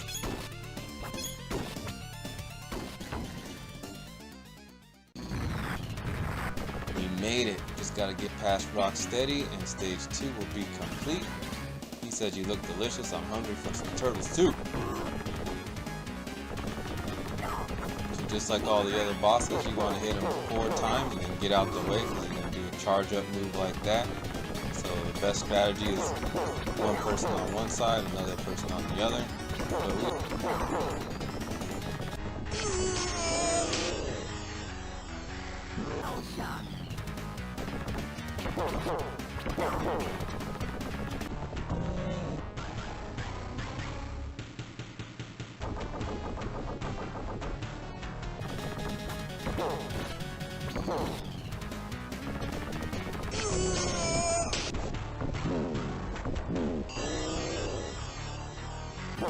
And we almost got him. He's almost dead. Just a couple more hits.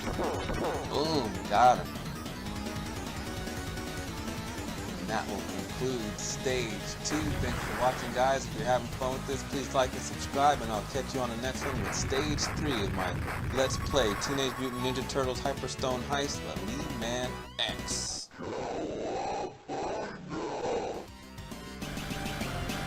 This is called Shredder's Hideout. Here we go. Right off the jump, we get to fight some roadkill Rodneys. You gotta stay on top of them, because if you let them roam around, they will electrocute you with that little whip they have there.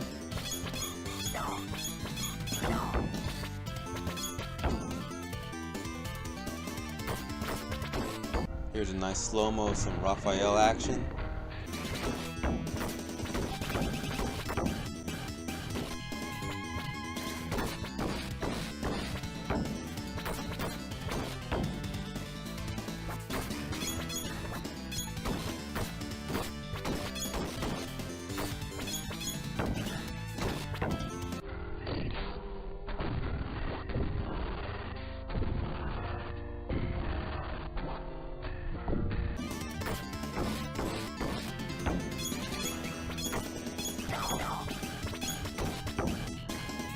A nice slow-mo of Leonardo doing some ninja flip action.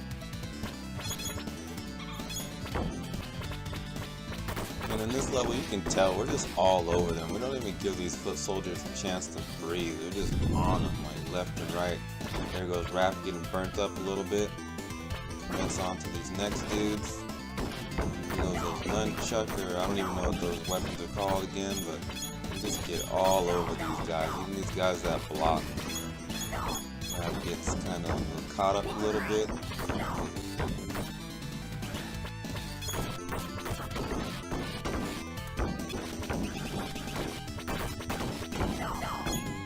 Here comes some mousers. This level does have a good amount of mousers compared to some of the other levels. They're pretty easy, just one hitter quitters on them, and then we go inside the dojo here.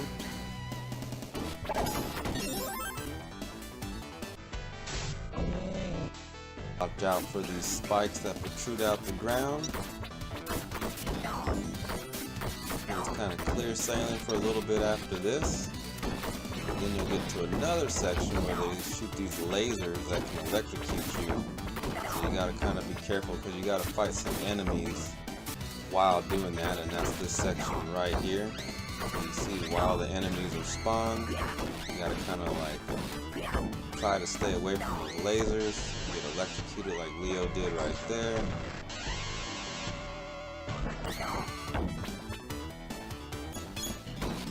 And this is the last part of this portion. Next we'll fight Master Tatsu. Oh no!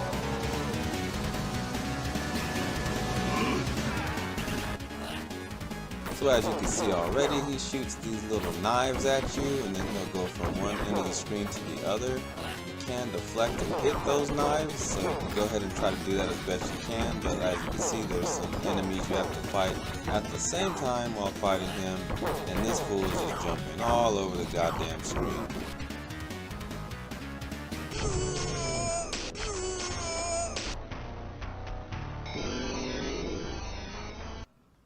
Attack!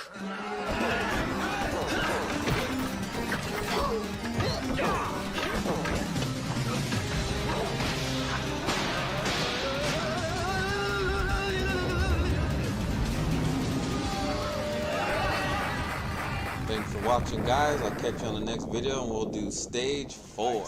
This will be called the Gauntlet. Let's get it.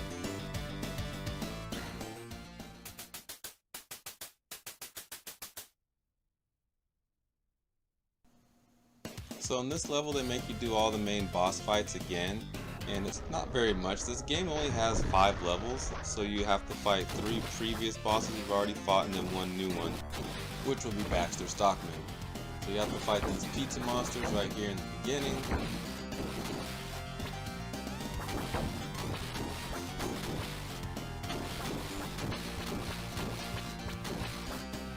Once you're done with them, we'll fight Leatherhead. If you remember from previous videos, all you gotta do is have one player stand on the left, the other player stand on the right. Just hit them 4 times on each side. Easy peasy. Yeah, Leo got punked a little bit right there, but you get the deal. Oh.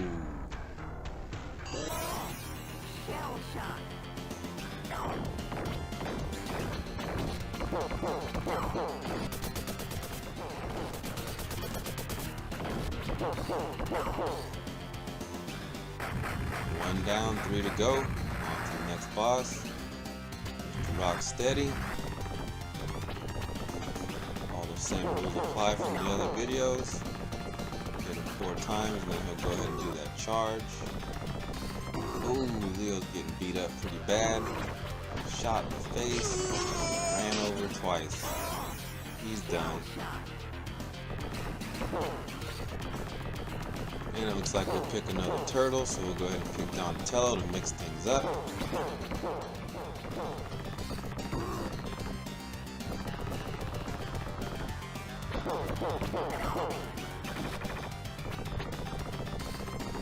Let's look at Donatello's combo.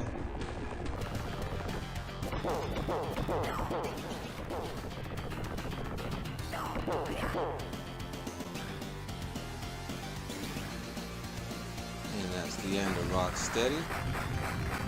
To the next one. Master Tatsu.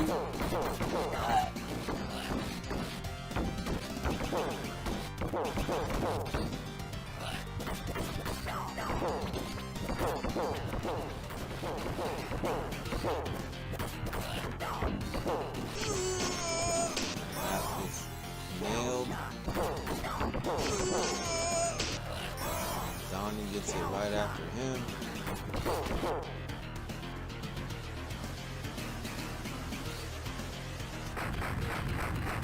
We are on to the final boss of this stage, Baxter Stockman.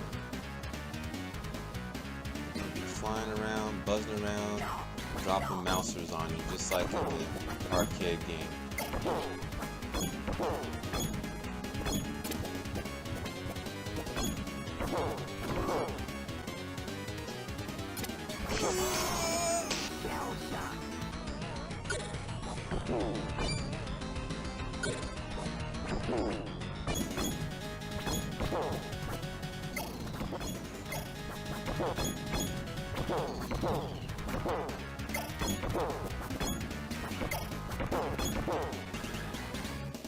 And that will be the end of Mr. Baxter Stockman.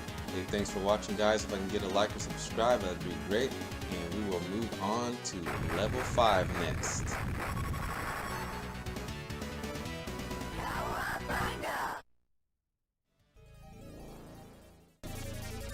Dead end. But the detector indicates that it's close by.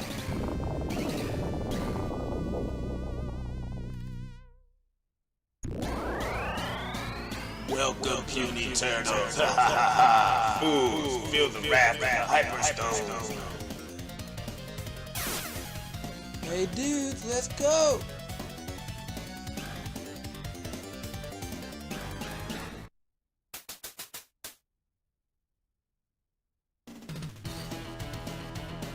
So this being the last level, they absolutely throw everything they can at you in this level.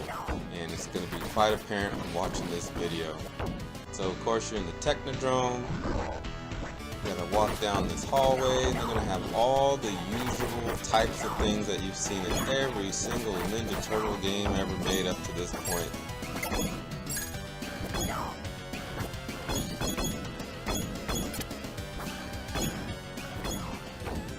So we got these disc guys like from the original arcade game that shoot these little sonic booms at you. We got mousers everywhere.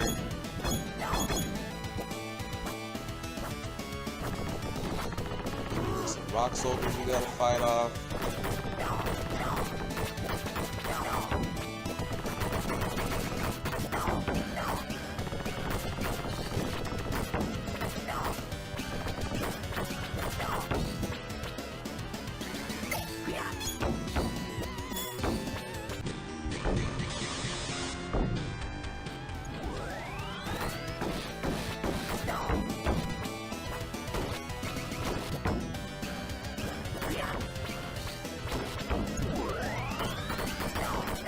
So next we have those turrets. Those classic turrets that come out of the ground and freeze you like in every Ninja Turtle game you've ever seen before.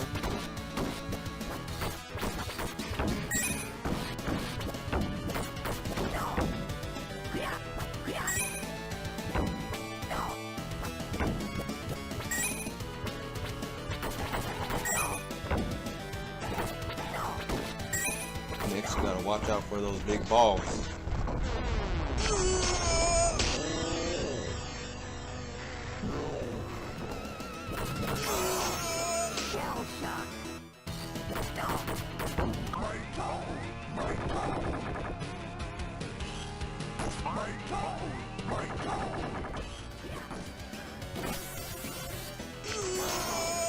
So here we got a fight with some more laser beams going at you, and then we got like a dude coming through the chute right there in the middle to join the fight.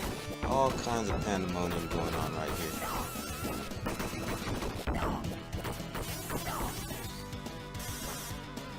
Alright, we made it, and now we have Krang. I'll show you the power of Super Krang. Sure you will, bro. So the key with this fool is you gotta hit him as soon as he starts like celebrating like that. Watch out for those kicks.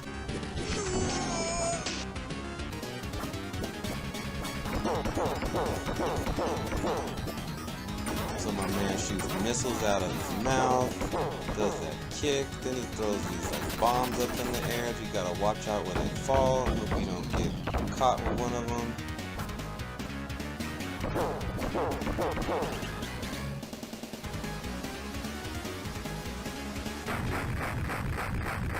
Couldn't stop you with Super Shredder, Will.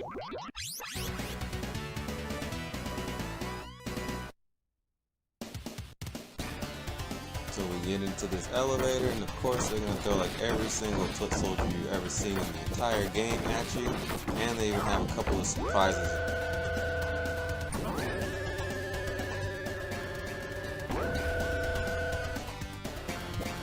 We got some roadkill Rodney action.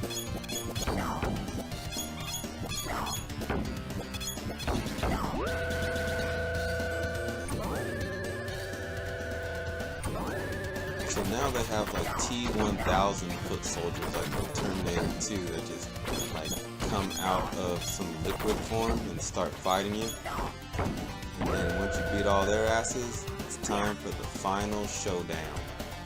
Super Shredder.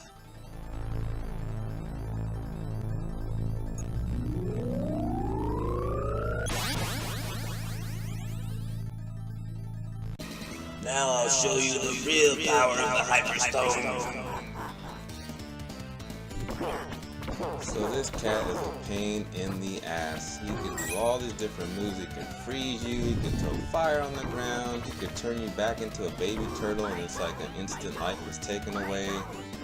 It's just really hard to hit him. But the key is you gotta hit him once his little shield is down. Like right there. So a good tactic is just to get one turtle on each side of him, and whichever turtle he's not facing, that turtle hits him from behind, and he's easy peasy after that.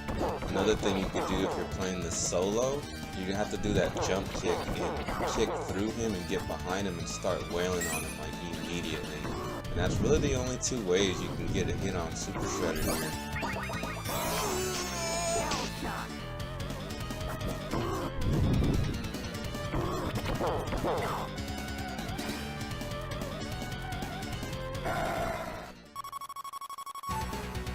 And Shredder is dead.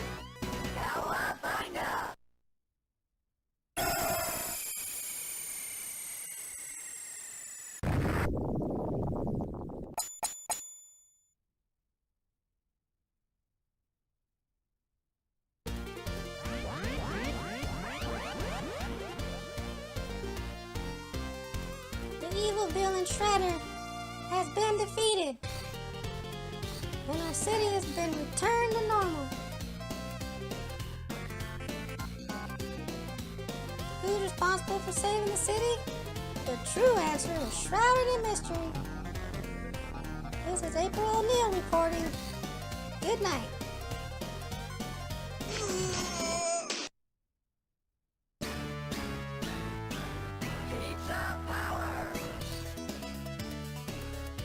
Hey, thanks for watching, guys. Please like and subscribe, and I'll definitely do some more Teenage Mutant Ninja Turtle playthroughs like this. Enjoy your day. I'm out.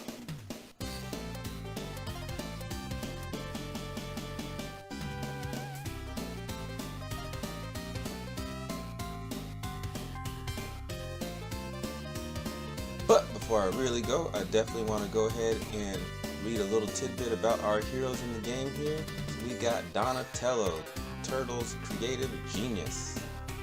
Next we have Michelangelo, a wild and crazy turtle. After that, we have my favorite turtle, Raphael. Witty voice of the turtles. And last, the leader, Leonardo. Battle Commander.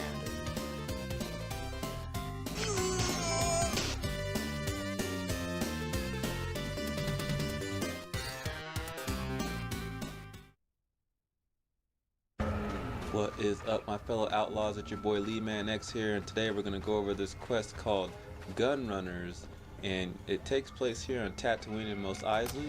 You're going to go ahead to the waypoint that it shows you, just like it does here on screen, and we're going to meet up with this representative from the Shiga clan. She's going to want you to steal a little something from the huts, and this is how it all goes down.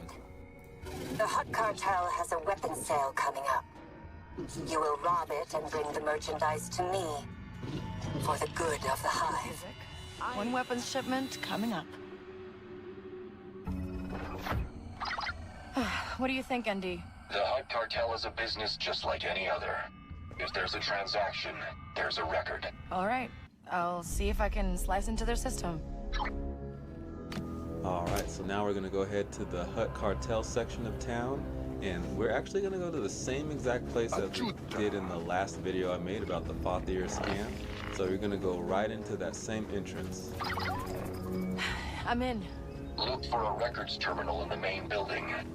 And try to blend in. Hey, I'm blending. I'm blending.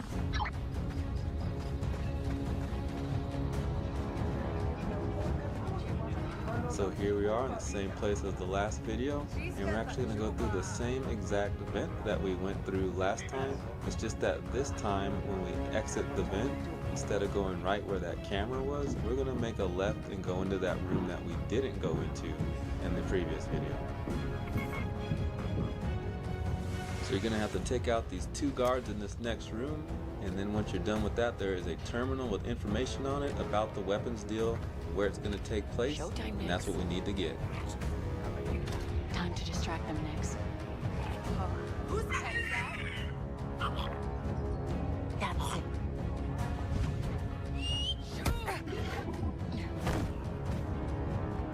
Ugly thing. Hey! Next, need a distraction.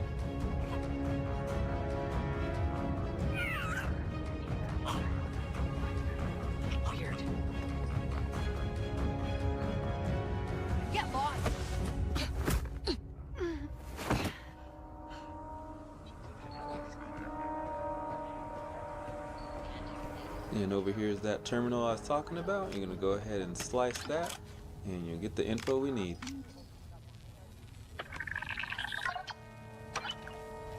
All right then.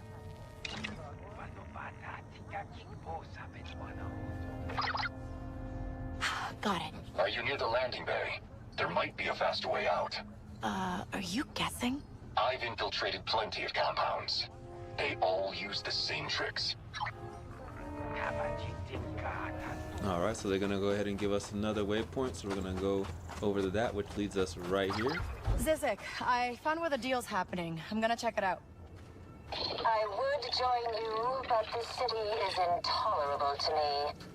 The noxious babbling, the incoherent scents, and the heat. The miserable, desiccating heat. I kinda like the weather around here, but I'm from Kanto. I was hatched in the icy depths of the Camaro crevasse. Oh, right. The crevasse. I'm at the weapons deal. The Huts are overconfident. They will have a minimal guard. So the way to get in there is you're going to have to come around to these crates and jump this fence, and that'll help you get into the area you need to get to.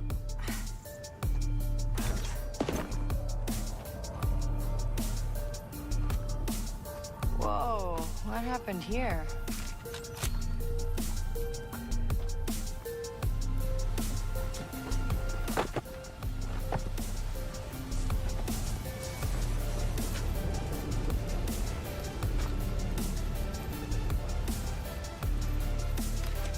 Empty. Someone beat me to it. Coolant fluid. Oh, some droid took a nasty blaster shot. Nix, you got a scent?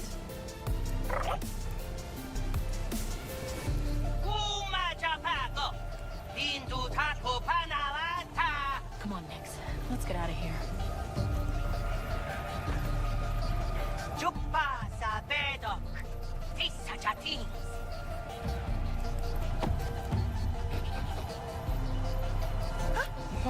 Sisa ona. Basa nolia. Dasa kula suut. Need a distraction, Nix. Da tingsa batu batu.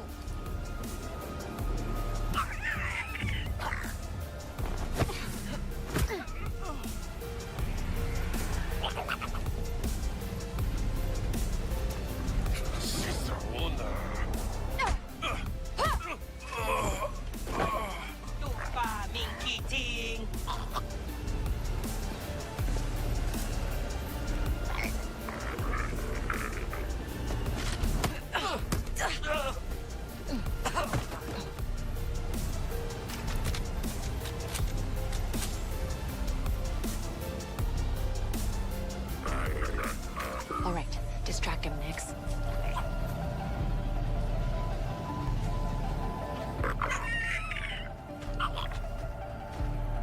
A little more.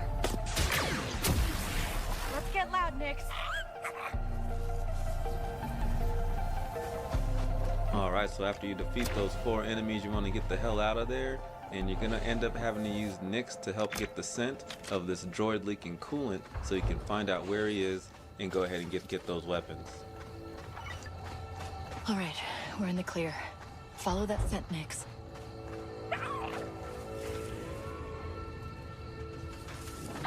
Hey, Gadik. How long would a combat droid with a major coolant leak last out here? In this heat? 10 minutes? Then it won't be far. We'll see if it leads me to those weapons.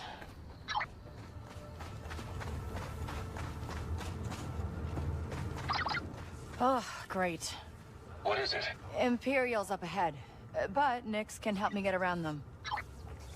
So in this section, you'll notice up high, there's a switch that Nix can get to only. You're going to want to send him up there, Nix, and that'll open this door, and then you can walk right in.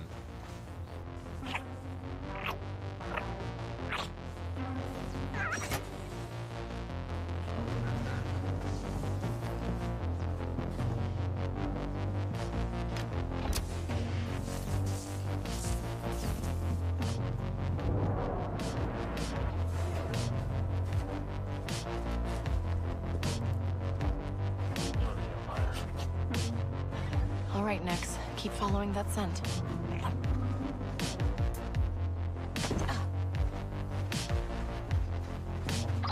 You know, I'm sure the Hutts would pay to get their weapons back. The Ashigas wouldn't be happy, but it could be worth it. And there's our coolant. Good boy. ND, I think I found the weapons. Copy. Let me know when you've secured them. So I went down into this vent, and that is the wrong way, so don't do that. This is the proper way to go. You want to go to this door right here. There's our droid. Guess he didn't make it.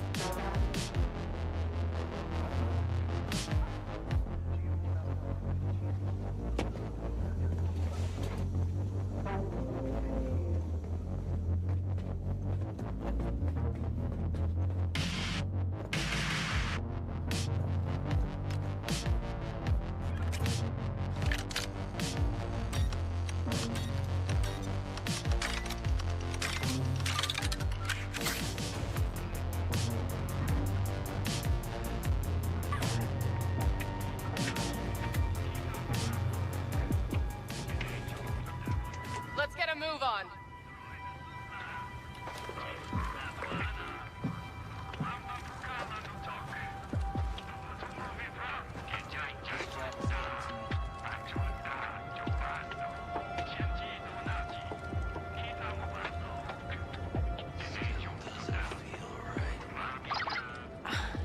Zarek Besh. Why are they rubbing from the Hutts? Zarek Besh preys on every Syndicate K.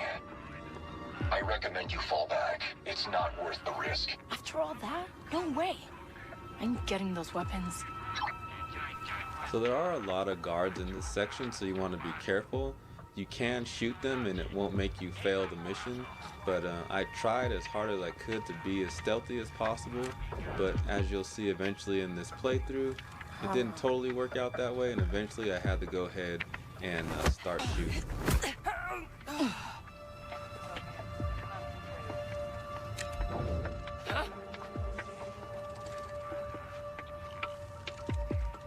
Huh? I guess I should check that out. Go put on a show, Nix. Why is it doing that? Weird things keep happening to me.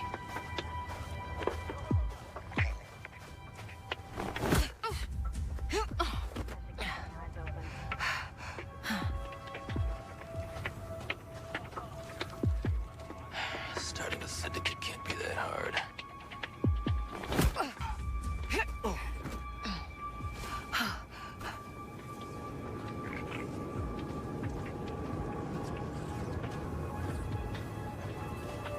Swore something was here.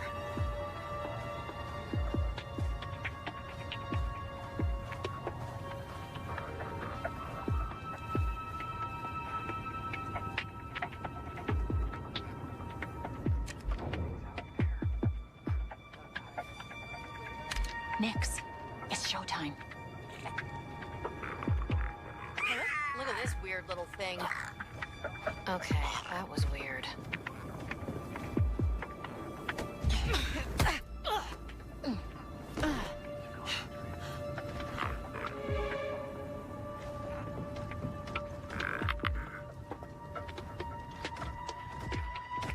Need a distraction, Nix. So I tried to go ahead and distract that droid while going after this guy, and basically wrong move. Blast her down!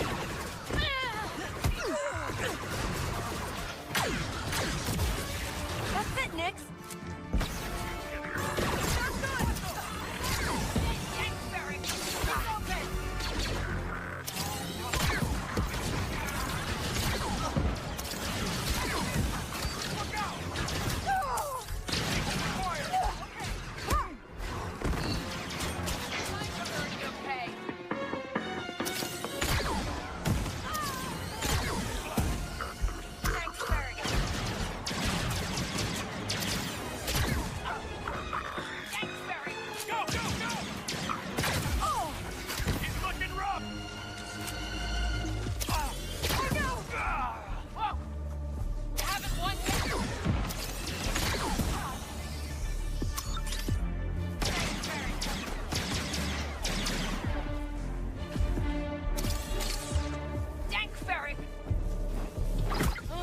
Good.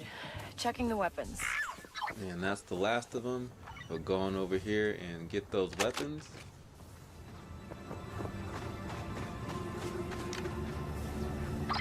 All right, I've got the weapons. Have you decided who we're sending them to? So I'm trying to really get my rep up with the Yashiga, so that's who we're going to go with in this playthrough.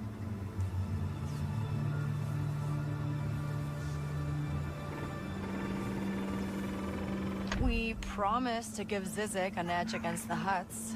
We should probably deliver. I'll send her the coordinates. See you back on the Trailblazer. And that completes the quest of Gunrunner. Thanks for watching, guys. I'll keep making more videos like this. Hope some of you are at least enjoying this Outlaws game, and I'll catch you on the next one. Peace. Hey, ND, should I be messing with the Hutt cartel like this? I wouldn't make it a habit. Is there something you need, Jedi? Make it good, for I have little patience.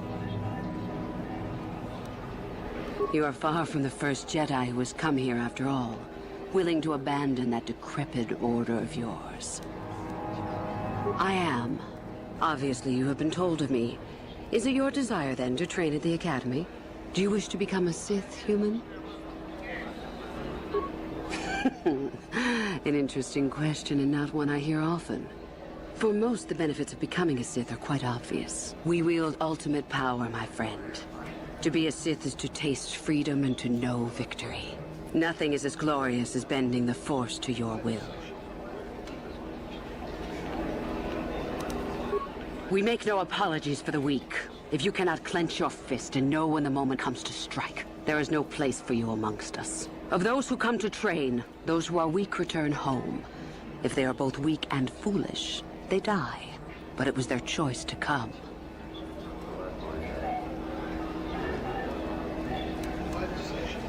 It is the Jedi who serve the Force, trying to discern its wishes like frightened old men staring at the stars. The Force serves us. We shape it to our will. We are its master. The Jedi deny their darkness, but we revel in it. We allow it to fuel our strength.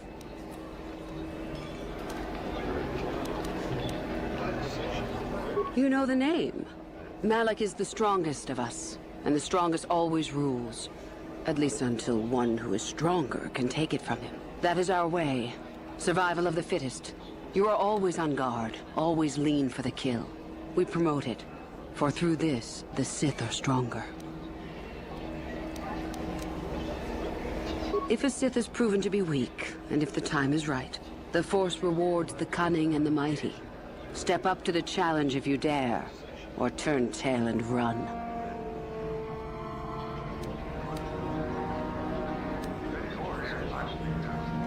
Hidebound relics who burden themselves with tradition and with the protection of the weak and ungrateful. They are pitiful and misguided. Why would you take a gift as glorious as the Force and squander it? Weaken yourself deliberately and shackle yourself to outdated mores. Our gift has made us superior. It is our rightful place to rule. How can any deny that? Yet the Jedi do so, and call us evil because we do not.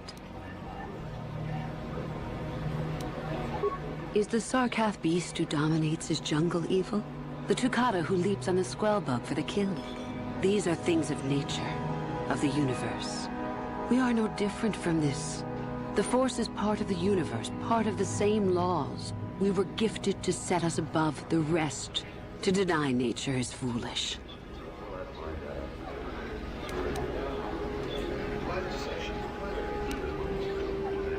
You've heard enough, have you?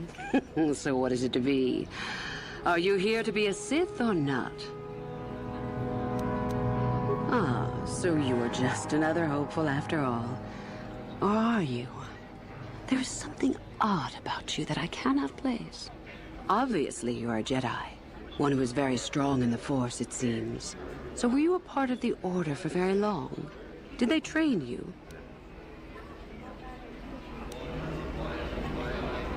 Perhaps none. Perhaps all the difference in the world. Either way, you possess enough raw power to intrigue me greatly. With that kind of power, you could become a great Sith.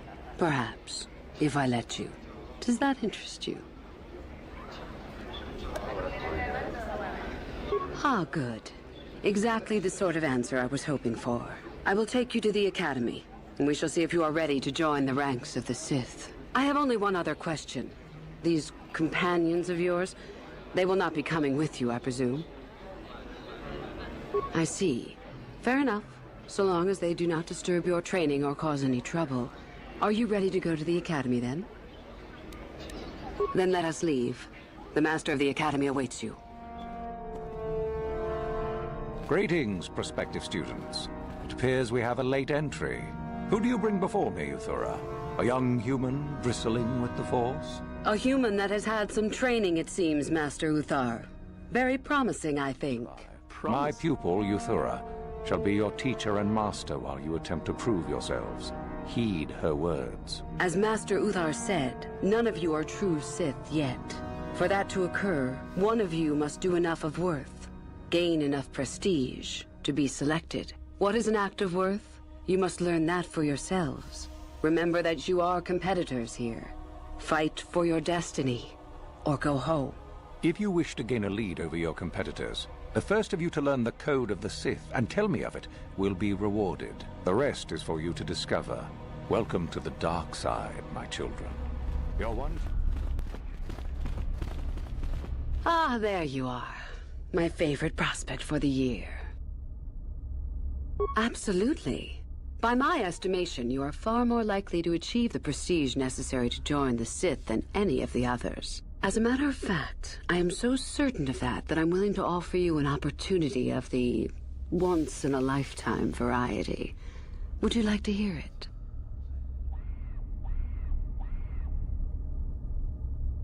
Good. I do so adore someone who's willing to take a chance. As I said, you're no doubt going to be the one whom Uthar chooses to become a Sith. With my help, of course. Once that occurs, he will take you into the Valley of the Dark Lords to the tomb of Nagasado to administer the final test. There you and I will be alone with him. The perfect time to, shall we say, arrange for a change in the Academy's leadership.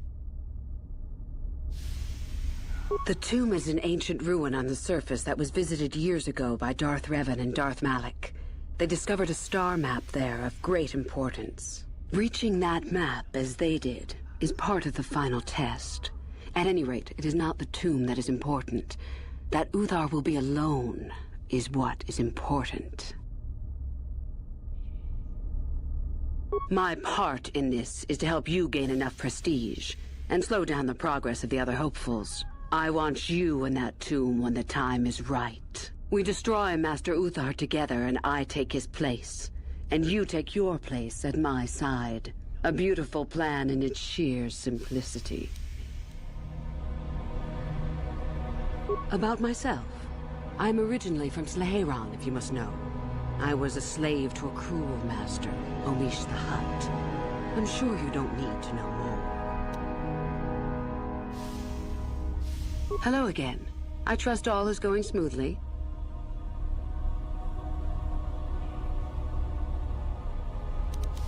I would prefer not to discuss that. Why? There is no point. Have I asked you about your past?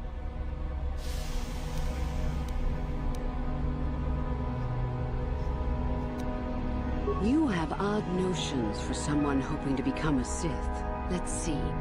After escaping from Sleheyron, I was found by the Jedi.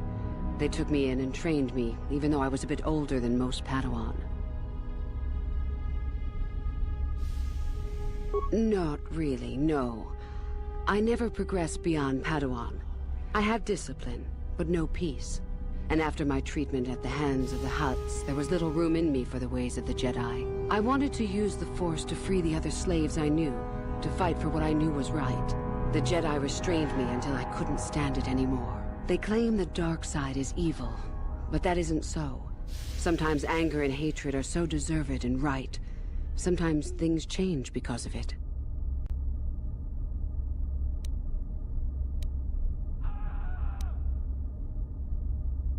No, not yet. But my anger has not diminished, nor my desire to see change.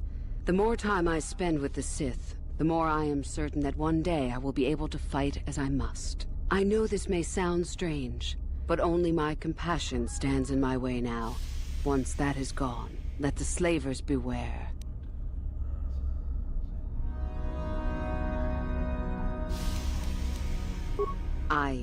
Yes, of course. I mean losing my compassion, as in holding back. But enough of that. I have talked about myself too much. Surely you are tired of it. So, you return to us with the lightsaber in hand, as I knew you would. The Force has served you well. You took a great risk in acquiring the artifact. You used your mind and your power. No peaceful meditation, no pacifism. Sometimes you must fight in order to achieve. This gives you your passion. This makes you stronger. This is what makes you superior. So it behooves you in this final test to strike down one you are familiar with, for no other reason than to prove you are superior and without mercy.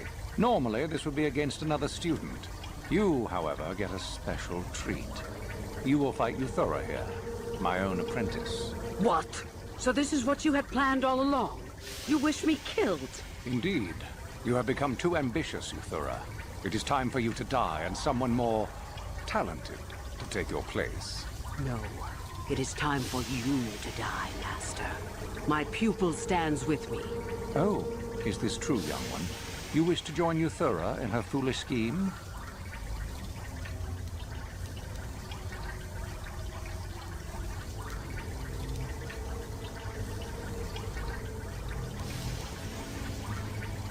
Do you hear that, my master? That is the sound of a new leader rising to replace you. So the time has come, has it? You both wish to stand against a Sith Master and perish, do you? Then so be it. The bar is finished, and a new order is brought to the Academy. Excellent. While I do like you, truly, I'm afraid I'm not the type to share power with anyone, even you.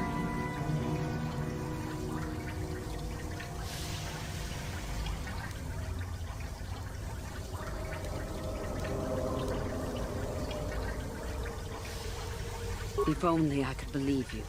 Let's get this over with. Quickly. Stop. I healed. You are too strong for me. I was a fool to think otherwise. I am at your mercy.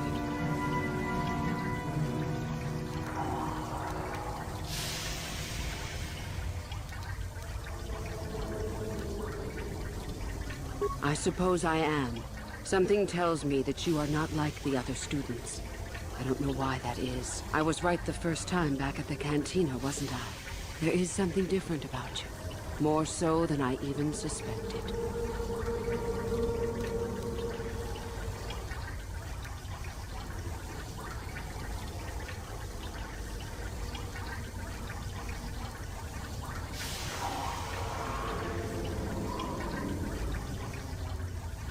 That alone makes you different. Most of the Sith here would not think twice about it. So what happens now? Will you show me mercy? Will you just let me leave?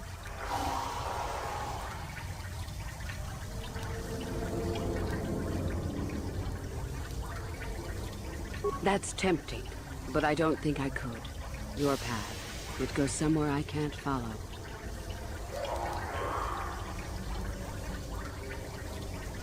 I suppose you could be right. All the things I wanted to do, all the wrongs I wanted to right, I haven't done any of it.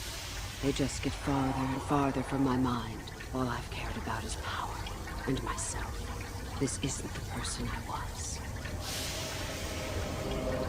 You're right. Maybe what I needed most was peace after all.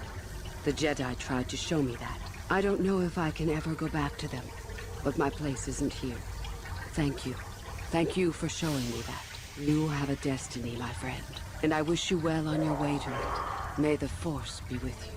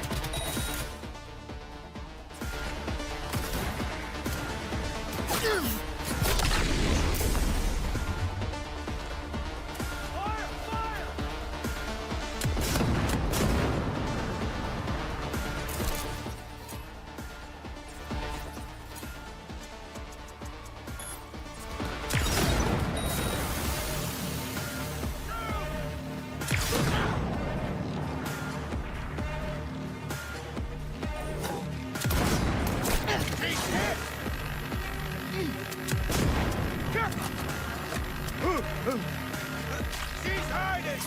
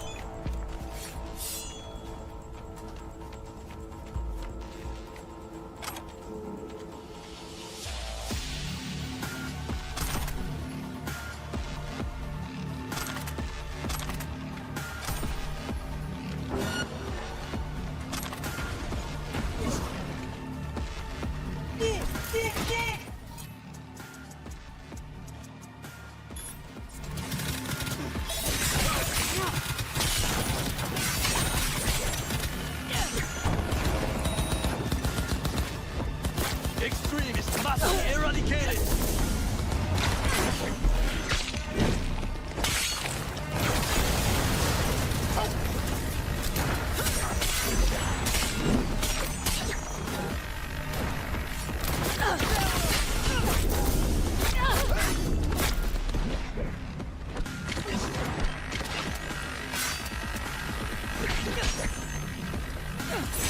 Watch it!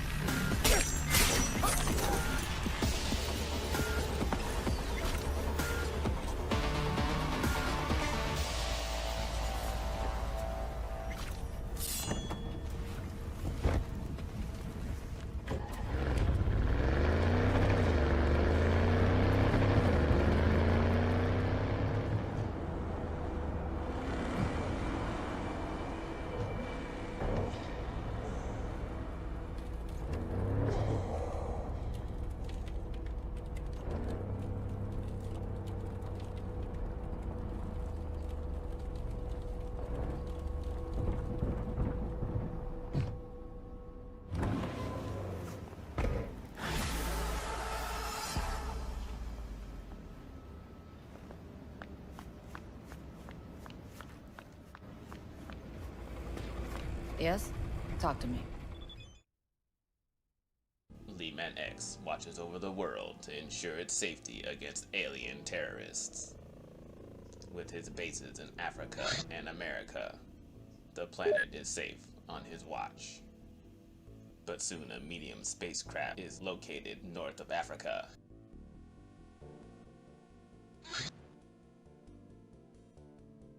LEEMAN-X is quick to respond and sent one of his scout planes to investigate. The scout cannot seem to keep up with the speed of the alien craft.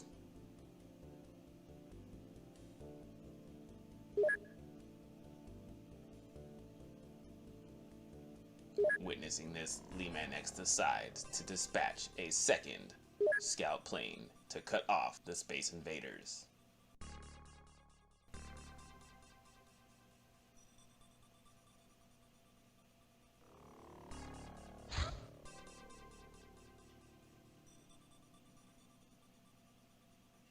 Second craft dispatched, but then craft number 1 seems to catch up with the alien invaders. And soon a firefight ensued in the sky. UFO hit, UFO crash lands. UFO crash lands in Africa in Kiskanashkiki. Sky Ranger 1 dispatched to the crash site. At record speed, Sky Ranger 1 arrives to the crash-landed UFO. Half across the country in like 5 minutes.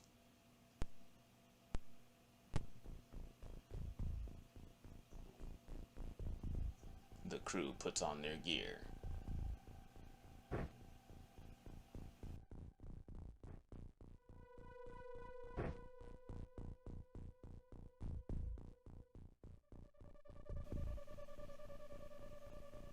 I will not lie to you, this music is scary as fuck to me. It's a straight serial rapist music, but in a video game.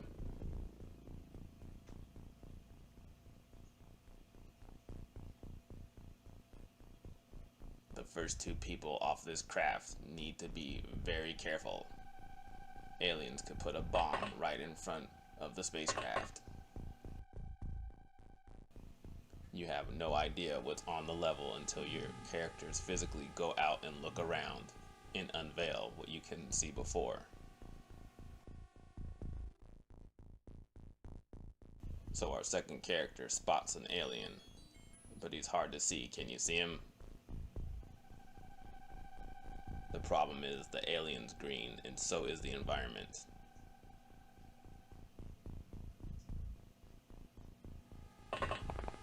The first chick runs for cover because we cannot tell where the alien's at. But there he is, right there in the middle. Soldier number 2 takes a shot. Misses completely.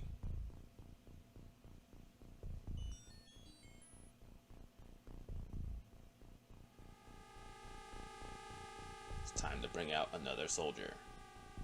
Maybe he can get a shot.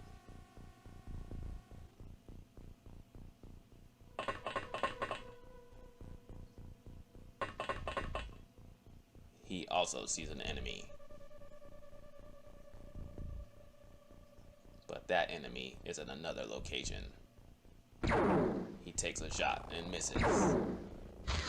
Second shot hits. Third shot misses. Alien fires back and has just as terrible aim as everyone else. But soon gets ganked in the return fire. One alien down, but we still have the original alien we saw in the beginning, who has still not been taken care of. Who will we choose to handle this problem? A soldier is chosen, and he gets into place. Gets ready and takes his shot.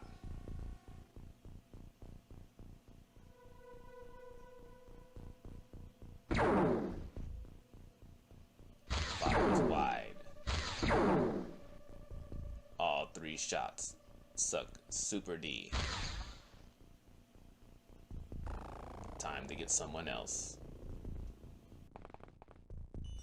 We finally get a soldier that should be able to take the shot. Will she be the right woman for the job? She fires a huge shot with her cannon and hits everybody instead. Now everyone is on fire and needs to get out of the fire because it will do ticking damage on them. So now, do we not only have the problem of the aliens, but now we have a fire and everybody is slowly taking damage and needs to get to safety.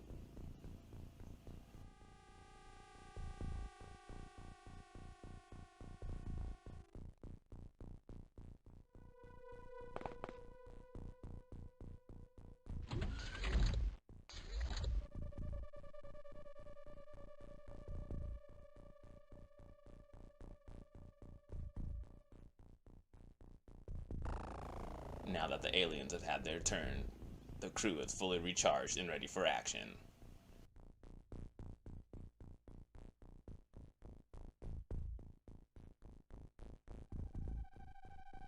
A soldier is moved to get in a better position. He sees the alien. He takes an auto shot, which will give him 3 shots.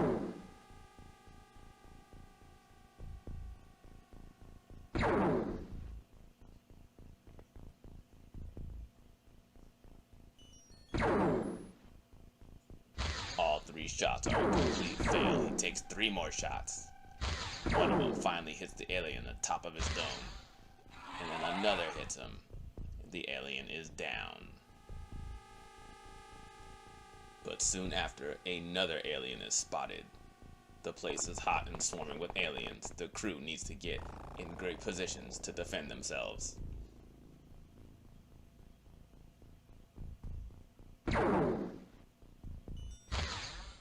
Another alien down. This greatly improves the morale of the team.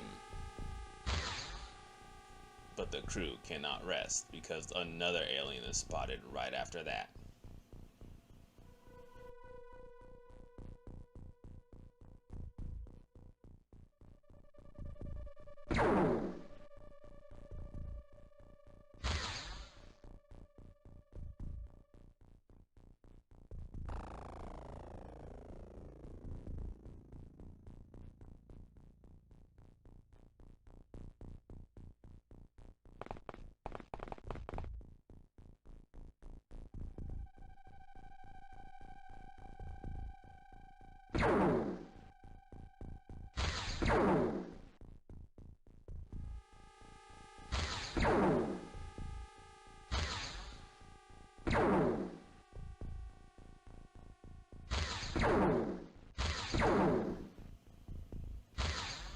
The alien is able to withstand 2 direct hits and still standing.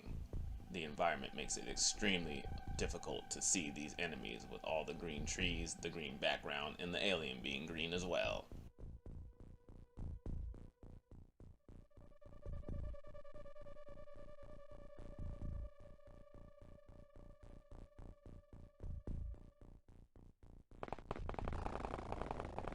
So heavy plasma weapons can be picked up from each alien and sold for great money or given to other players.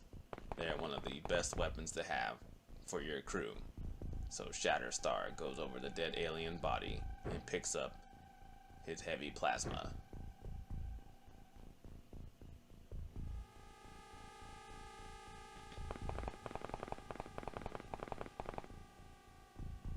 And then spots an alien as well.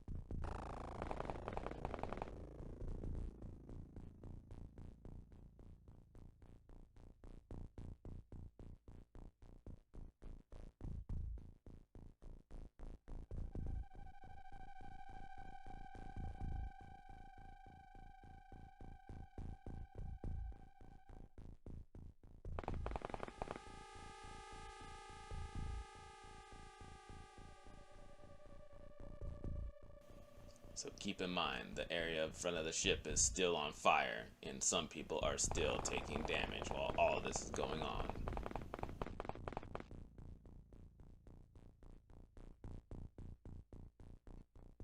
At this point, we can tell the entire level is infested with aliens. So the remaining soldiers on board will have to go ahead and be a scout team and get the perimeter of the level, while the other half of the squad goes more towards the middle of the map to investigate.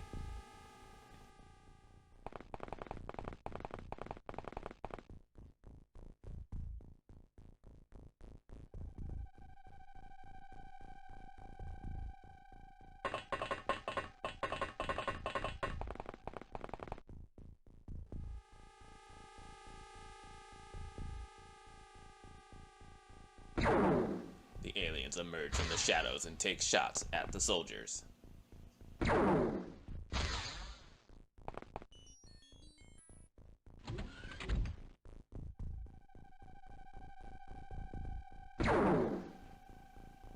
One soldier gets dinged right in the head, another soldier gets shot in the chest, but both are able to withstand the shots.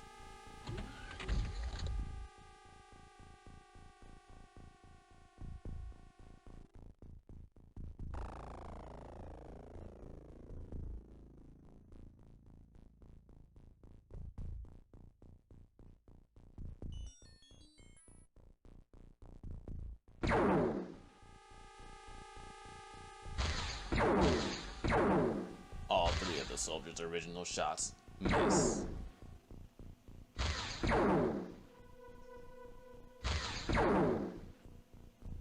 Then she takes 3 more. One of them does actually hit. She's almost out of units.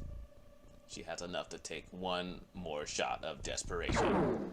She takes the shot, nails the alien, and he dies.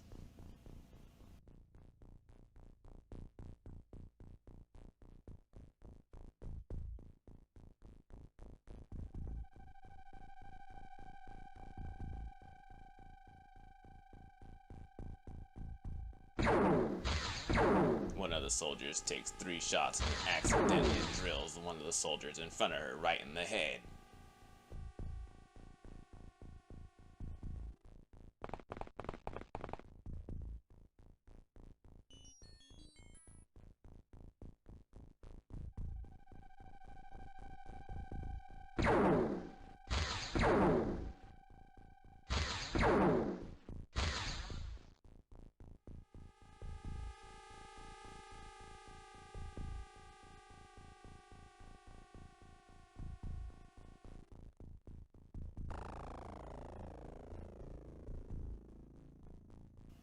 A soldier sees an alien, but he's very hard to see. And there he is in the shadows, which is not fair. It's a bunch of shit. You can't even see him. He's still in the dark, but he's right there. The soldier takes a snapshot, hits a tree right in front of her, and almost puts their own self on fire.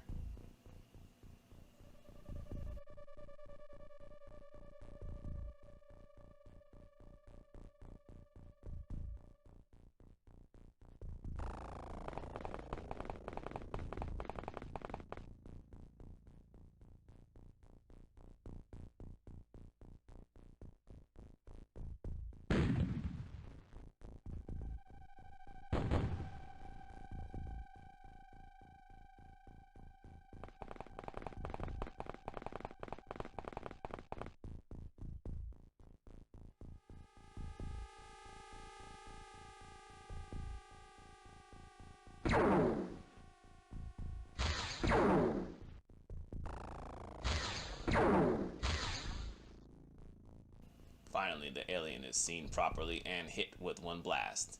It did withstand the blast, but it is injured now. It's only a matter of time before the soldiers corner it and kill it.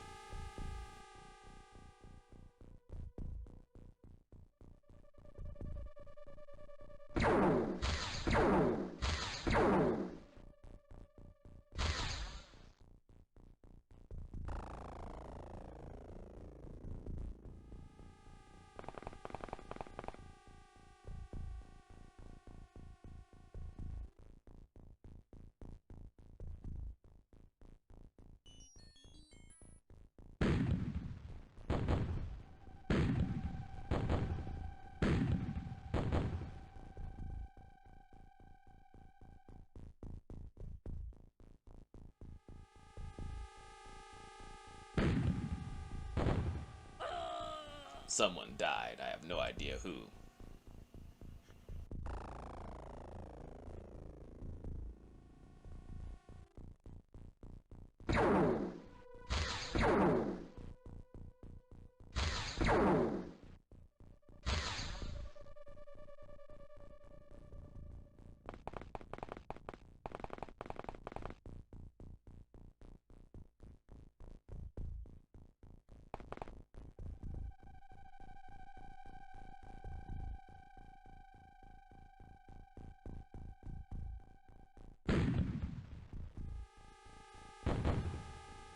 So we've had like 30 people take shots at this one alien by his shuttle, and nobody can seem to land a hit. It's pissing LEEMAN-X off.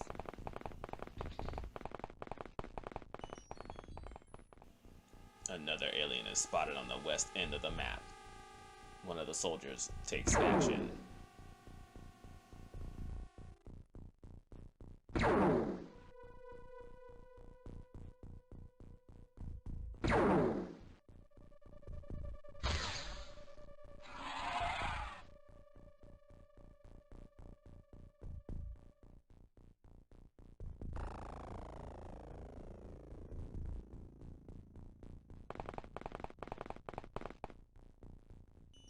So now we go back to the alien that's still in front of his shuttle that 30 people can't seem to hit.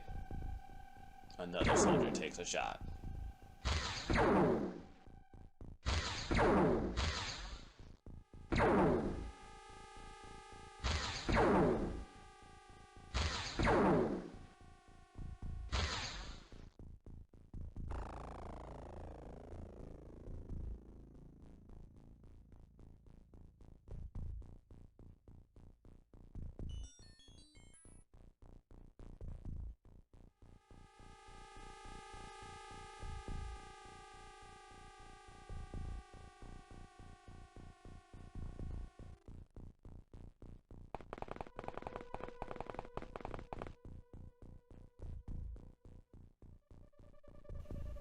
Nicole swaps out some of her loot and takes the alien's gun because it's better than what she has.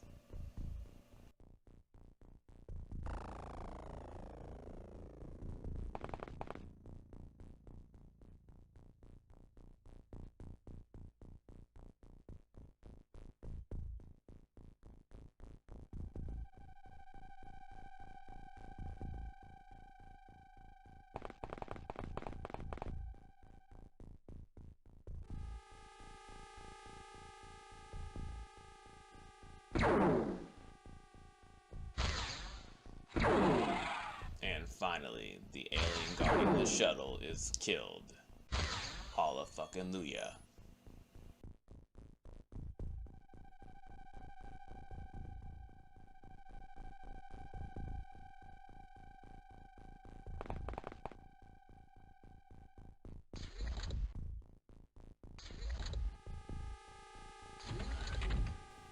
Some of the soldiers hear alien movement. One of the aliens lobs a grenade, killing 1, 2, 3, 4, almost 5 people and injuring a 6th. Nicole panics and Deadpool shoots a grenade, almost injuring 3 of his own people. So now some of the people on the team are tasked with taking some of the equipment that the dead soldiers had on them because the price tags of those items is so expensive that it cannot be wasted. Alien spotted and shots are fired.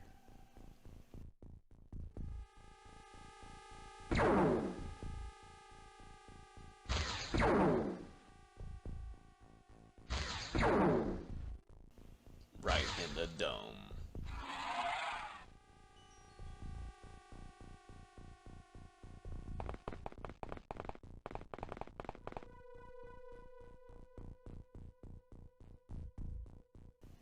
Alien spotted right by the shuttle.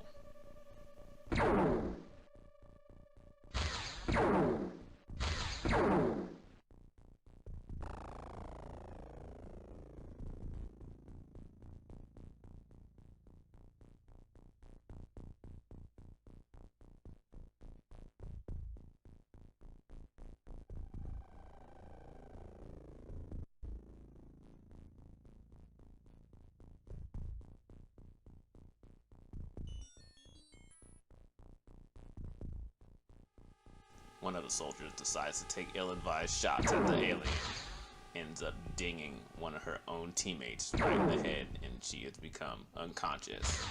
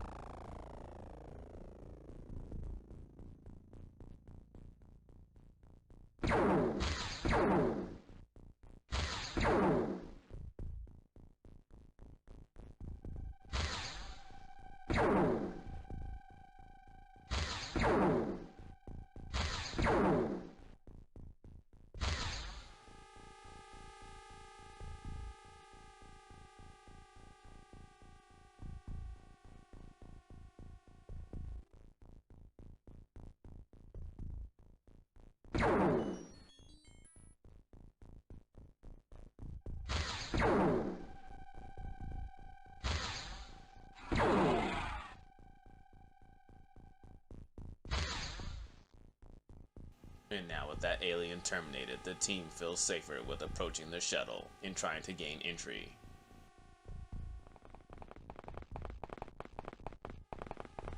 And here's where Lee-Man makes a tactical mistake and ventures too far, giving himself no room to escape the sight of the alien. Can Lee-Man send back up in time to save one of the soldiers? We'll find out right now.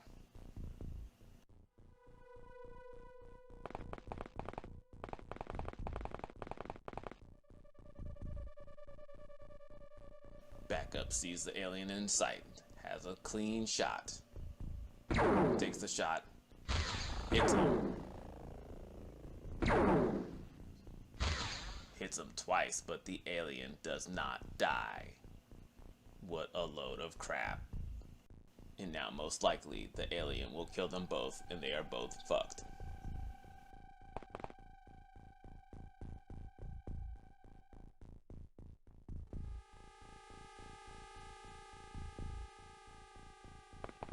Meanwhile, on the other side of the ship, another team tries to gain entry.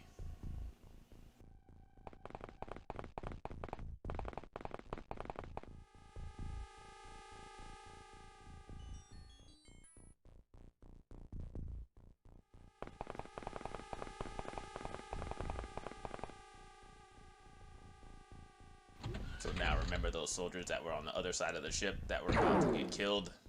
This is what happens. The alien misses. It's the second soldier, but he doesn't die. The alien tries to retreat.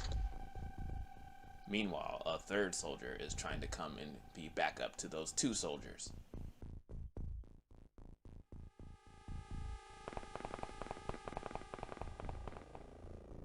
So guess what happens here? Backup comes. Alien in sight. Takes the shot. Misses. Kills him. One more shot left on accident and drills one of the other soldiers in the back of the head.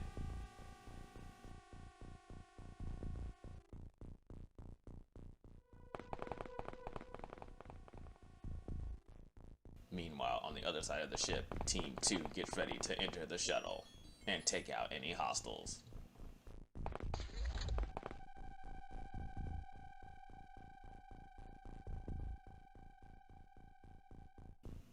To the soldiers' amazement, a huge chunk of the ship has already been blown out of the shuttle, probably from the air fight that made it crash land in the first place.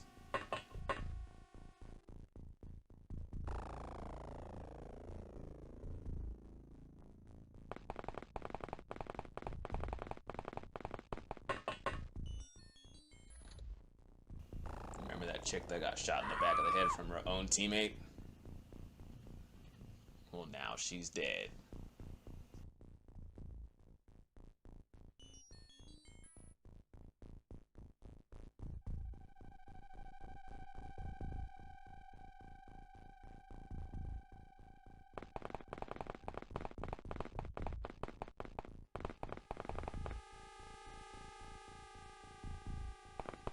So there are two entrances to the ship, one right here and one where we saw Team 2 on the other side, right there.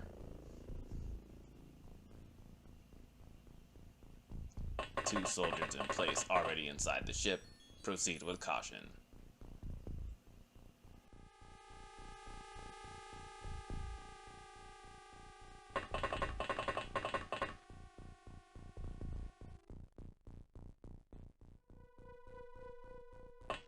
As you can see, the aliens have been experimenting on Earth animals and have specimens in jars and tanks. What the hell have they been doing in here? Backup starts arriving to the crashed UFO.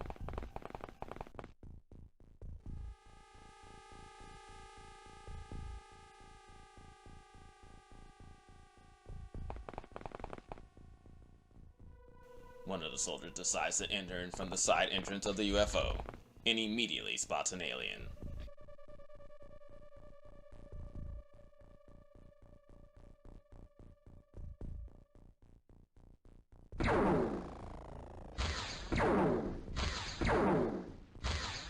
The The soldier misses the alien that is right in front of him, and normally that would be his ass, but he gets lucky with a couple of points left to escape.